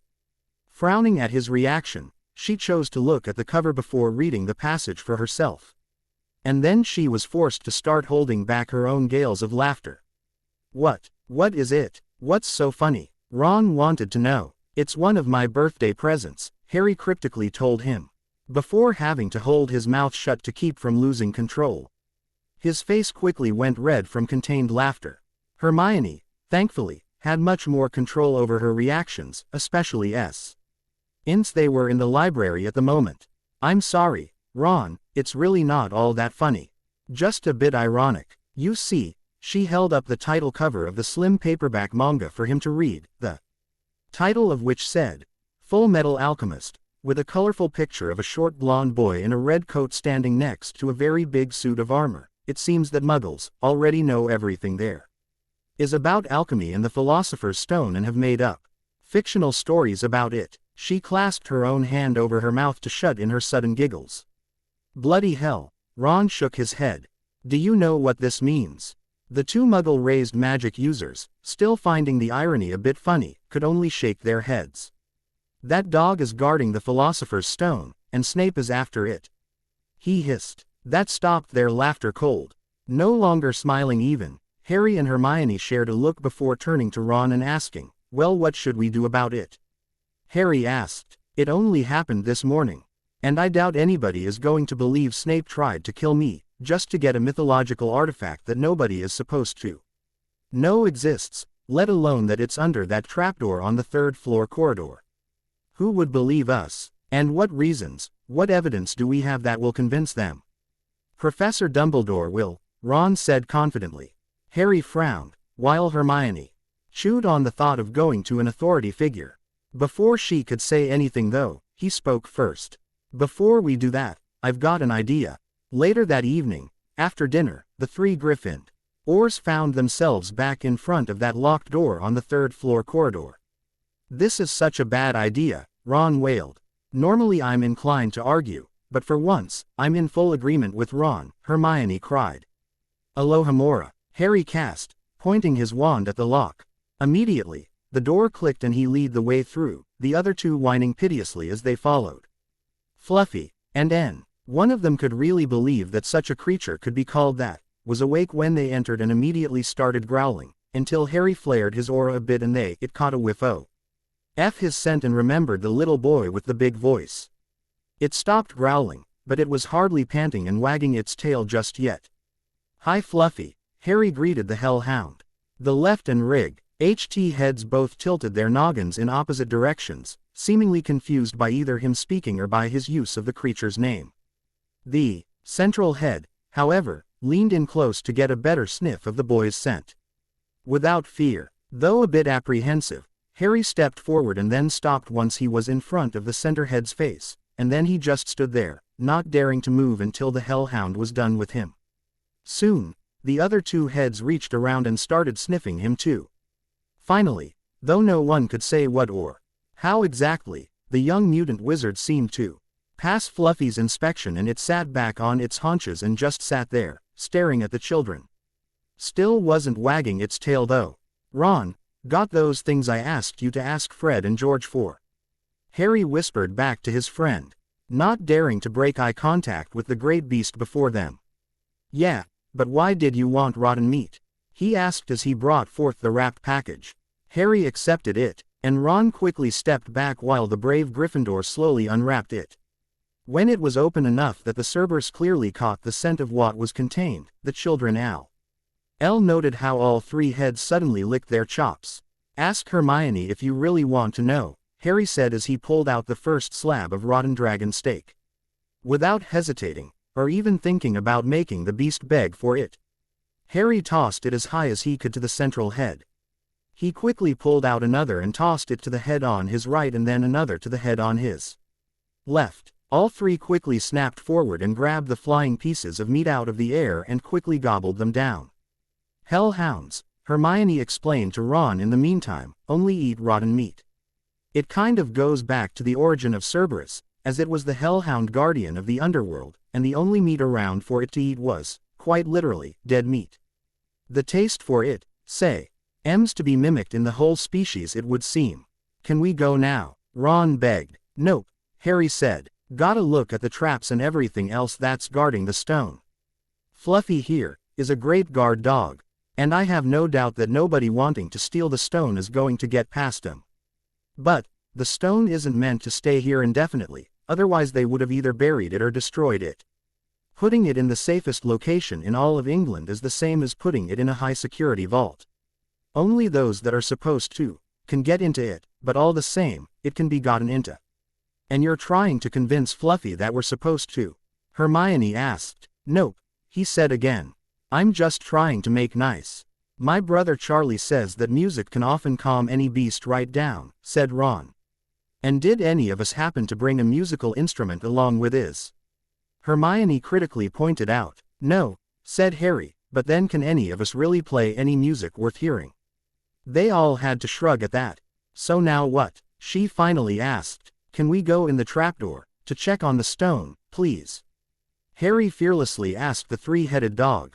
Ron and Hermione almost face-faulted, if not for the fear that doing so would bring the hellhound down on them like a raging beast, which hopefully wasn't hungry anymore after a steak apiece.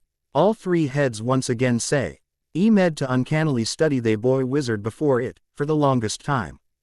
After 20 seconds, they all feared that it would attack at any moment. Yet all of a sudden, with a single wag of its tail, the great beast rose up. and then stepped o'er and resettled itself. Harry smiled in thanks, but did not linger or look a gift horse in the mouth and lifted the door up and quickly waved Ron and Hermione past. They fell a short way, probably about 10 feet, to suddenly land in something soft, yet tangling and suddenly constricting. Hermione gasped, and shouted, "I read about this in our herbology books. It's Devil's Snare. It's choking me." Ron cried out, "I'm so glad we know what it's called, that's a great help." Not helping Ron, Harry grunted as he struggled with his own vines, but they were quickly becoming quite constricting. "That does it, I've had enough of this." With that, he ignited a small plasma fire around his body, a flame so bright and so hot that the plant retreated an runk back from him and the others faster than they knew what was happening. Well, that was easy. Harry chuckled and kept the flame going long enough for them to go down the stone passageway, which was the only way forward. All they could hear apart from their footsteps was the gentle drip of water trickling down the walls. The passageway sloped downward, and Harry was reminded of Gringotts. With an unpleasant jolt of the heart, he remembered the dragon said to be guarding vaults in the wizard's bank. Fluffy was one thing, he doubted he was ready to face a dragon of all things. "Can you hear something?" Ron whispered. They listened. A soft rustling and clinking seemed to be coming from up ahead. "Do you think it's a ghost?" Hermione asked. "I don't know. Sounds like wings to me," said Harry. "There's light ahead. I can see something moving," Ron pointed out. They reached the end of the passageway and saw before them a brilliantly lit chamber, its ceiling arching high above them. It was full of small, jewel-bright birds, fluttering and tumbling all around the room. On the opposite side of the chamber was a heavy wooden door. They watched the birds soaring overhead, glittering. It didn't exactly take a lot of deduction to figure out the purpose of this obstacle, especially when one observed the 3 brooms settled against the wall. "Yeah," Harry reluctantly looked between the flying keys and the door. "I think I've had about all I can stand of trouble on brooms today. Plus, I've been meaning to try something like this out for a while now."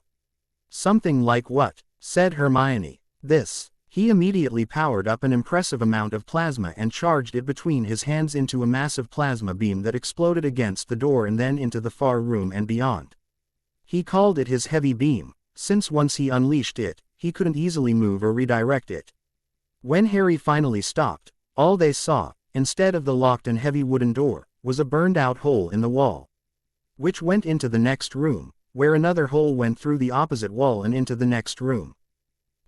Oops. He shrugged sheepishly. "Bloody hell," Ron cursed. Hermione was too stunned to berate him on his language. Shrugging, Harry led his friends through into the next room, and found themselves on a giant chessboard. Only things missing was that both kings and all of the middle pieces were either destroyed, or part of the burned-out hole Harry's plasma beam had created. "Heh, whoops," he chuckled as they moved around the broken pieces and into the next room. "Oh God. Not another one," Ron groaned. All 3 of them were holding their noses and mouths closed, aside from absolutely necessary breathing, as the unfortunately familiar smell of troll lingered all over the next room. "Yeah, think I got that one too." Harry pointed to the floor, where the upper half of the troll's remains, which was a lot bigger than the mountain troll had been, was burned to a crisp. The head actually absent and seemingly turned to ash from the intensity of the beam. They quickly, and breathlessly, moved past the troll to the next room. Thankfully, there was nothing very frightening nor disgusting in there, just a table with 7 differently shaped bottles standing on it in a line. They stepped over the threshold, and immediately a fire sprang up behind them in the doorway. It wasn't ordinary fire either, it was purple. At the same instant, black flames shot up in the doorway leading onward.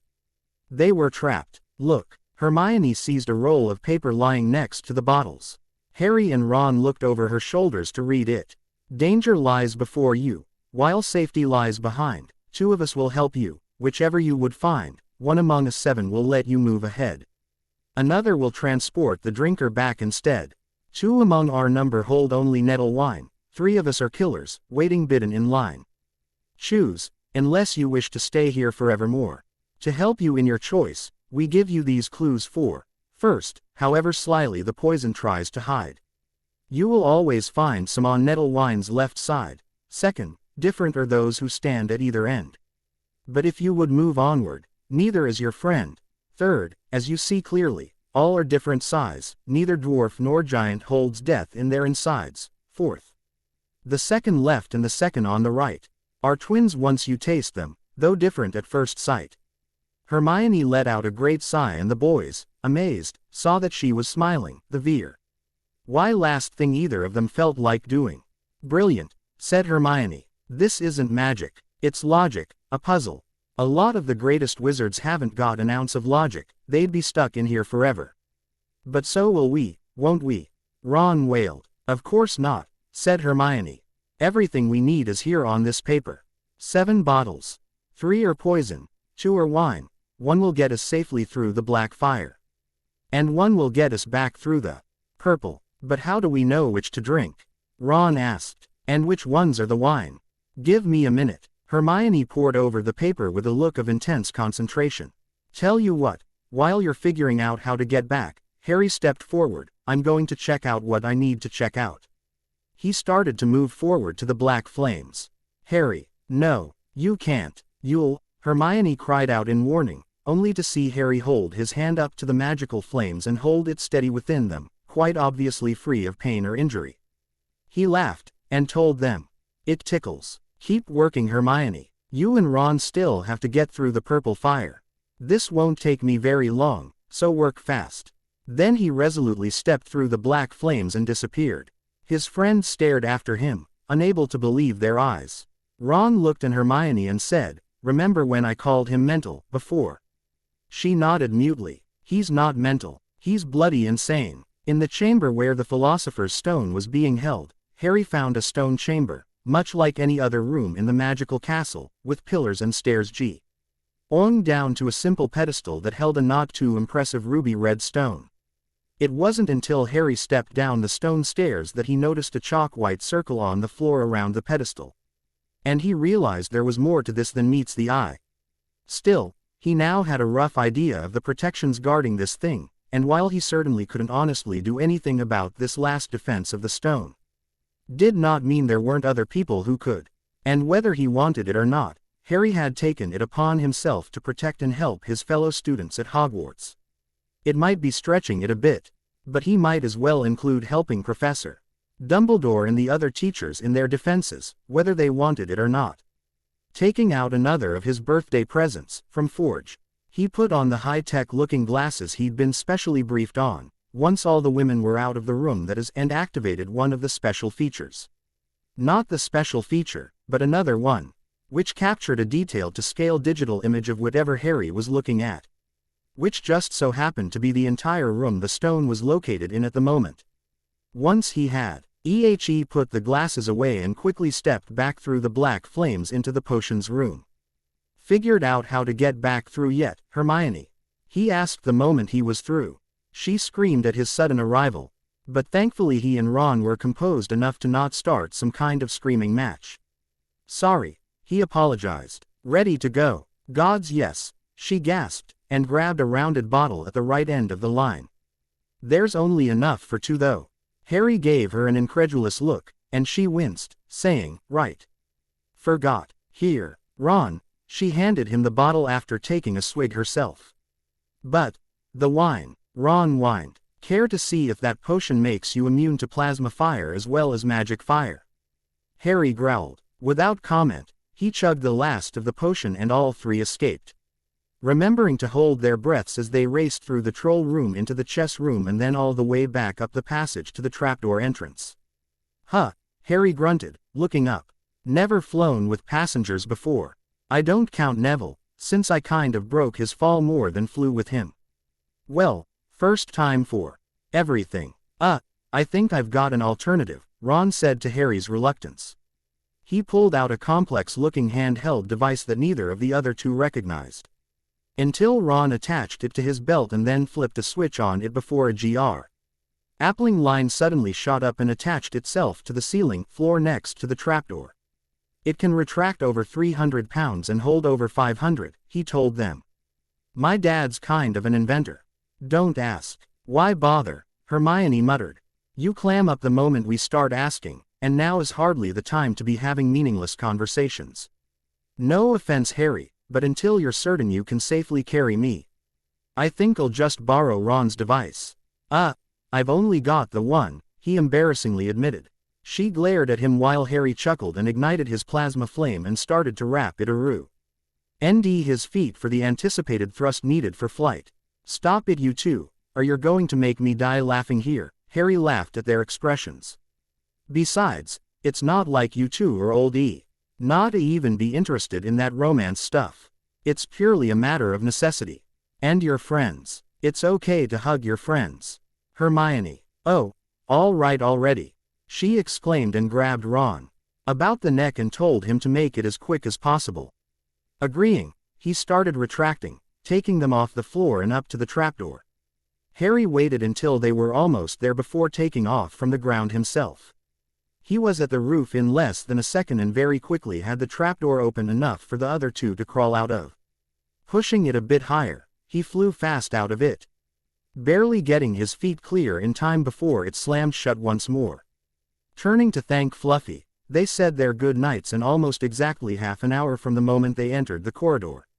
They left and hurried back to the Gryffindor common room, just in time for curfew. An hour after that, Dumbledore called an emergency meeting of all the teaching staff, and had them all meet in the third-floor corridor, with Hagrid to help subdue Fluffy if needed.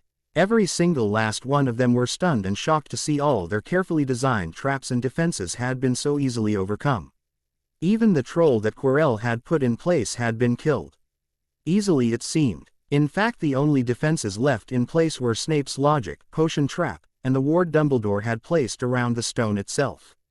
At least that's what they thought until one of them noticed that the antidote for the escape potion had been drunk to the last drop, even though the potion with the single dosage of continuing had not been touched.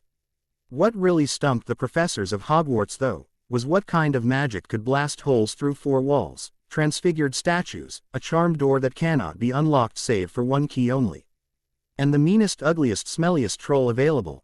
Please read and review. Island Assault. First fight. Muir Island. The very next day, which just so happened to be Sunday, Harry went up to the headmaster's office directly, with Ron and Hermione tagging along, and convinced him that he needed to show his two new friends, who knew he was a mutant, the island facility where he spent his summer. He also pointed out that he needed to speak with Forge about something urgent, while absently toying with the black box he'd gotten for his birthday between his hands. That aimed to clench it, and pretty soon he handed the three children a plain-looking saucer, which he had turned into a portkey, and told them that they only had to say the word, "Activate," when they wanted to return. While they all three held onto it, Harry said the word, and with the disturbing feeling of a being dragged forward by a hook embedded into your gut, they suddenly found themselves on Muir Island in the Arboretum. Oh heavens, I'm going to be sick. Hermione dropped her hand from the saucer, folding over into a crouch on the ground while holding her abdomen. Never did fancy portkeys, Ron tutted, hanging on to their mode of transport while Harry helped Hermione over to one of the benches right before joining her there. I'm told you get used to it, Harry said aloud. Oh, you do. It just never gets any better. You just get used to it after a while, Ron told them. Harry, what are ye doing here? Moira found them. Hey Moira. Harry perked up considerably, even going up to the auburn-haired doctor for a hug, which was enthusiastically received. As Forge busy, I would have called ahead, but it's kind of both urgent and needs to be kept a secret. Oh, where's my head at? These are my friends from school. Ronald Weasley, born and raised with a magic family, and Hermione Granger, raised by her parents, whom are neither witch nor wizard. She still gets top grades in all of our classes. Even potions. I'll remember ye tellin' us about that horrid man, said Moira as she led the three children towards Forge's lab, which is where he could be found most often. Now what are ye really here for? Is powers givin' ye any more trouble? Any new skills ye'd like to be showin' off soon? Maybe, Harry chuckled. I've been practicing every day, even using the workout programs that Brian developed for me. Ron and Hermione here have joined me for a few of those. Oh, is that so? Well, we'll just have to see about giving ye a better workout then, won't we? She teased. Finally, they made it to Forge's workshop, and weren't surprised to find him knee-deep in some project, but in turn Moira wasn't surprised to find him immediately dropping it to help Harry, despite younger mutant's restraint in even asking for his help when he saw the man already busy with something. Nonsense, Harry. Forge waved off his protests. It's an ongoing project that I've been working on for months and will still be working on months from now. A little time spent helping you out won't make one bit of difference for this behemoth here. Now what have you got for me? PDR messing up on you already? Frowning with confusion, Harry repeated, PDR. Wait, you finally settled on a name for it with Beast and you come up with PDR. Portable Danger Room, Forge supplied with a grin. How about Cube of Death, or COD? Harry grinned back, earning a mock hurtful look from the man. Cute, kid. Now gimme, he said, holding out his hand. Instead of receiving the black cube that could become a fully simulated holographic environment and training facility, Harry placed his special glasses into the tech genius's hands. Surprised, Forge gave the mutant wizard a questioning look. Hogwarts. Due to its reputation of being the safest place in the world, Harry began to explain, is hosting the presence of a rare mystical artifact, which is being targeted for theft, as one attempt on its last location has already been tried. The professors have set up a series of security measures, protections if you will, for the artifact's location within the cast would all be well and good, except for what happened on Halloween. And then there's the fact that Ron and Hermione think one of the professors guarding the artifact tried to kill me yesterday morning during the Quidditch match. Quid what? Forge asked. Wincing and shrugging at Ron's horrified expression, Harry quickly explained. Quidditch. Wizarding sport, sort of like a cross between cricket, football, European style, and basketball. But played on flying brooms. Now it was Forge's turn to look horrified as he begged, please tell me you're joking. Laughing, Harry shook his head. Damn stereotypes, Forge muttered. As he lead them over to a bank of computers. So, what is it you need from me? One of the teachers trying to kill you aside, really not all that uncommon around here. What is the problem with this artifact's current protections? He asked as he placed the glasses into a specific port on one computer. Nothing, Harry answered, except for the fact that the three of us got past them yesterday AF. Turnoon and I got scans of the room where the artifact is actually placed. Even got a good look at it. What I'd like to do is add to them sort of an extra protection, where it will let any authorized person retrieve the artifact, and contain or disable any and all unauthorized people.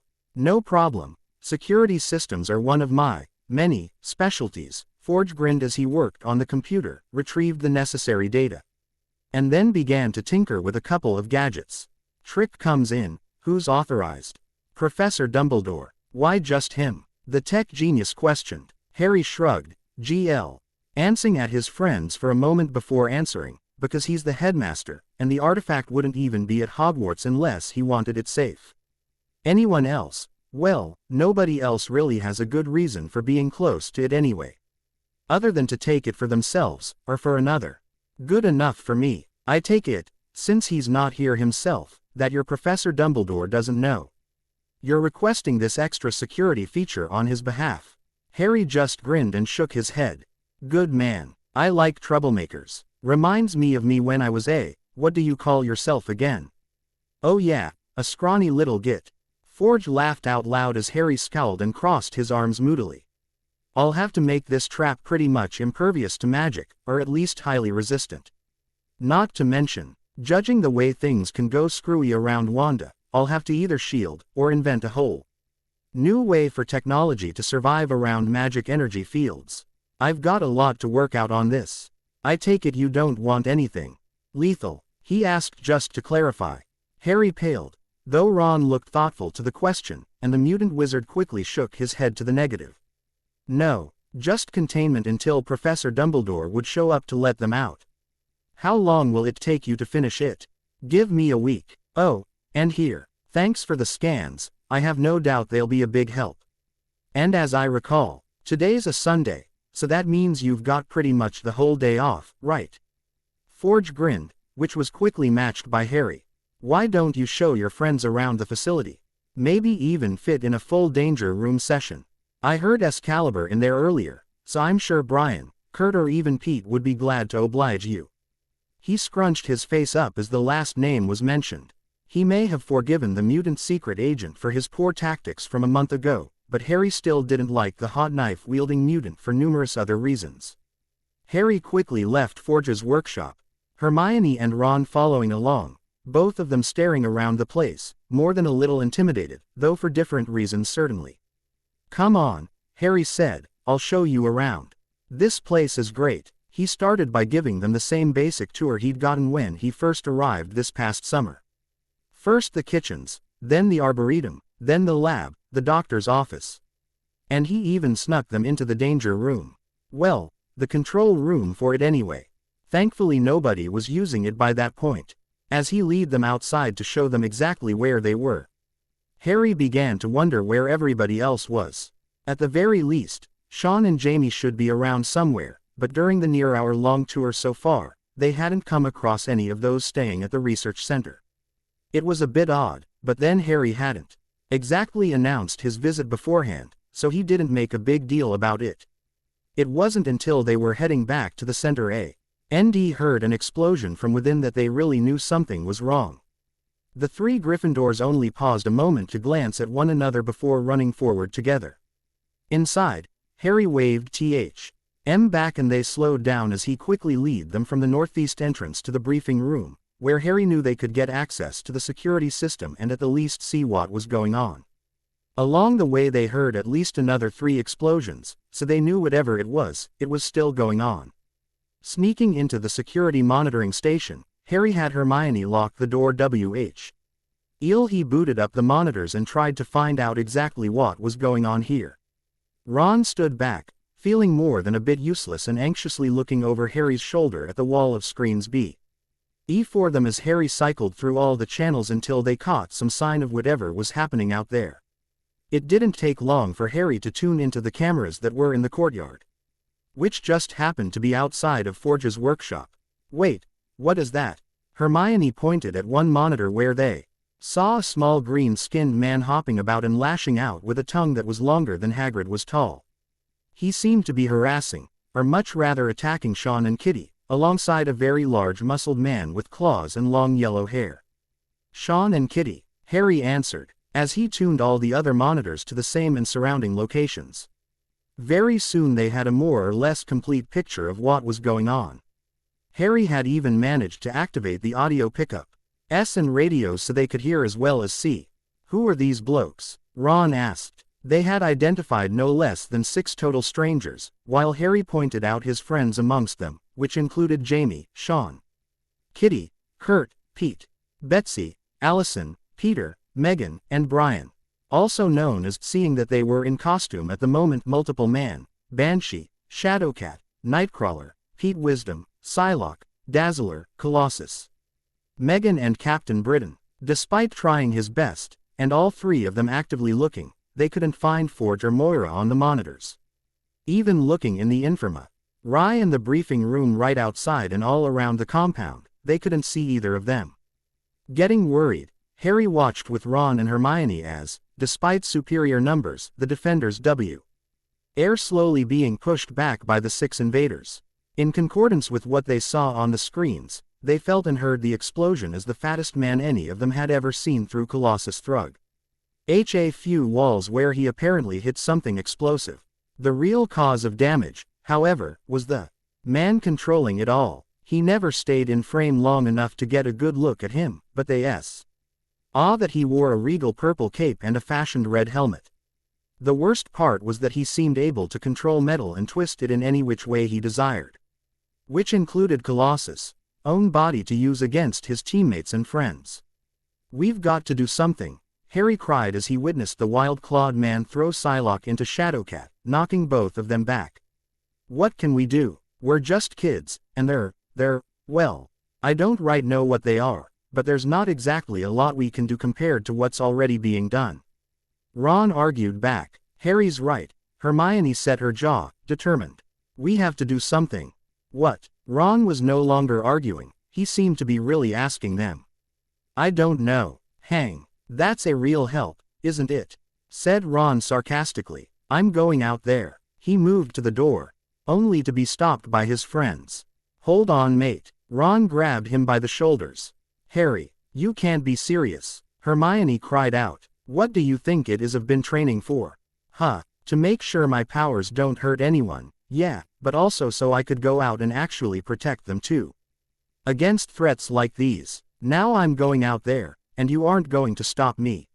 So, please, don't make me have to move you by force.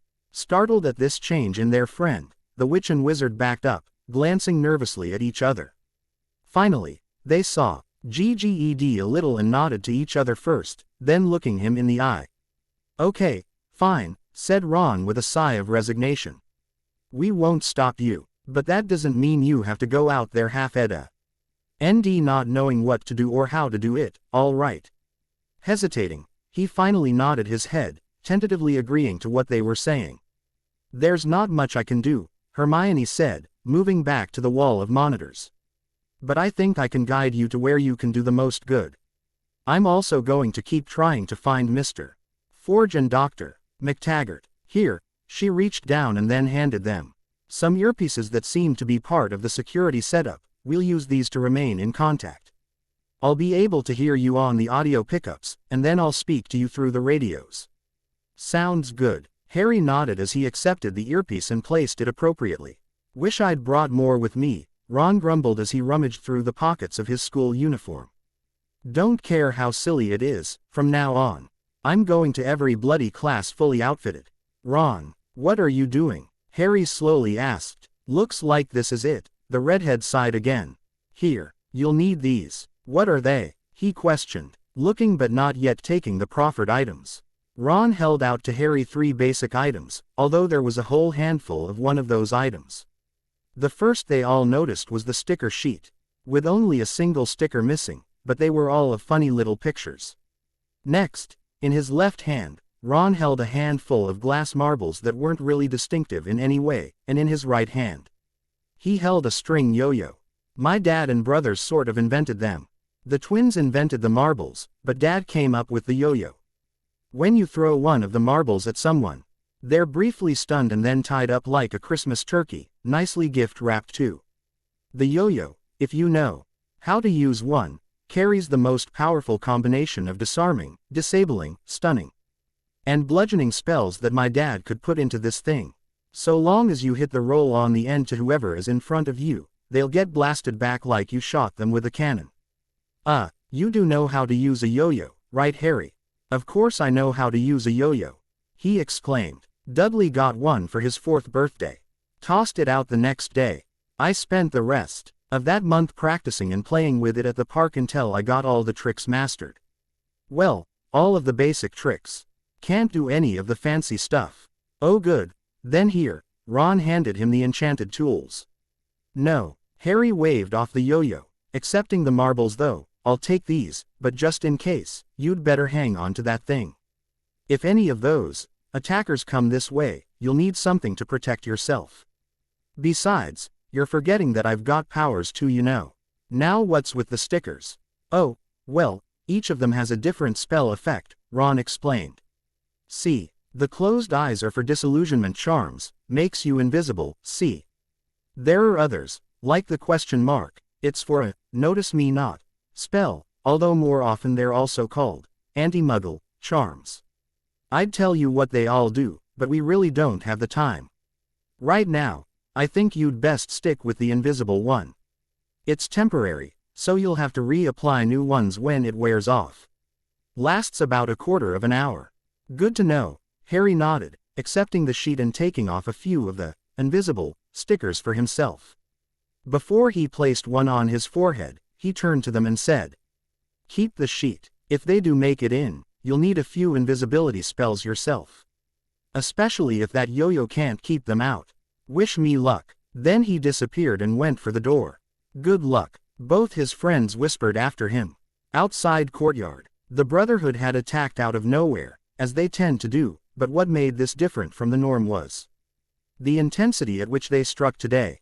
Sabretooth was even more focused than any had ever seen him before, going for simple, straightforward offense or defense, with no wild carnage thrown in between. One would almost swear that they weren't the actual Brotherhood, save for Magneto's presence. And as much as he'd been imitated over the years, once you met the real deal, there was no mistaking that attitude. Still, after the first few minutes of fighting, when Excalibur and other Muir Island residents were still reacting to the attack, it became clear that this was not just another brawling clash with the evil inclined Brotherhood of Mutants. They were after something, and their mission was to find it at all costs. Even more odd, other than the obligatory insults that had been traded at the beginning. The battlefield had been silent beyond the sounds of fighting. Magneto wasn't shouting out orders or repeating himself or even telling them what to look for. Mystique and Toad were the ones that were actually searching for anything, while Pyro and Magneto used their powers for long-range assaults, and Sabretooth and Blob on the other hand were the ones that fought close-up with Excalibur's heavy hitters. And at the same time kept them off Mystique and Toad's backs, allowing them to continue with their search. The worst part of it though was in how they'd been caught, metaphorically speaking. With their pants down and despite their powers, Multiple Man, Shadowcat, and Colossus had been taken out of the fight within the first few minutes, the first two being knocked out, the Adder being used by Magneto against the others, forcing him to remain in his human form, which wasn't quite as durable or useful in a fight. Nightcrawler did what he could, but he'd been limited the moment Jamie and Kitty were KO'd. And had taken on the role of person-to-person ambulance, taking and guarding the casualties from the rest of the fighting, which had the unfortunate side effect of evening up the odds for the Brotherhood. Banshee and Dazzler were teaming up as often as they could to disorient their foes, but they often had their hands full with Pyro sending flaming constructs at them. Despite their ability to combine their powers of sound and light to empower the other. Captain Britain was going head-to-head with his sister against Magneto, but both of them being close-range IGHTERS were finding it difficult to get close enough to really do anything. Megan, Pete Wisdom, and the humanized Colossus meanwhile were stuck with the remaining four, though more often just Blob and Sabretooth. "What the hell do you think you're doing here, Magneto?" Captain Britain screamed as he flew for the Master of Magnetism, dodging and punching away obstacles that were put into his path. "I do not deign to answer Homo sapiens that cheat using magic tricks in hopes of mimicking mutant superiority.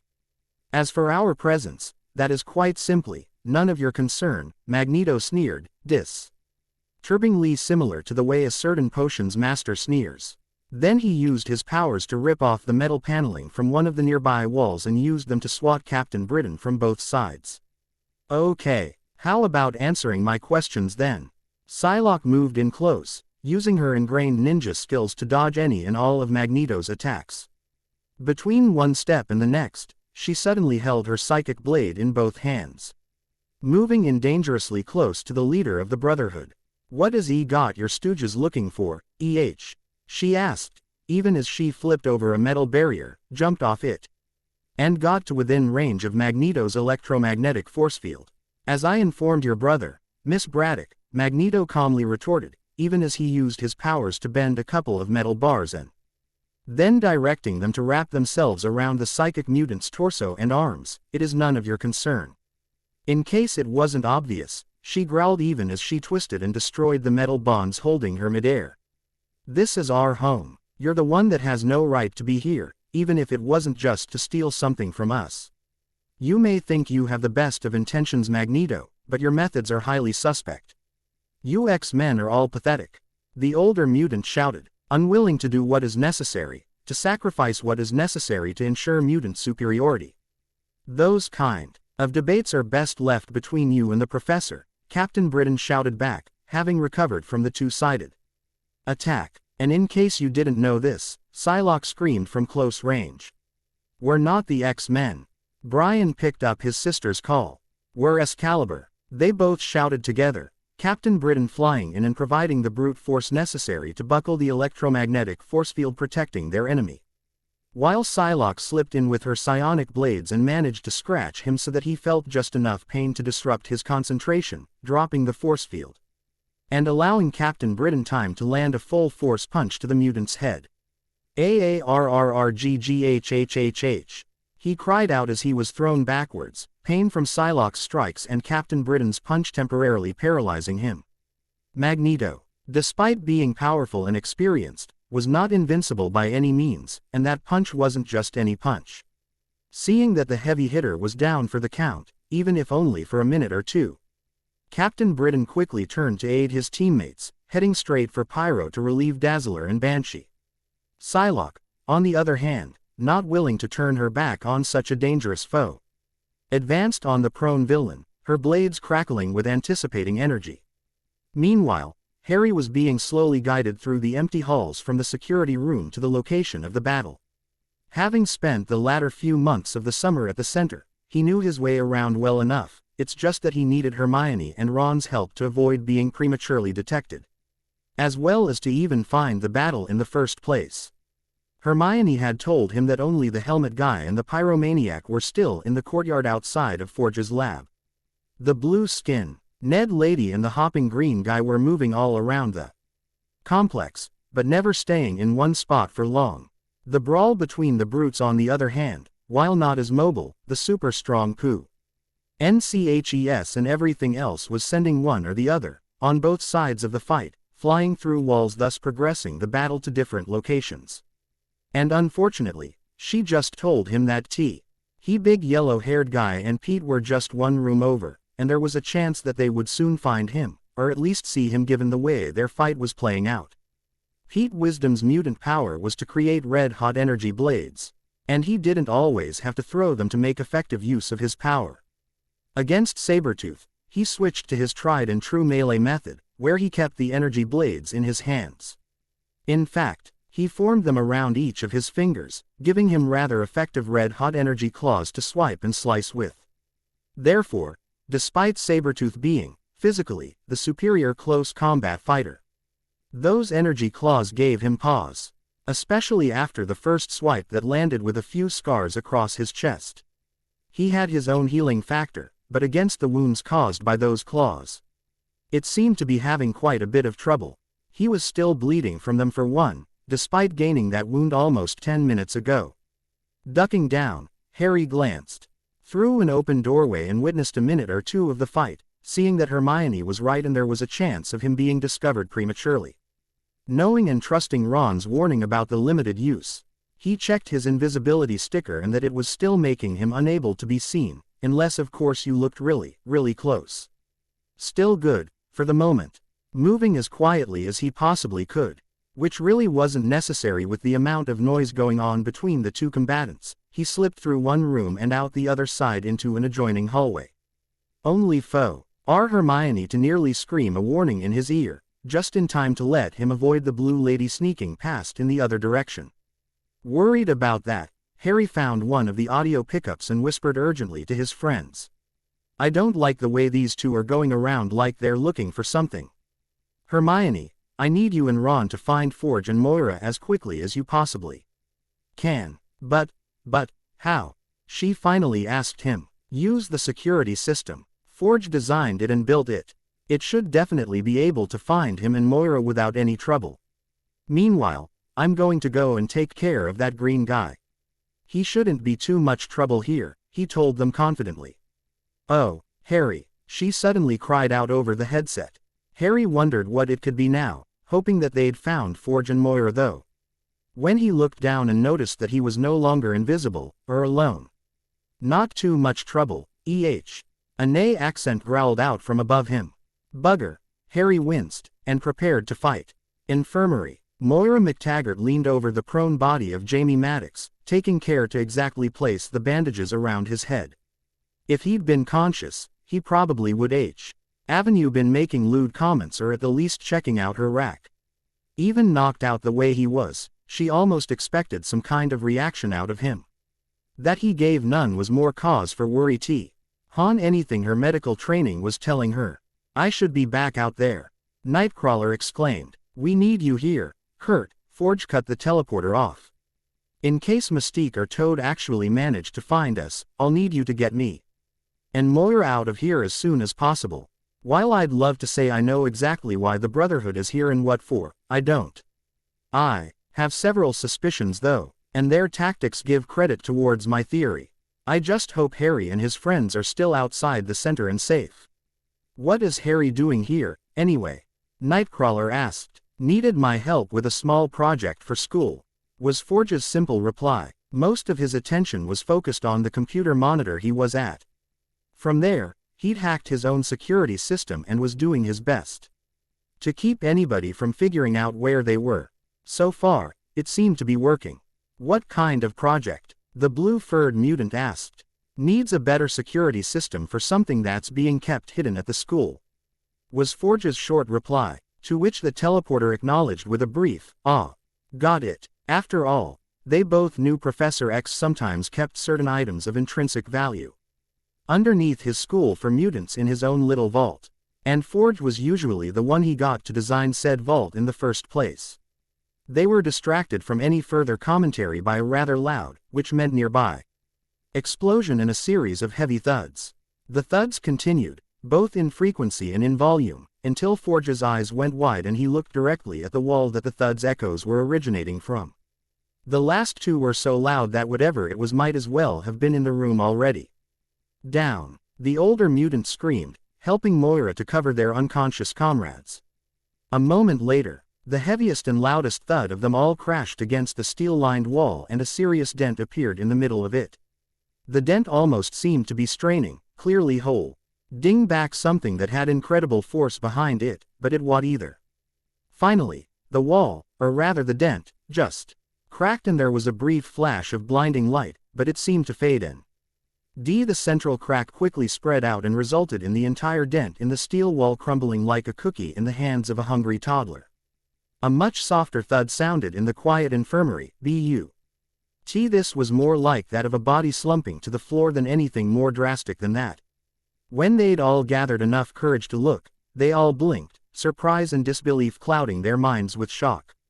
There lay an unconscious, covered with first-degree burns, and still sizzling Toad. The steel wall crumbled into debris around him, and a hole that, when they stepped in front of it, went all the way back to a hallway on the other side of the wing, which just happened to go through no less than 7 rooms and almost twice that many walls. Not that any of them had any kind of supervision to see it as clearly. But it was hard to miss the fact that there was a small body covered in brilliant white plasma flames at the end of the series of holes in the walls. So much fair him bein' safe and sound, Moira scoffed. Well, dinna just stand there wid mouths hanging open, catchin' flies. Help me tie 'em up. On the other side of the line of holes, Harry watched on as Moira and everyone else that was missing from the battle quickly tied up the green hopping guy while still making sure not to be spotted by anybody else. Well, that is the answer to one question, Harry mumbled to himself. Out loud, he said so the audio pickups could hear, found Moira and everyone else. They're in the infirmary. Forge is at the computer there, probably blocking the cameras from seeing them. Hermione. Thank goodness for that. Hermione's voice came over the radio. Are they all right? Are you all right? That toad creature almost got the drop on you. Yeah, I'm beating myself up about it enough as it is, Hermione. He grumbled. I'm going to see if I can't sneak around to get the drop on a few of the others that are around here. Harry, wait. I thought you only went out to find Drive, McTaggart and Mr. Forge. You found them, now tell them where we are and get back here and let the adults handle this. She screamed at him. Sorry Hermione, he chuckled, radios must be running low on batteries. You're starting to break up. Didn't quite catch all of that last bit there. Besides, what do you think I've been training for? To be normal, Harry, she screeched. Not saying anything further, Harry quickly moved on, keeping an eye out for any more surprises. Still, he ran as quickly as he could for the courtyard where the major battles were still being fought. He only to duck out of the way of Pete and Sabretooth 3 more times before he found himself just outside of Forge's workshop, with only a full room and a couple walls between him and the major fighting. So of course the blue-skinned lady had to show up out of nowhere and ambush him. Got you, you little ex-brat. She growled, grabbing him by his throat and actually holding him off the ground by nothing but the grip on his neck. GHKKK. He shouted back at her. What he actually meant was, hey, that's not fair, I was supposed to surprise you. Or something to that effect. We'll probably need you as collateral to escape. Now that Toad's been captured, and seeing how even these ex-misfits are so protective of the innocent, I'm sure they'll agree it will be more than a fair enough trade for Toad and the information we need." She purred, dragging him along, barely letting his feet touch the floor, her surprisingly strong hands choking his air supply. Now if only I could actually get Sabertooth. Oath to calm down enough to remember the plan, she mumbled to herself. And where is that blasted disc with the Sentinel plans? Harry didn't really have anything to say, as it was a struggle for him. Just to remain conscious and continue breathing. So it was really difficult for him to carry on a conversation with his kidnapper, let alone even think of using his powers to escape from her. Finally, dragging him halfway back to the Arboretum, where Pete and Sabertooth were still fighting, she finally just tossed him, hard, against a wall, stunning him enough for her to pull out some rope from somewhere and bind him up nice and tight. Harry was too busy getting oxygen into his lungs to care to really do anything about it. To make it worse, she added another coil of rope back around his neck. "Okay, enough with the choking already," he screamed in his mind. "Stop right there, Wisdom," she suddenly shouted, distracting both brawlers. "Or the ex-brat here will be an unfortunate casualty." "Bloody hell, Mystique, I knew you Brotherhood blokes were downright ruthless, but he's just a kid. A mutant kid at that." Pete Wisdom growled at her, stepping back from Sabertooth, but keeping his claws active. Snarling a bit herself, she tugged sharply on the rope around his throat, choking Harry again, and forcing Pete to deactivate his powers. Sabertooth chuckled, saying, "You ex-freaks are all the same. Pansies, every last one of you. Won't even fight when you have the chance to the moment you think somebody's about to get hurt. Biwahahaha. Maybe we should off the ex-brat now, before he has time to become an ex-freak." Three things right there, Sabertooth should not have said. Freak, the word Vernon always called him.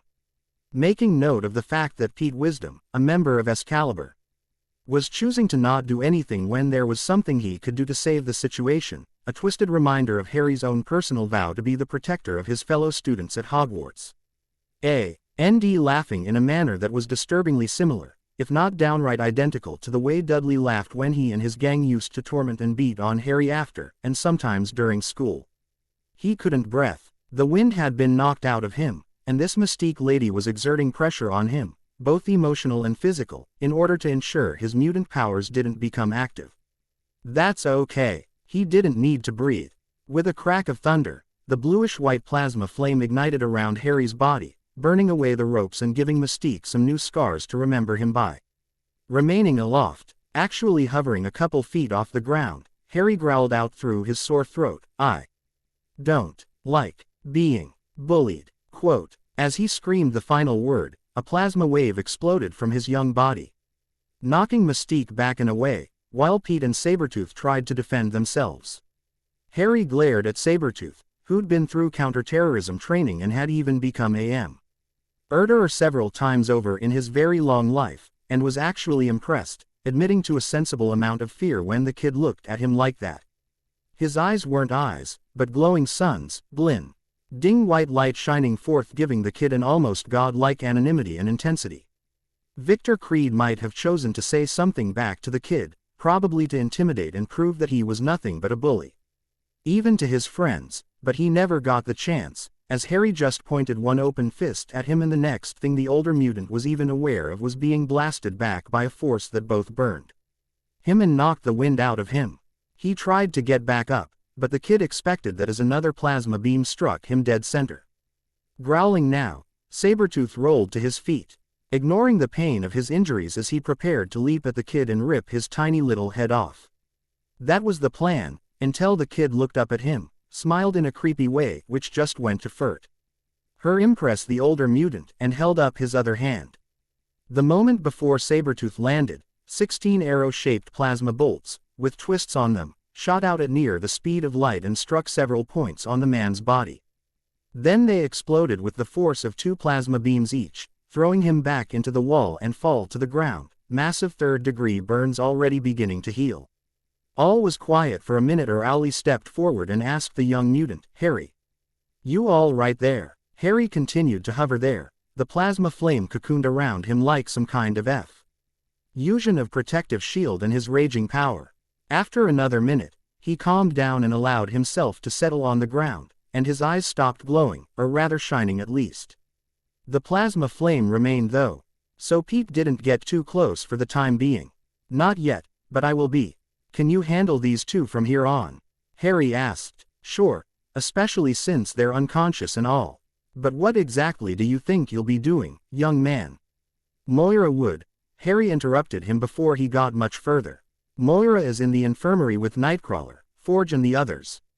Brian, his sister, and everyone else are still out there fighting that flame maniac and the metal-flinging old guy.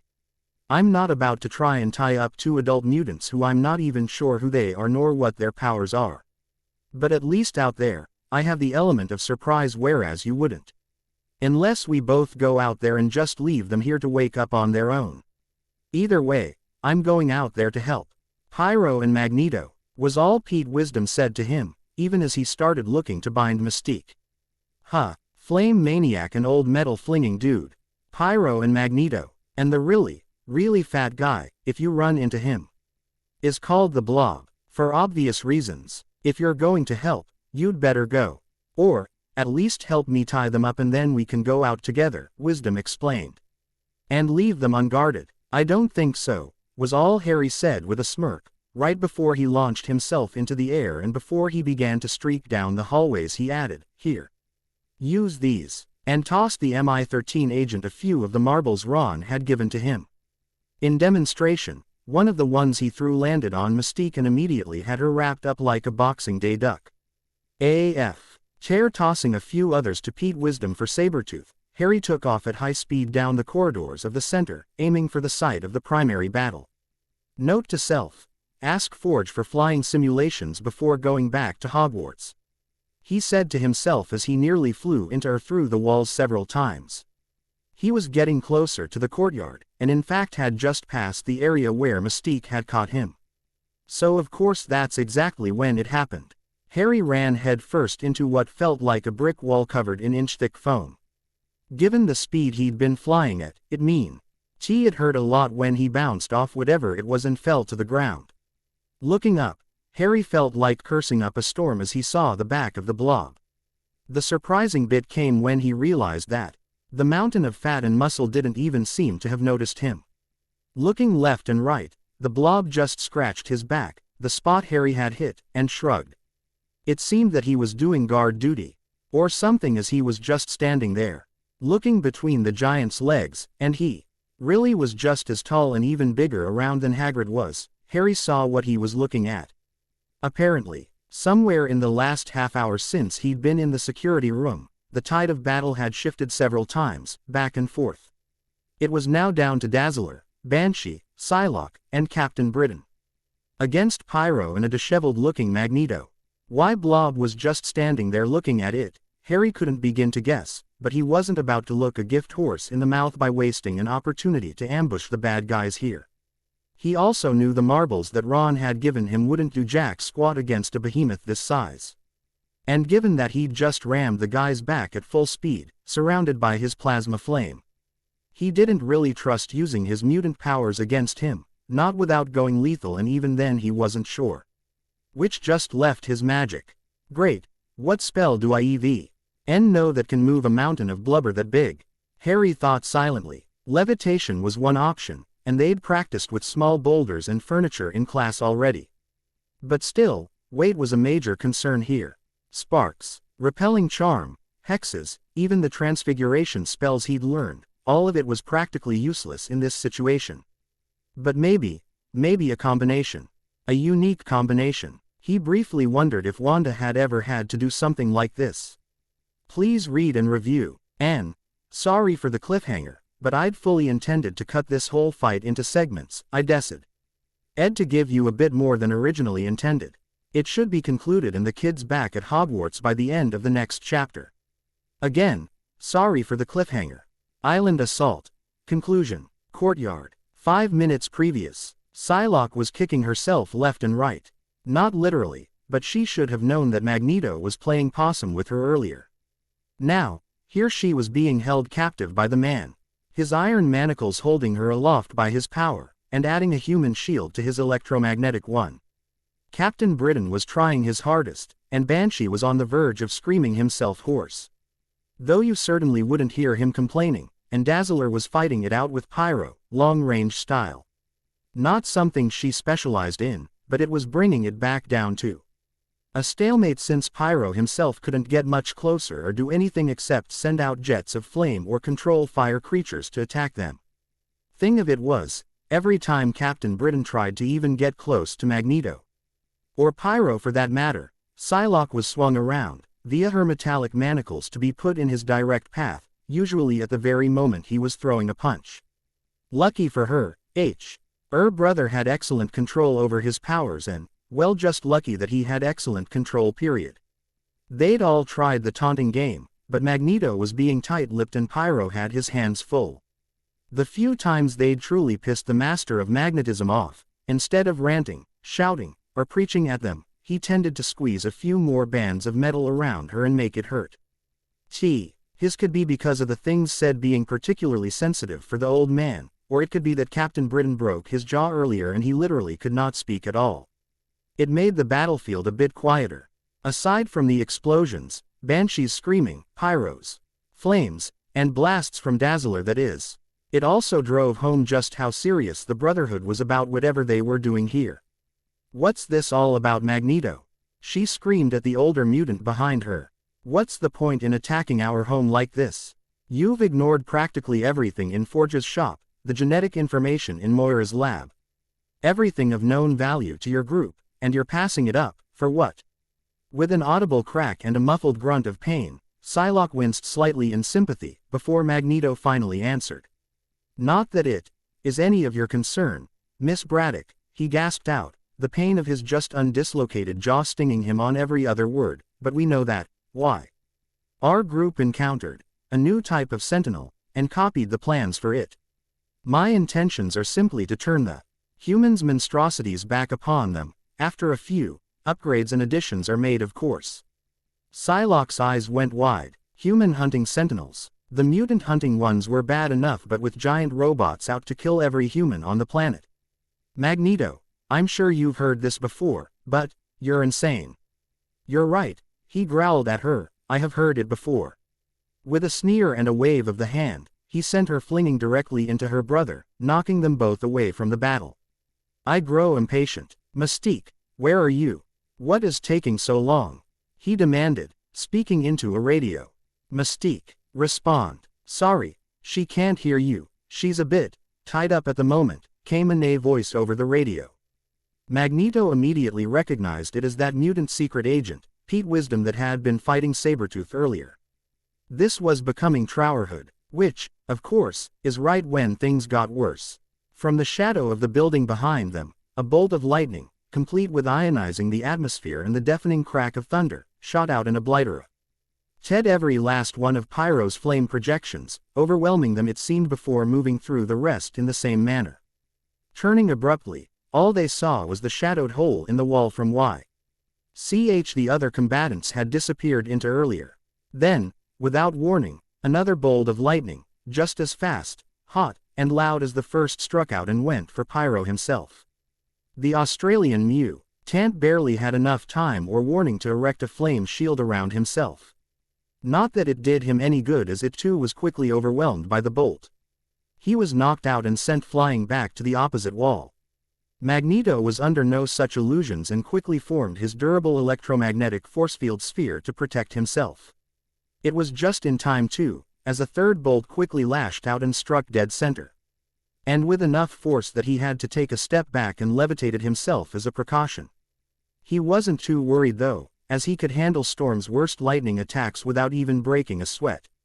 When, instead of another direct bolt, a series of smaller blaster-like bolts shot out and struck at different points along his spherical shield, he allowed himself a moment of surprise and curiosity.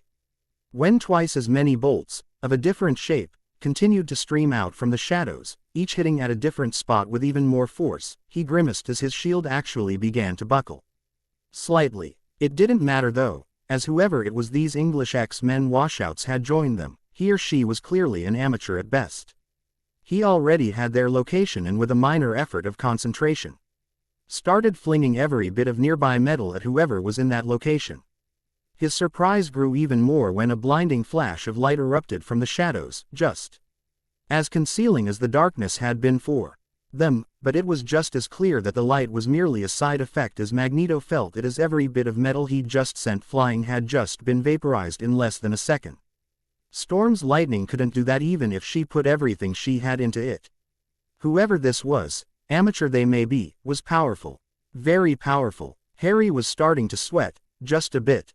He was grateful more than ever for his study hall hours, as he doubted that he would have had the endurance to keep this up for as long as he had otherwise. First directing full power blasts to overwhelm Flame Man, or Pyro as Pete had called him, to effectively take him out of the fight. Then, trying to do the same to Magneto. Harry wasn't as misinformed as one might think. Just Beck. Oz the Dursleys didn't let him watch TV, did not mean he was ignorant of world news. And the mutant terrorist Magneto had most definitely made the news on more than one occasion. Still, he'd stuck to the shadows on the cameras. So neither he nor Hermione had been able to recognize him earlier. He recognized him now though. For half a second, he almost allowed his fear to overwhelm him, but he was a Gryffindor for crying out loud. The other half of that second had been planning on how to actually win against a mutant so powerful that the whole of the Avengers hadn't been able to subdue him the times they'd been sent after him. As it was, once he saw that a full-powered blast had little to no effect, he started throwing plasma bolts, hoping, praying that he might be able to discover some weakness, as he'd eventually learned about on those shielded targets in his simulations. When arrow bolts had no effect, he upped the number and changed to twist bolts, quickly probing the entirety of the electromagnetic sphere. Not knowing what else to do, he just tried adding the power and focusing on the blind spots that he had discovered in his own plasma-based force fields. It seemed to have an effect as the man seemed to glare at him and then waved his hand in Harry's general direction. A second later, every scrap of metal that Harry could see around him lifted up and turned their sharp ends toward him and tried to impale him like some kind of killer bludgers. Really not wanting to die, Harry didn't hesitate to bring his plasma flame to full strength, adding a sub-layer of a plasma shield beneath the flames. Watching as the pieces of metal skipped the liquid and gas phases and were instantly atomized in his plasma flames, adding fuel to the fire so to speak. All of this, of course, was by no means effortless. He was gasping for breath and sweating heavily by the time the metal stopped flying at him, but he kept his shield and flame up all the same. He wasn't sure how much longer he could do this. But he wasn't about to give up either. Nevertheless, Magneto being able to target him, even though he was pretty sure the mutant menace had not seen him, meant that it was time to change positions and work more on defense. Just like in The Sims. Cutting his plasma flame down so it was no longer a blinding beacon, yet still leaving an inner shield up, Harry flew back into the building and quickly through the hallways to get to a different side of the courtyard. He tried to stay away from windows when he passed by, and keep the light from his flame relatively low, so that by the time he got to the next hole in the wall, he could hide in the shadows once more without anyone, especially Magneto, suspecting anything. While he'd been flying around, the rest of Excalibur had gotten together and secured Pyro, and now all four of them were moving on Magneto, to little if any effect unfortunately. Captain Britain had freed Psylocke from her shackles, and for good measure. Sure she'd cut Pyro with her psionic blades to keep him unconscious, while Banshee and Dazzler had gotten back to their feet and were converging on Magneto, doing their best to combine their powers and overwhelm the powerful mutant. Harry didn't want to give away his position too soon, nor did he want to accidentally hit or injure one of his friends, so he wasn't doing anything for the moment. Problem was, the minute he attacked, he'd have to move to a different location, as Magneto would just find him all over again and send a bunch of shrapnel to either keep him busy or maybe even try and kill him. This was an international terrorist here. Suddenly, he remembered his last few targeting sims in study hall, where he'd actually been able to control the direction of his plasma bolts, and after a lot of concentration, he even got a couple of them to stay stationary and then fire, like a kind of delayed trigger sort of thing. Of course, having a bunch of plasma bolts shoot out of the same hole in the wall would be the same as shooting out a full-powered blast from the same spot, so, wait a minute, that's it. Taking several deep, Filling breaths, Harry began to concentrate. His plasma flame ignited and then, the same as when he was simultaneously hitting multiple targets, numerous bolts began to shoot out of the flame. Only they weren't heading in the same direction. Some went down the left hallway. Some went down the right, others diverged further, as Harry maintained his concentration and used his memory of the layout of the center to feel out where he should move the bolts. Once he felt that enough bolts were at the correct positions, he stopped them and had them hold still in midair. Taking a very quick look at the battlefield, he saw an opportunity come up and confer. Med that all of the plasma bolts were really in position. The moment that Magneto knocked all of his opponents away with an electromagnetic surge, before they even landed, Harry attacked, releasing every single plasma bolt he'd put on a trigger, as well as a few extra twist bolts sent up into the air and then directed downwards. As a final volley, Harry waited until the bolts were a bare second off from hitting and then struck with a heavy beam, putting as much power as he possibly could into it, making it fast enough to strike at that semi-end with enough force that Magneto, even behind his own force field, was knocked back and sent careening to the ground. "Ah!" the Master of Magnetism cried as his protection was forcibly removed. "Harry," Brian whispered to himself, already back to his feet from Magneto's earlier attack. He briefly looked back at where the majority of the attacks had come from, but he saw nothing and no one. Not willing to distract himself, and trusting that his protege and friend would know when to keep his head down. Not that he didn't appreciate the help, of course. Flying in above his enemy, taking care to avoid any clear shots of any pieces of metal, Captain Britain sought to finally end the confrontation, only for it to be proven once again that Magneto was by no means a soft opponent. At the last second, he raised his hand up at Captain Britain and, like anybody else would catch a softball, stopped him in midair. He used his powers of magnetism in an incredible subtle way, by focusing on the single pieces of iron and metal that was placed on his foe's body. A belt buckle, boot straps, even the minute traces of iron in his blood. It was a tenuous grasp at best, but it was enough for Magneto to throw the flying man off course and give him enough room to regain his composure. "I do believe we have worn out our welcome," the leader of the Brotherhood growled.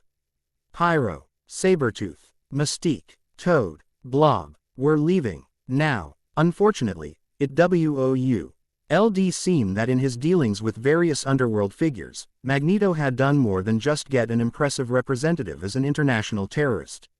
He also, apparently, had invested in either teleporter technology, or had recruited someone that could pull a long-range teleportation without being on site. Even those that had been tied up were grabbed up and whisked away in a vanishing flash of energy. "Well, that was anticlimactic," Banshee muttered. Muir Island, conference room couple of hours later. "Sorry about the trouble on your first visit to the island, kids," Brian apologized yet again to the Hogwarts students. Even as they were helping in straightening up the damage the attack by the Brotherhood had caused. "We don't exactly schedule these things, but most often, it's rather peaceful around here." Danger room sessions aside, you mean? Harry joked with the older superhero. Yeah. Brian sheepishly scratched the back of his neck. "So what were they after?" Hermione asked. "Those people, I mean, they were hardly here for the sole purpose of fighting you and causing damage. They were looking for something." "What?" "That's a good question." Brian turned to Forge and crossed his arms, intimidatingly. "And the moment they appeared, you disappeared with Moira. Something we should know about. Do you realize how much of a recruiting poster you look like right now?" Forge retorted. Captain Britain, still in uniform, had the decency to blush, but he didn't back down either. Sighing, Forge walked over to one of the computers and pulled up something on the holographic display for everyone to see. "I do a lot of government contract work. I also do even more private work to keep the lights of this place turned on and running, among other things. Security systems, weapon systems, even simple things like revolutionary new medical and scanning equipment." Magneto mentioned the plans for a new kind of sentinel. Psylocke ruthlessly questioned. The way everyone, even Harry, tensed and glared at the tech mutant in horror and distrust told the two visiting wizards that whatever it was, a sentinel was not a good thing. Forge, however, didn't even register the glares. as he'd gone dangerously pale and looked even more horror-stricken than the rest of them were. Finally, he did notice the glares and quickly explained himself. Those plans were hacked from the SHIELD database by Shadowcat a month ago. I've been analyzing them with Beast, and a couple of other colleagues, to see if we could identify exploitable weaknesses, as well as develop countermeasures. One of our colleagues hypothesized about what would happen if someone simply switched out the CPU from the design and put in one that was designed around targeting ordinary humans instead of mutants. None of us thought of it as funny, and the plans themselves never left the island. Saved to a disk and kept in the safe, no copies ever made. So, Pete Wisdom spoke up. Who is this colleague of yours? Forge hesitated, but finally sighed and nodded. Tony Stark, the multi-millionaire, business tycoon, former weapons designer, now philanthropist, high-end technology manufacturer Tony Stark. That Tony Stark, Hermione blurted out, her eyes wide. Yeah, Forge shrugged, apparently not having expected a reaction like that. Isn't he that guy that keeps getting accused of being his own bodyguard, Iron Man? Harry asked. Several snickers behind barely covered mouths was his reply, raising an eyebrow on the young mutant's brow. Finally, somebody asked the big question that they were all avoiding. So, why would this Stark, Tony Stark? Hermione shouted the correction. Right, whatever, Stark, Stork, same difference, Ron scoffed. Why would he let any of the guys that just attacked us know about these plans that are only on a single disk in a safe that nobody should even know exists? I mean, from what everybody here knows about him, it doesn't sound like he'd do that normally, right? Except that, Kitty interrupted, actually raising her hand to get everyone's attention. 2 days ago, Stark Security reported that they'd discovered an illegal hack on several of their secure communication servers. I know, because I had to rewrite a bunch of my own backdoors when they ran the sweeps. It's not too hard to imagine that Magneto either had someone listening in, or whoever it really was that got caught sold the information he'd been picking up, and if the discussions Tony, Reed, Beast and I had about the Sentinel schematics was part of what was hacked or caught, i.e.d. before it was caught, Forge trailed off and started slamming his head on the table. Stupid. Should have just deleted them outright. Still can't we? Psylocke asked. Think that would stop Magneto?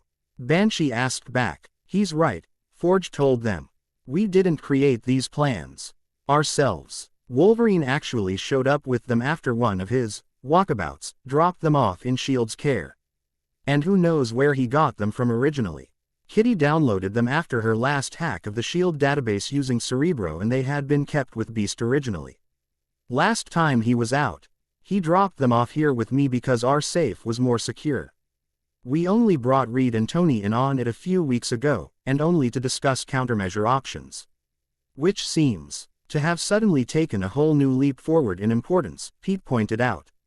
No kidding, Psylocke remarked.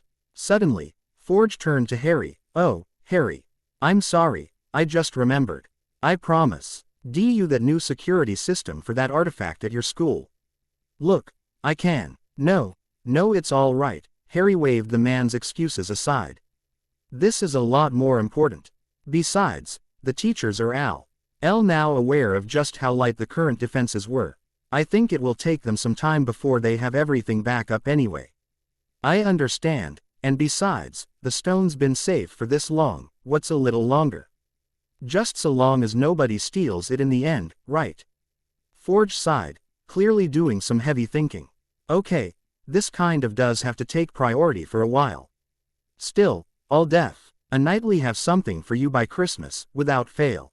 Harry shrugged. That's plenty of time. Like I said, Forge, no rush. Just wanted to help out Professor Dumbledore, given what all he does for the world. Being on the ICW, that is. Speaking of helping out, Brian walked over and clapped Harry on the back. Nice job today, Harry.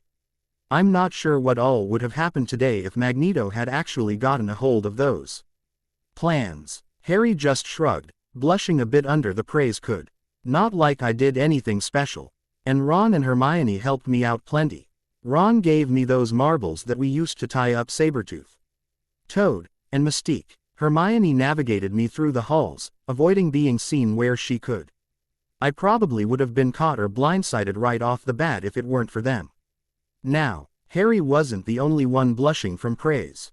It's not like we really did anything, Hermione argued, we just helped you out, Harry. You're the real hero that went out and did everything. We just hid in a closet somewhere, not doing anything. That's not true, Brian interrupted, surprising the young spellcasters. Quite often, it's the support people that make the ultimate difference. Yeah, the heroes, like all of us, are out there in the thick of it, using our powers and having incredible fights, but we'd be a lot worse off if it weren't for those that are there to help us out when we needed it. Like you were there for Harry. Brian's right, Psylocke added. Harry might have saved our bacon by distracting Magneto and taking the rest of the Brotherhood out with surprise attacks. I'd be willing to bet though, that he wouldn't have been able to pull off those surprise attacks if it weren't for Ron's gadgets that he gave up, or Hermione giving Harry instructions on where to go and what to avoid. Am I right? The three young magic users could only blush in reply, Ron looking the shade of a tomato by this point, while Hermione looked down at her feet and struggled not to start giggling. Harry just scratched the back of his neck and tried to look modest. Well, enough of that, Moira brought them all back down to earth. Time ye kids got back to school, Not to worry, we'll handle the clean up. Ye just get back on to school now. Got that? Portkey thing Dumbledore should have given ye. The three of them held up the portkey and nodded.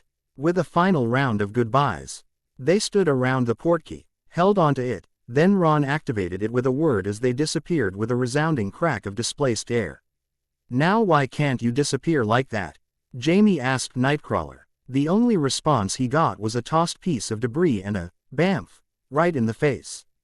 Hogwarts. Gryffindor Common Room Monday. Ron Weasley was sitting alone in one of the corners of the common room that afternoon after classes had let out, working on several different things, most of them essays, but also the ever-ongoing astronomy project of mapping out the positions of the stars and constellations of the heavens. It was a bit of a break from the norm, as it was very rare that Ron, Harry, and Hermione were ever seen separate from each other. Especially when studying or doing homework. However, today, Harry was in his study hall, and Hermione had been drafted by Professor McGonagall for some extra credit project, leaving the youngest Weasley son at Hogwarts to do his homework alone for once. Once upon a time, he might have skivvied off and done anything else, like play chess or some other wizard game. Then, Harry took him and Hermione down the forbidden third-floor corridor, followed by taking them to an island where a team of superheroes live, and were witness to a siege by a group of mutant terrorists that were well capable of killing every single one of them, him, Hermione, and Harry especially. Ron had grown up knowing the world was not always going to be a nice place. His parents and older brothers were superheroes for crying out loud. There had been the occasional villain, magical or otherwise, that had nearly gotten the best of them, and there were nights when Ron worried if he'd ever see any of his family again. But, at the same time, he still viewed the world through the eyes of a child. His parents and brothers did always come home, the bad guys were always thwarted, and the good guys, right, justice, and truth won in the end. Logically, he knew the truth that the world was a cold, hard, gray place, not black and white or filled with colorful happy endings you read about in fairy tales. Still, his heart continued to believe in the childhood dream. Then Harry almost got himself killed and all he could do was watch it on a monitor with Hermione while they cowered away in a security room. Ron Weasley would not let that happen again. He could not afford to risk losing his friends, not if there was anything he could do about that. Which, unfortunately, meant studying, training, learning, and doing homework. It also meant a couple of other things here and there, not the least of which was when last night, after getting back from Muir Island, he'd approached his brothers, the twins, Fred and George, and asked them to arm him up. Well, that really meant he begged and pleaded with them to give him their full bag of crime-fighting tricks and teach him to use everything and then some. They had him actually begging on bended knees at one point. But unfortunately their teasing natures took so much time that Percy had finished his rounds and was walking past and heard enough to get the idea, and he made them all pee. Remise that in addition to the twin devils teaching their youngest brother how to use all their tricks, that Hermes would also be training young Ronald in how to best defend himself when divested of his weapons and wand. Basically translated, in the evenings before dinner, and after class, for about 3 to 4 hours straight, Percy would super speed Ron away to a specialized training area set aside just outside the Forbidden Forest. Yet still hidden from view, where the twin devils, or clones, nobody can ever tell, were already waiting, and then proceeded in running Ron through the Weasley ringer. Sometimes, and they admitted this, they came up with new trinkets and tricks made just for Ron, all so they could spend a few more hours a week grilling their brother in how to use it. Of course, all that came later. As this being Monday, it was his first day of training. Unsure if it was a coincidence or not, Ron had just finished the last of his homework and put it all away in his bag at the exact same moment the twins came and plopped down beside him, on both sides. "So, brother dear," Fred began. "Ready to make good on your promise?" George asked. "Yeah," was all Ron said, getting to his feet. "Good." George broke out into a wide grin. "We'll be waiting," Fred added. "Percy is waiting in the main hall," George said. "Best not to keep him waiting," Fred said. "You know how our dear brother," George started. "Hates to wait around," Fred finished. "Thanks," the youngest redhead nodded, before racing out and making his way to the main hall. When he got there, he saw Percy standing there by the door. But thankfully no other students were in the immediate area at the moment. When he saw his younger brother, Percy perked up and waved his hand. Ron quickly ran over. "Ah, Ronald, excellent timing. I only got here a moment or two ago myself. Now then," he looked the younger wizard up and down. "Ready to go, are we?" Ron simply nodded his head in the affirmative, and then grabbed him under his shoulders and they were off. And then they stopped. Ron stumbled a bit when his brother let him go, a bit disoriented. He had some sensation of movement and he felt like he'd just gotten off a high-speed broom without bothering to brake before landing. Nevertheless, it happened so quickly that he consciously registered only that 1 second he was in the main hall. And Percy was grabbing him. And the second after that, he was stumbling in the middle of a warded clearing in the middle of the Forbidden Forest. Once his equilibrium was restored, Ron took a moment to look around and see the place where they would be training him. It really wasn't that impressive. Trees on all sides, except for the 50 by 50 square meter circular pasture that had tall grass and a few wild flowers. But surprisingly no trees. A few rocks, boulders really were in the exact middle of the clearing and only stood about 4.5 feet above ground, no wider than the Weasleys' kitchen table back at the burrow. Beyond the scenery, Ron soon exactly alone in the clearing. For one thing, Percy was gone, and there were a lot more people than 2 or 3. He did, however, easily recognize all of them. Standing not too far from him was the Wizard Wonders superhero known to the wizarding world, and Britain exclusively, as Hermes, the fastest wizard alive. They hadn't actually raced, but rumor had it that Hermes was just as, if not actually faster than the mutant superhero Quicksilver. It was only a rumor though. The rest of the clearing was occupied by identical copies of the same individual. Or, at least the same 2 individuals. The twin devils were magical mischief makers that had the power to duplicate themselves to near infinity, allowing them to quickly overwhelm their enemies. And it didn't help that they fought dirty and tended to lean more towards prank-like behavior than sticking to the letter of the law about taking in criminals. As such, criminals were more afraid of the twin devils than they ever were of the Aurors, Azkaban, or even Dementors. Because if the twin devils found out you were a criminal and were actually guilty of the crime, they would find you, and you would never be safe. No matter what, even in Azkaban prison, and nobody was sure how they did it, the pranks would continue to plague those the twin devils targeted. Thankfully, the pranks never became lethal, but were a severe hindrance, and in some cases a lethal trap would be preferable to what some of the things the twin devils have done over the 2 years since they took up their superhero mantle. The costumes, Ron knew, were all crafted and made by their mother, that is after she knew and finally accepted that the family was going into the superhero business. Hermes, Inspi, read almost solely by the Greek god of travelers and messenger of the gods of Olympus, wore a primarily red, gold, and a touch of blue to his colors. He wore a full helmet, painted mostly red, but with a wing-swept design coming off it on either side of his head. The visor itself was metallic gold in color, but really Ron knew the entire helmet was something their father designed.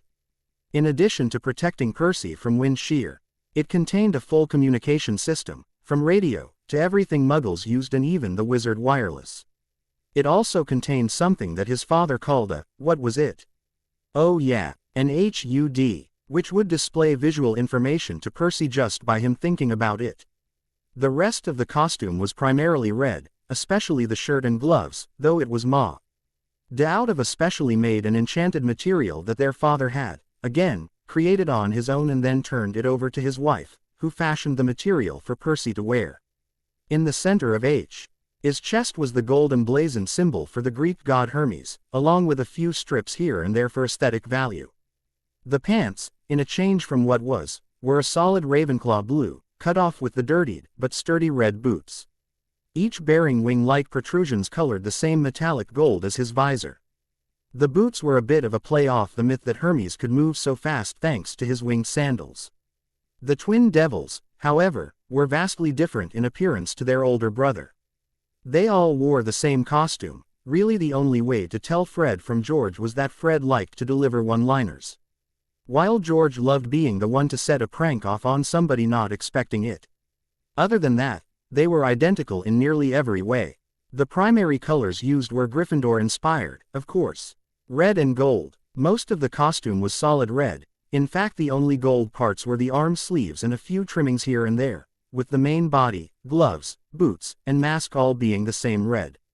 Of course, given their name, the mask itself was a parody of a devil mask, except that the eyes were mirrored and at some point the twins learned how to cast a glam that made them flash and glow occasionally. Their chins and mouths were left uncovered, though the mask framed it as though fangs extended over the exposed skin, which under the right conditions made criminals think they had two mouths. A human mouth inside of a demon's maw. Thankfully, they did not go overboard on the horns, in fact making them little more than small spikes coming straight out of their foreheads. The main body of the costume was more like some kind of vested tunic, except that it was skin-tight, and had very big and pointed shoulder pads. Which brings up the other way to tell them apart. They each bore a pitchfork on their chest, but Molly Weasley designed the costume so that one twin would have the pitchfork on his left side, and the other would have it on his right side. This change continued on into their clones, so you could at least tell that much. The boots weren't that special, just the same as Hermes' red boots. The belts, however, that's where the twin devils got their tricks, pranks, and most of their fighting power. Their parents had nothing to do with those belts, that was all Fred and George. It was hypothesized that each made their own belt unique, and it was yet another way to tell them apart, but it was such a mishmash of components, carriers, gadgets, gizmos, and other things that unless they were standing side by side and allowed you the time to inspect it, it would be impossible to identify the difference on sight. Ron had seen some crazy things come from those belts. Grappling hooks, rope binding marbles, and a roll of enchanted stickers, not even the beginning of it all. After allowing Ron time to gather himself, the twin devils, all 30 of them, grinned maliciously, right before 28 of them disappeared in a poof of magic smoke, leaving only Ron and his 3 older brothers. Or 2 clones of his older brothers. It was just as impossible to tell the difference from clone to original as it was to tell Fred from George or vice versa. "You ready for this, Ronnikins?" the left twin devil asked. Sounded like Fred. "We get you first," the right twin devil picked up the speech. "Then Hermes over there gets you tomorrow," the first one finished. "Course all he'll be teaching you is how to dodge and silly stuff like that. Not that it's really all that silly. Just the way he does it. It looks really silly. Unless you're actually dodging stuff, that is." "Too true, my compatriot." "Thank you, comrade." "Guys," Ron interrupted, "if you would please, can we get on with this?" "Right," Left said. "First up, you know the easy stuff. The toys we used to play around with back when it was just petty thieves and pickpockets, that sort of stuff. Insta-spell stickers, bind and catches, halo cuffs, the go-go yo-yo, the Gardner shield," Wright said. "Things like that," the first one concluded. "Thing is, all that is last year's models. We've come up with things so much better, it'll knock your socks off." "Ooh, That's a good one. We should come up with something that'll actually do that, he said to the other. Or even better, we'll blast all their clothes off. Brilliant. Wicked brilliant. Probably shouldn't use it on any witches though. Ah, yes. Good point there. ERHRM. Ron coughed subtly. Right then. First up, standard gear. Stuff we've found we use a lot more than anything else. Pranks are one thing, but each one does have to be specialized. Can't be repeating ourselves, we have our reputations to uphold. But in the heat of it, we still find ourselves using some gear more than others. This is what we'll be showing, supplying, and training you to use, Ron. And as much as we love joking around and playing the pranksters, we know it's only a matter of time before you're joining us out there, fighting the bad guys and putting yourself in danger, all to save the innocent people of Britain and the magical world. So, we're not about to risk losing our brother, any of our brothers, due to improper lessons or a lack of equipment understanding. Therefore, we will run you like a ragged dog until you know this stuff better than we do. No joking around once training begins. We have Ron, one side, our fun-loving, pranking in good humor, lovable brothers, one with the brains for transfiguration and potions, the other with talent for charms and runes. On the other side, we didn't choose our name. Twin devils by chance, you understand. Our victims chose it for us. And during training, you'll be meeting our devil side, Ron. First up, the Millennium Shield. The next day, Ron couldn't believe it. Percy, he could see running him ragged and making him work 3 times as hard for every scrap of knowledge he got out of his conceited brother. But the twins, they were supposed to be the fun, easy-going brothers, and explain how to use their gadgets with jokes and dirty puns. Ultimately, it turned out the twins were making him study like it's for the final exams, while Percy is having him go over the basics. Good Ron, good. The red-haired prefect complimented him. Now just try locking your wrists in place after completing the motions, and maintain your stance and your balance. Excellent. Quote, Percy, Ron growled out. How long are you going to make me do this? This is the basic stuff. I've done the basic stuff since I was 4 years old when Bill taught all of us. And despite what it looks like, pretty much every night that everybody went on patrol, me and Ginny were practicing this non-stop.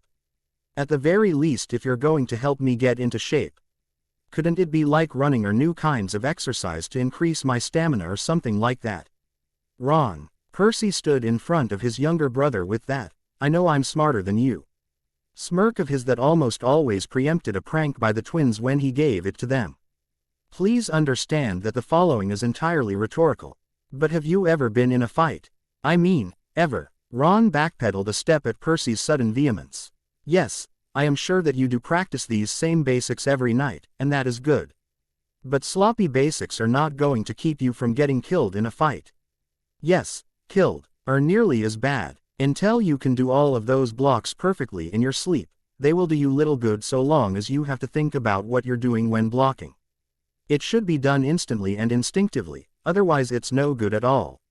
And don't even think of throwing the first punch, or any punches at all. Heroes do not throw the first punch. Believe me, I know that, Ron grumbled. But what good is this instant instinct you're talking about if the only thing I do is practice blocking?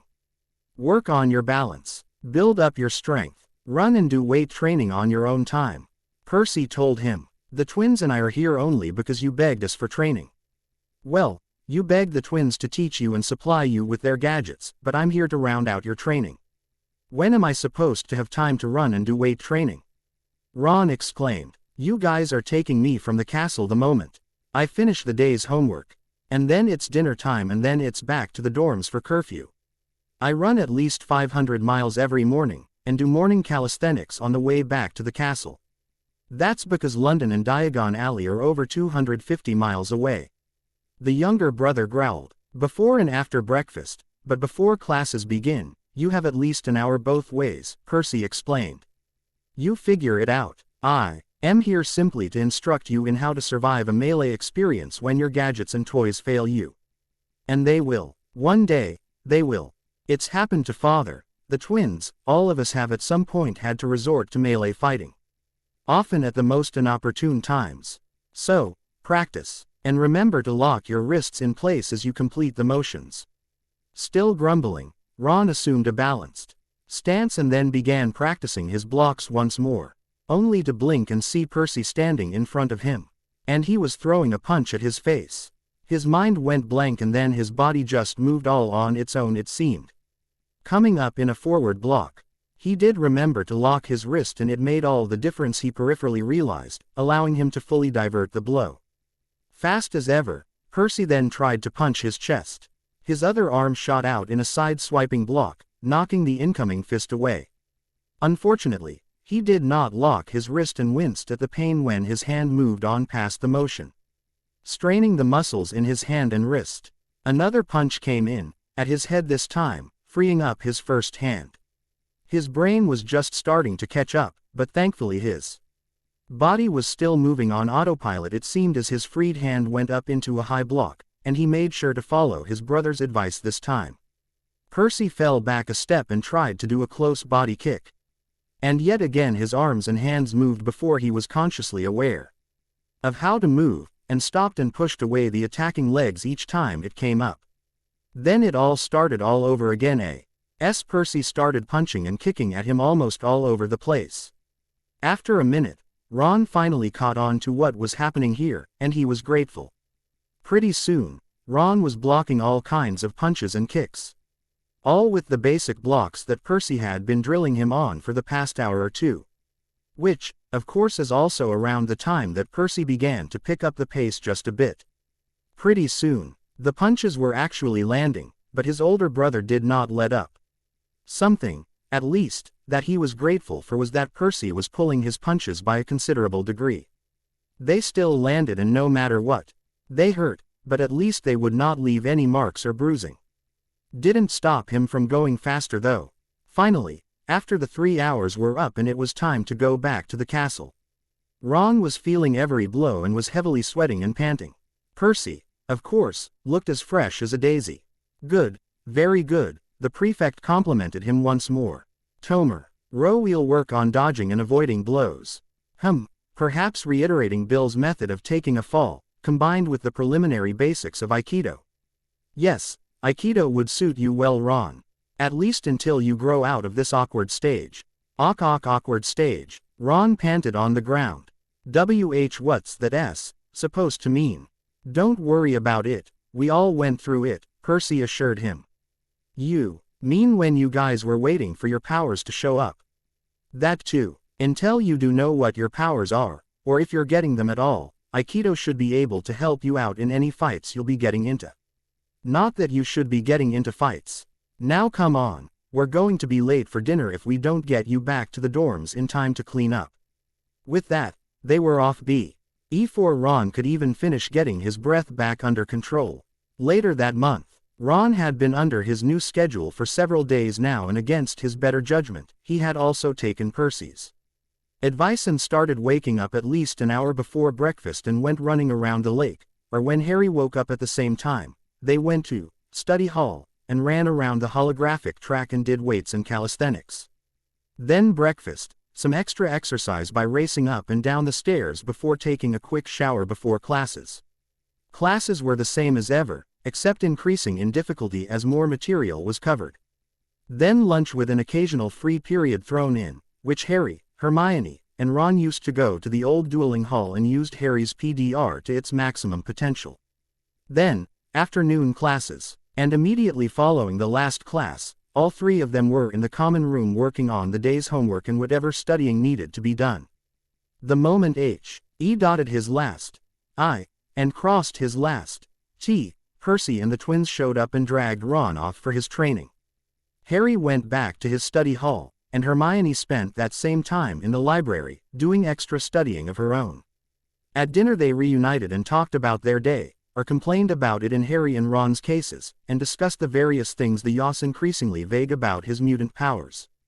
Glossing over study hall, like it wasn't even worth mentioning. Ron, likewise, was being rather close-mouthed about his new training regimen and tight-lipped about his family, aside from the occasional slip. He was still afraid that if he ever did start talking about his family to his two friends that he would eventually slip and blurt out the biggest secret of his whole life. That his entire family were wizard superheroes. Hermione, of course, could hardly shut up about all that she was learning. She often went on for the whole of dinner about a certain spell that she had either heard about, read about, seen, or had been discussed in class, and she'd gone to research it in the library later on. It was like eating next to a talking encyclopedia some nights, but as much as the boys preferred active learning to passive, listening to Hermione and how passionate she could become about learning magic was surprisingly fun all the same. Especially when she brought forth the topics of spells that both of them might want to try out themselves. Needless to say, the new friendship, while not exactly spending all their time together, was slowly blossoming and strengthening its roots quite well. Ron, while still plagued with occasional impatience, began to feel that his training was making some, albeit minor, progress, and began dealing with everything with a much cooler head than before. Especially as he came to the realization that despite not having his powers yet, at the rate he was going, he would probably be able to join his family in their superheroing endeavors before he even got his powers. Anyway, it was Friday, the day before the weekend, and it was also a devil day, as the twins liked to call it. Right then, Ron was getting drilled in all of the gadgets the twins had given him thus far. Explaining to them, in detail, what it was called, what it did, how it operated, and a few off the top of his head examples of circumstances in which they should be used and how. Ron could only hope that the real final exams at the end of the year weren't as tough as all this. Not bad, Ronnikins, not bad, Twin Devil 1 commented. Not bad at all, to be perfectly honest about it, Twin Devil 2 added. But, not bad, is not good.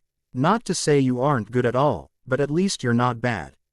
That's true. Well, what do you expect? Ron exclaimed at them. Yes, yes, yes. I asked you to help me out and load me up with all this stuff, but do you honestly expect me to believe that you had all of this stuff built, learned and memorized by the time you were my age? Of course not. Don't be silly. We had 5 times as many gadgets back then, and even now we're planning on upgrading all of this stuff with newer models before the end of the month, the first devil admitted. Not to mention that we're planning and testing out another dozen or so more tools to work with, the second added. Then you also have to consider the specialized resources used in our pranks. Ron blinked, staring at his older brothers in something akin to awe. It was quite a revelation for him to learn how his fun-loving, annoying, trouble-making older brothers that he used to look to as the slackers of the family were actually the hidden geniuses that were at least as smart as his dad, whose superpower was increased brainpower that allowed him to analyze, comprehend, and invent technology, spells, and combinations of both that were advanced beyond belief. If not smarter, it kind of put things in perspective for Ron, the next to last baby of the family. How much of this has been a prank to see when I'd finally crack and start acting like a spoiled Slytherin again? He finally asked them with a serious tone. The first day, the twins said in unison. And by now, I mean, now that I understand how serious this all is, and what you mean by it all. Now, Twin Devil 1 grinned wide. Now comes the practical. Twin Devil 2 gave him a shark's tooth grin, eyed before they both jumped back and reached for their belts. Startled, Ron went with the instincts Percy's training had been pounding into him for the past few days, and he rolled back while palming a NSV smoke pellet while reaching for the Millennium Shield at the same time. He did not, however, immediately pull out the magically created shield, waiting until he saw whatever the Twin Devils would throw at him. Turns out that was a good thing, as the first thing the both of them pulled out was the Tag-'em guns. Pistols that shot out every known binding spell taught at Hogwarts. Even the Newt-level spells. If he'd tried to defend with a shield, he would have just been a bigger mummy afterward. Thankfully, for Ron anyway, he threw down the smoke pellet first and quickly dodged, rolling to the side and diving back out of range. The NSV smoke pellet is basically just that, a smoke pellet. The NSV stands for Null Spell Void, as the properties of the smoke released pretty much nullify any ND all spells cast by a wand for about a 5 to 10 foot radius from the point of dispersal. Sort of a double-edged sword for most wizards, except that Ron didn't know enough magic to do anything beyond floating stuff and turning wood to metal and vice versa. The one fault the NSV can't cover, however, is that the magic innate are placed into objects are unaffected, so if the devils threw in an ancient object that could do as much damage as their spell-casting tools, then he was still in trouble. Keeping one hand on, but still not drawing the Millennium Shield, Ron cast out another half-dozen NSV smoke pellets, scattering them over the clearing, a couple tossing in the air before breaking them with the slingshot. Which, of course, is exactly what it sounds like, with the only magic on it being that the band never breaks. And if you pull it back without putting a pellet in it first, a small stone is automatically conjured and put into the sling, giving it, more or less, unlimited ammunition. Clever Ronnikins, a voice called out from the haze. Very clever, came another from a different direction. We can see you, you know. Hiding isn't the point, Ron told them. Then he pulled out Polo Whip. Normally it might be called a Bolo Whip, but there was a very good reason for the name. Marco, he cried, flinging the whip forward into the smoke, keeping a grip on the handle as the whip flew out. Bugger, a voice cried out, only to be immediately silenced as Ron felt the whip strike the speaker. Immediately he tugged back on it and the whip instantly retracted. Ah, we see now, little brother. This smoke won't last forever though. Only for about 5 more minutes, not counting the pellets that you two managed to stop from exploding, Ron replied, running forward a bit before throwing the whip out again. Marco. Quote, silence, until some footsteps sounded off in the distance. Ron felt the whip tracking the sound, but he pulled it back instead, knowing the tactic the devils were turning on him.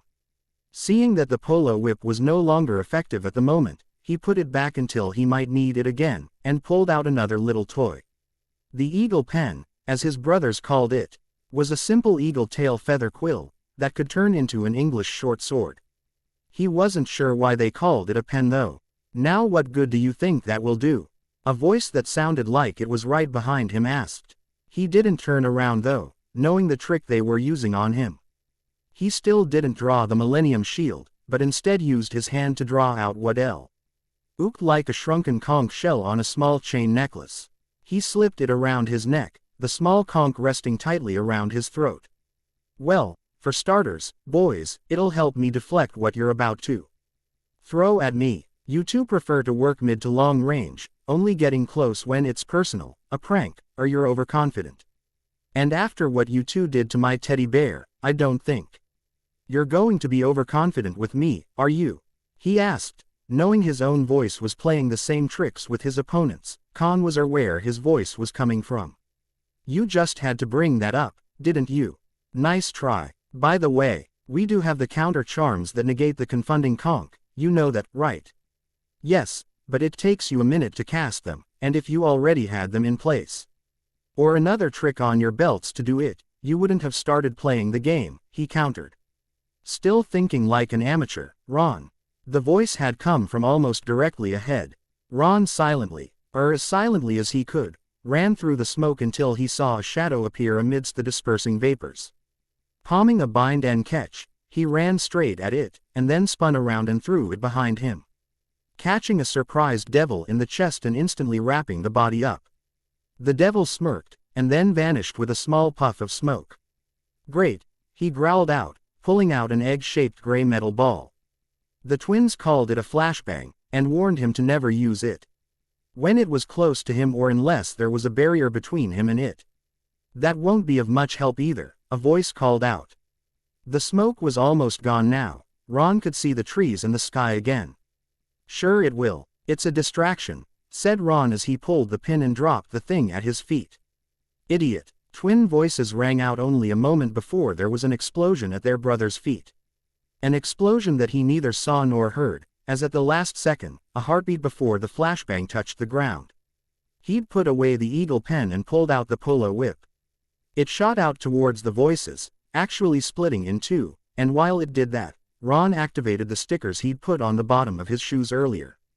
Before even leaving the castle, the spells on the stickers were for Depulso and Spongify, the first to send him flying into the air via an explosion from his feet to the ground. The later to make the ground rubbery, and to ensure that he didn't break his legs in the attempt. It all happened in the blink of an eye and the flashbang covered up the simultaneous explosion that came from the bottom of his feet. And thankfully he'd already put in earplugs and was looking at the sky in anticipation of the dual explosions, so he was minimally affected if at all. While he was in the air, the last of the smoke cleared and Ron had a full view of the entire clearing. Therefore, he got to see that his brothers had made about 10 clones while they sat off on the sidelines. Out of costume, meaning they were both in their school robes, and to add to it, they both sat at a judge's booth. When they saw him flying above the proceedings, they just smiled and waved, which frayed at Ron's waning patience. And drew attention to the fact that he was currently falling to the ground at a high rate of speed. The stickers on his feet expired, he couldn't count on a soft landing, so he pulled out the one trick that he had questioned if he would ever need or find a use for. Oh, the irony. Throwing the cube-shaped trick down in front of him, where he was about to land, he only had enough time to squint after that. Right before he was about to meet a messy end though, a 4-poster bed made up in white linens and a thick cotton comforter appeared and caught him just in time. Groaning as he rolled himself out of the sheets and back onto the forest floor, he growled to himself, never questioning their inventions. Ever again. Once he was back on his feet, however, he saw that the clones were all circling in closer, having either been unaffected, or overcoming the effects of the explosions. Then he saw a couple of them stumbling about and a few were walking very slowly. And on a course that would take them several meters to his left or right, and he knew that the flashbang had indeed been effective. That's when he pulled the Millennium Shield. Okay, that's enough. Good show everyone, you're dismissed. Fred stood up suddenly and all the clones disappeared in puffs of smoke. We're not about to let you unleash that thing on our helpless clones, brother dear, George explained to a very confused Ron. Put it away for right now. Besides, didn't we already explain that the only thing that can match a Millennium item is another Millennium item? Not exactly fair, or a real test, now is it? Well, how am I supposed to get experience in using this thing then? Ron asked, even as he put the Millennium Shield away. It's a shield, said George. There's not exactly a lot of technique required in its use. Only offensive thing you can really do with it is bash and shoulder rush the bad guys, but other than that its only use is to defend. Why didn't you pull it from the start? 'Cause that would have been stupid, Ron replied. How do you figure that? Fred asked back. Well, you guys only just admitted that you've got hundreds more gadgets and tricks up your sleeves, so for all I knew, once you saw me using the shield, you'd pull out the one gadget that could get past it. Good thing I didn't too, as those clones of yours used the tag guns right off bat and I would have been a gift-wrapped mummy with a magical shield. So, I did everything else I could think of to counter you guys, and only when I was on the ropes and had nothing else did I decide to pull out the shield. Oh, and Ron blushed and scratched the back of his neck in embarrassment. Thanks for giving me the hide-a-bed. Turns out I did find a use for it. Ha ha ha, yeah, wish we would have thought of that, George mumbled as he looked over at the bed. Anyway, right now, Ron, you have our entire set of up-to-date gear that we use in the field, said Fred. We'll be why to upgrade your own gear and maintain your supplies on an as-needed basis. And you can keep the Millennium Shield too. That thing's more trouble than it's worth in our hands. Besides, it doesn't duplicate to our clones for some reason. Wait, that's it. A few weeks of cramming, that's worse than what I've been told finals are like, and that's it. You're having me on, aren't you? Ron was outraged. Not at all. Well, not quite anyway. See, anything else, and we'd be teaching you how to make all these toys yourself. Which isn't really possible, or logical, because you're a first-year Ron. And first years know squat about spell crafting. Even when we were first years, we knew practically less than squat. But we cheated too, by having out clones read ahead in homework. And spending the entire year reading every book in the library, then the experiments, the testing, and the sneaking into Dad's garage at home as often as possible. But you're not the type to do that sort of thing, Ron. So we'll just leave you in Percy's capable hands, and anytime we come up with something new, maybe even a prototype to test out, we'll pick up right where we left off. But for right now, Fred glanced down at a timepiece he pulled from his belt. Practical exam is over with and it is almost dinner time. Percy should be here any second. Hermes arrived right next to them in a rush of wind, now. Excellent timing as always, Percival. Unfortunately, not as good as usual, Hermes said back to them. In a manner that most of his family did when wearing their costumes, Percy changed his voice. Or more like he changed his manner of speaking, from the pretentious and pompous prefect Percy, to a more serious and equally sarcastic and fast-paced tone. There's trouble at the alleys, Hermes told them. And the twins' faces fell. A moment later there were two each of Fred and George, and the originals quickly pulled out their special rings and twisted them. A moment later Fred and George were replaced by the twin devils.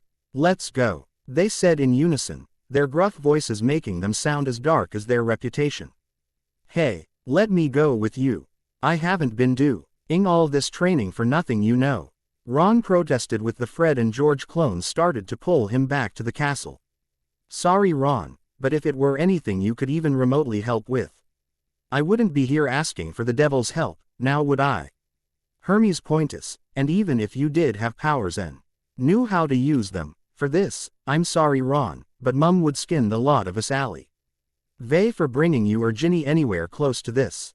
Well, at least tell me what's going on. Ron wanted to know. Hermes hesitated, but seeing both Fred and George and the twin devils giving him similar looks, he sighed and said a single word. A word that had all of them paling in fear and had Ron feeling grateful he wasn't going, while the twin devils, however, both got a glint of anger in their expressions. And you could feel the temperature of the atmosphere drop by several degrees. It's Theron, the witch hunter. Please read and review. Author's note. Next month's chapter may be delayed a couple times. So I apologize in advance for that. I find myself rewriting portions of the next few parts rather extensively. Initially they were written along the same lines of a script from the Adam West, Batman, TV series. Now I'm endeavoring to correct that glaring error. Thank you for your patience. Oh, and if you'd like it out on time or sooner rather than later, please feel free to contact me, and I'm always accepting offers for betas and co-writers. Enjoy.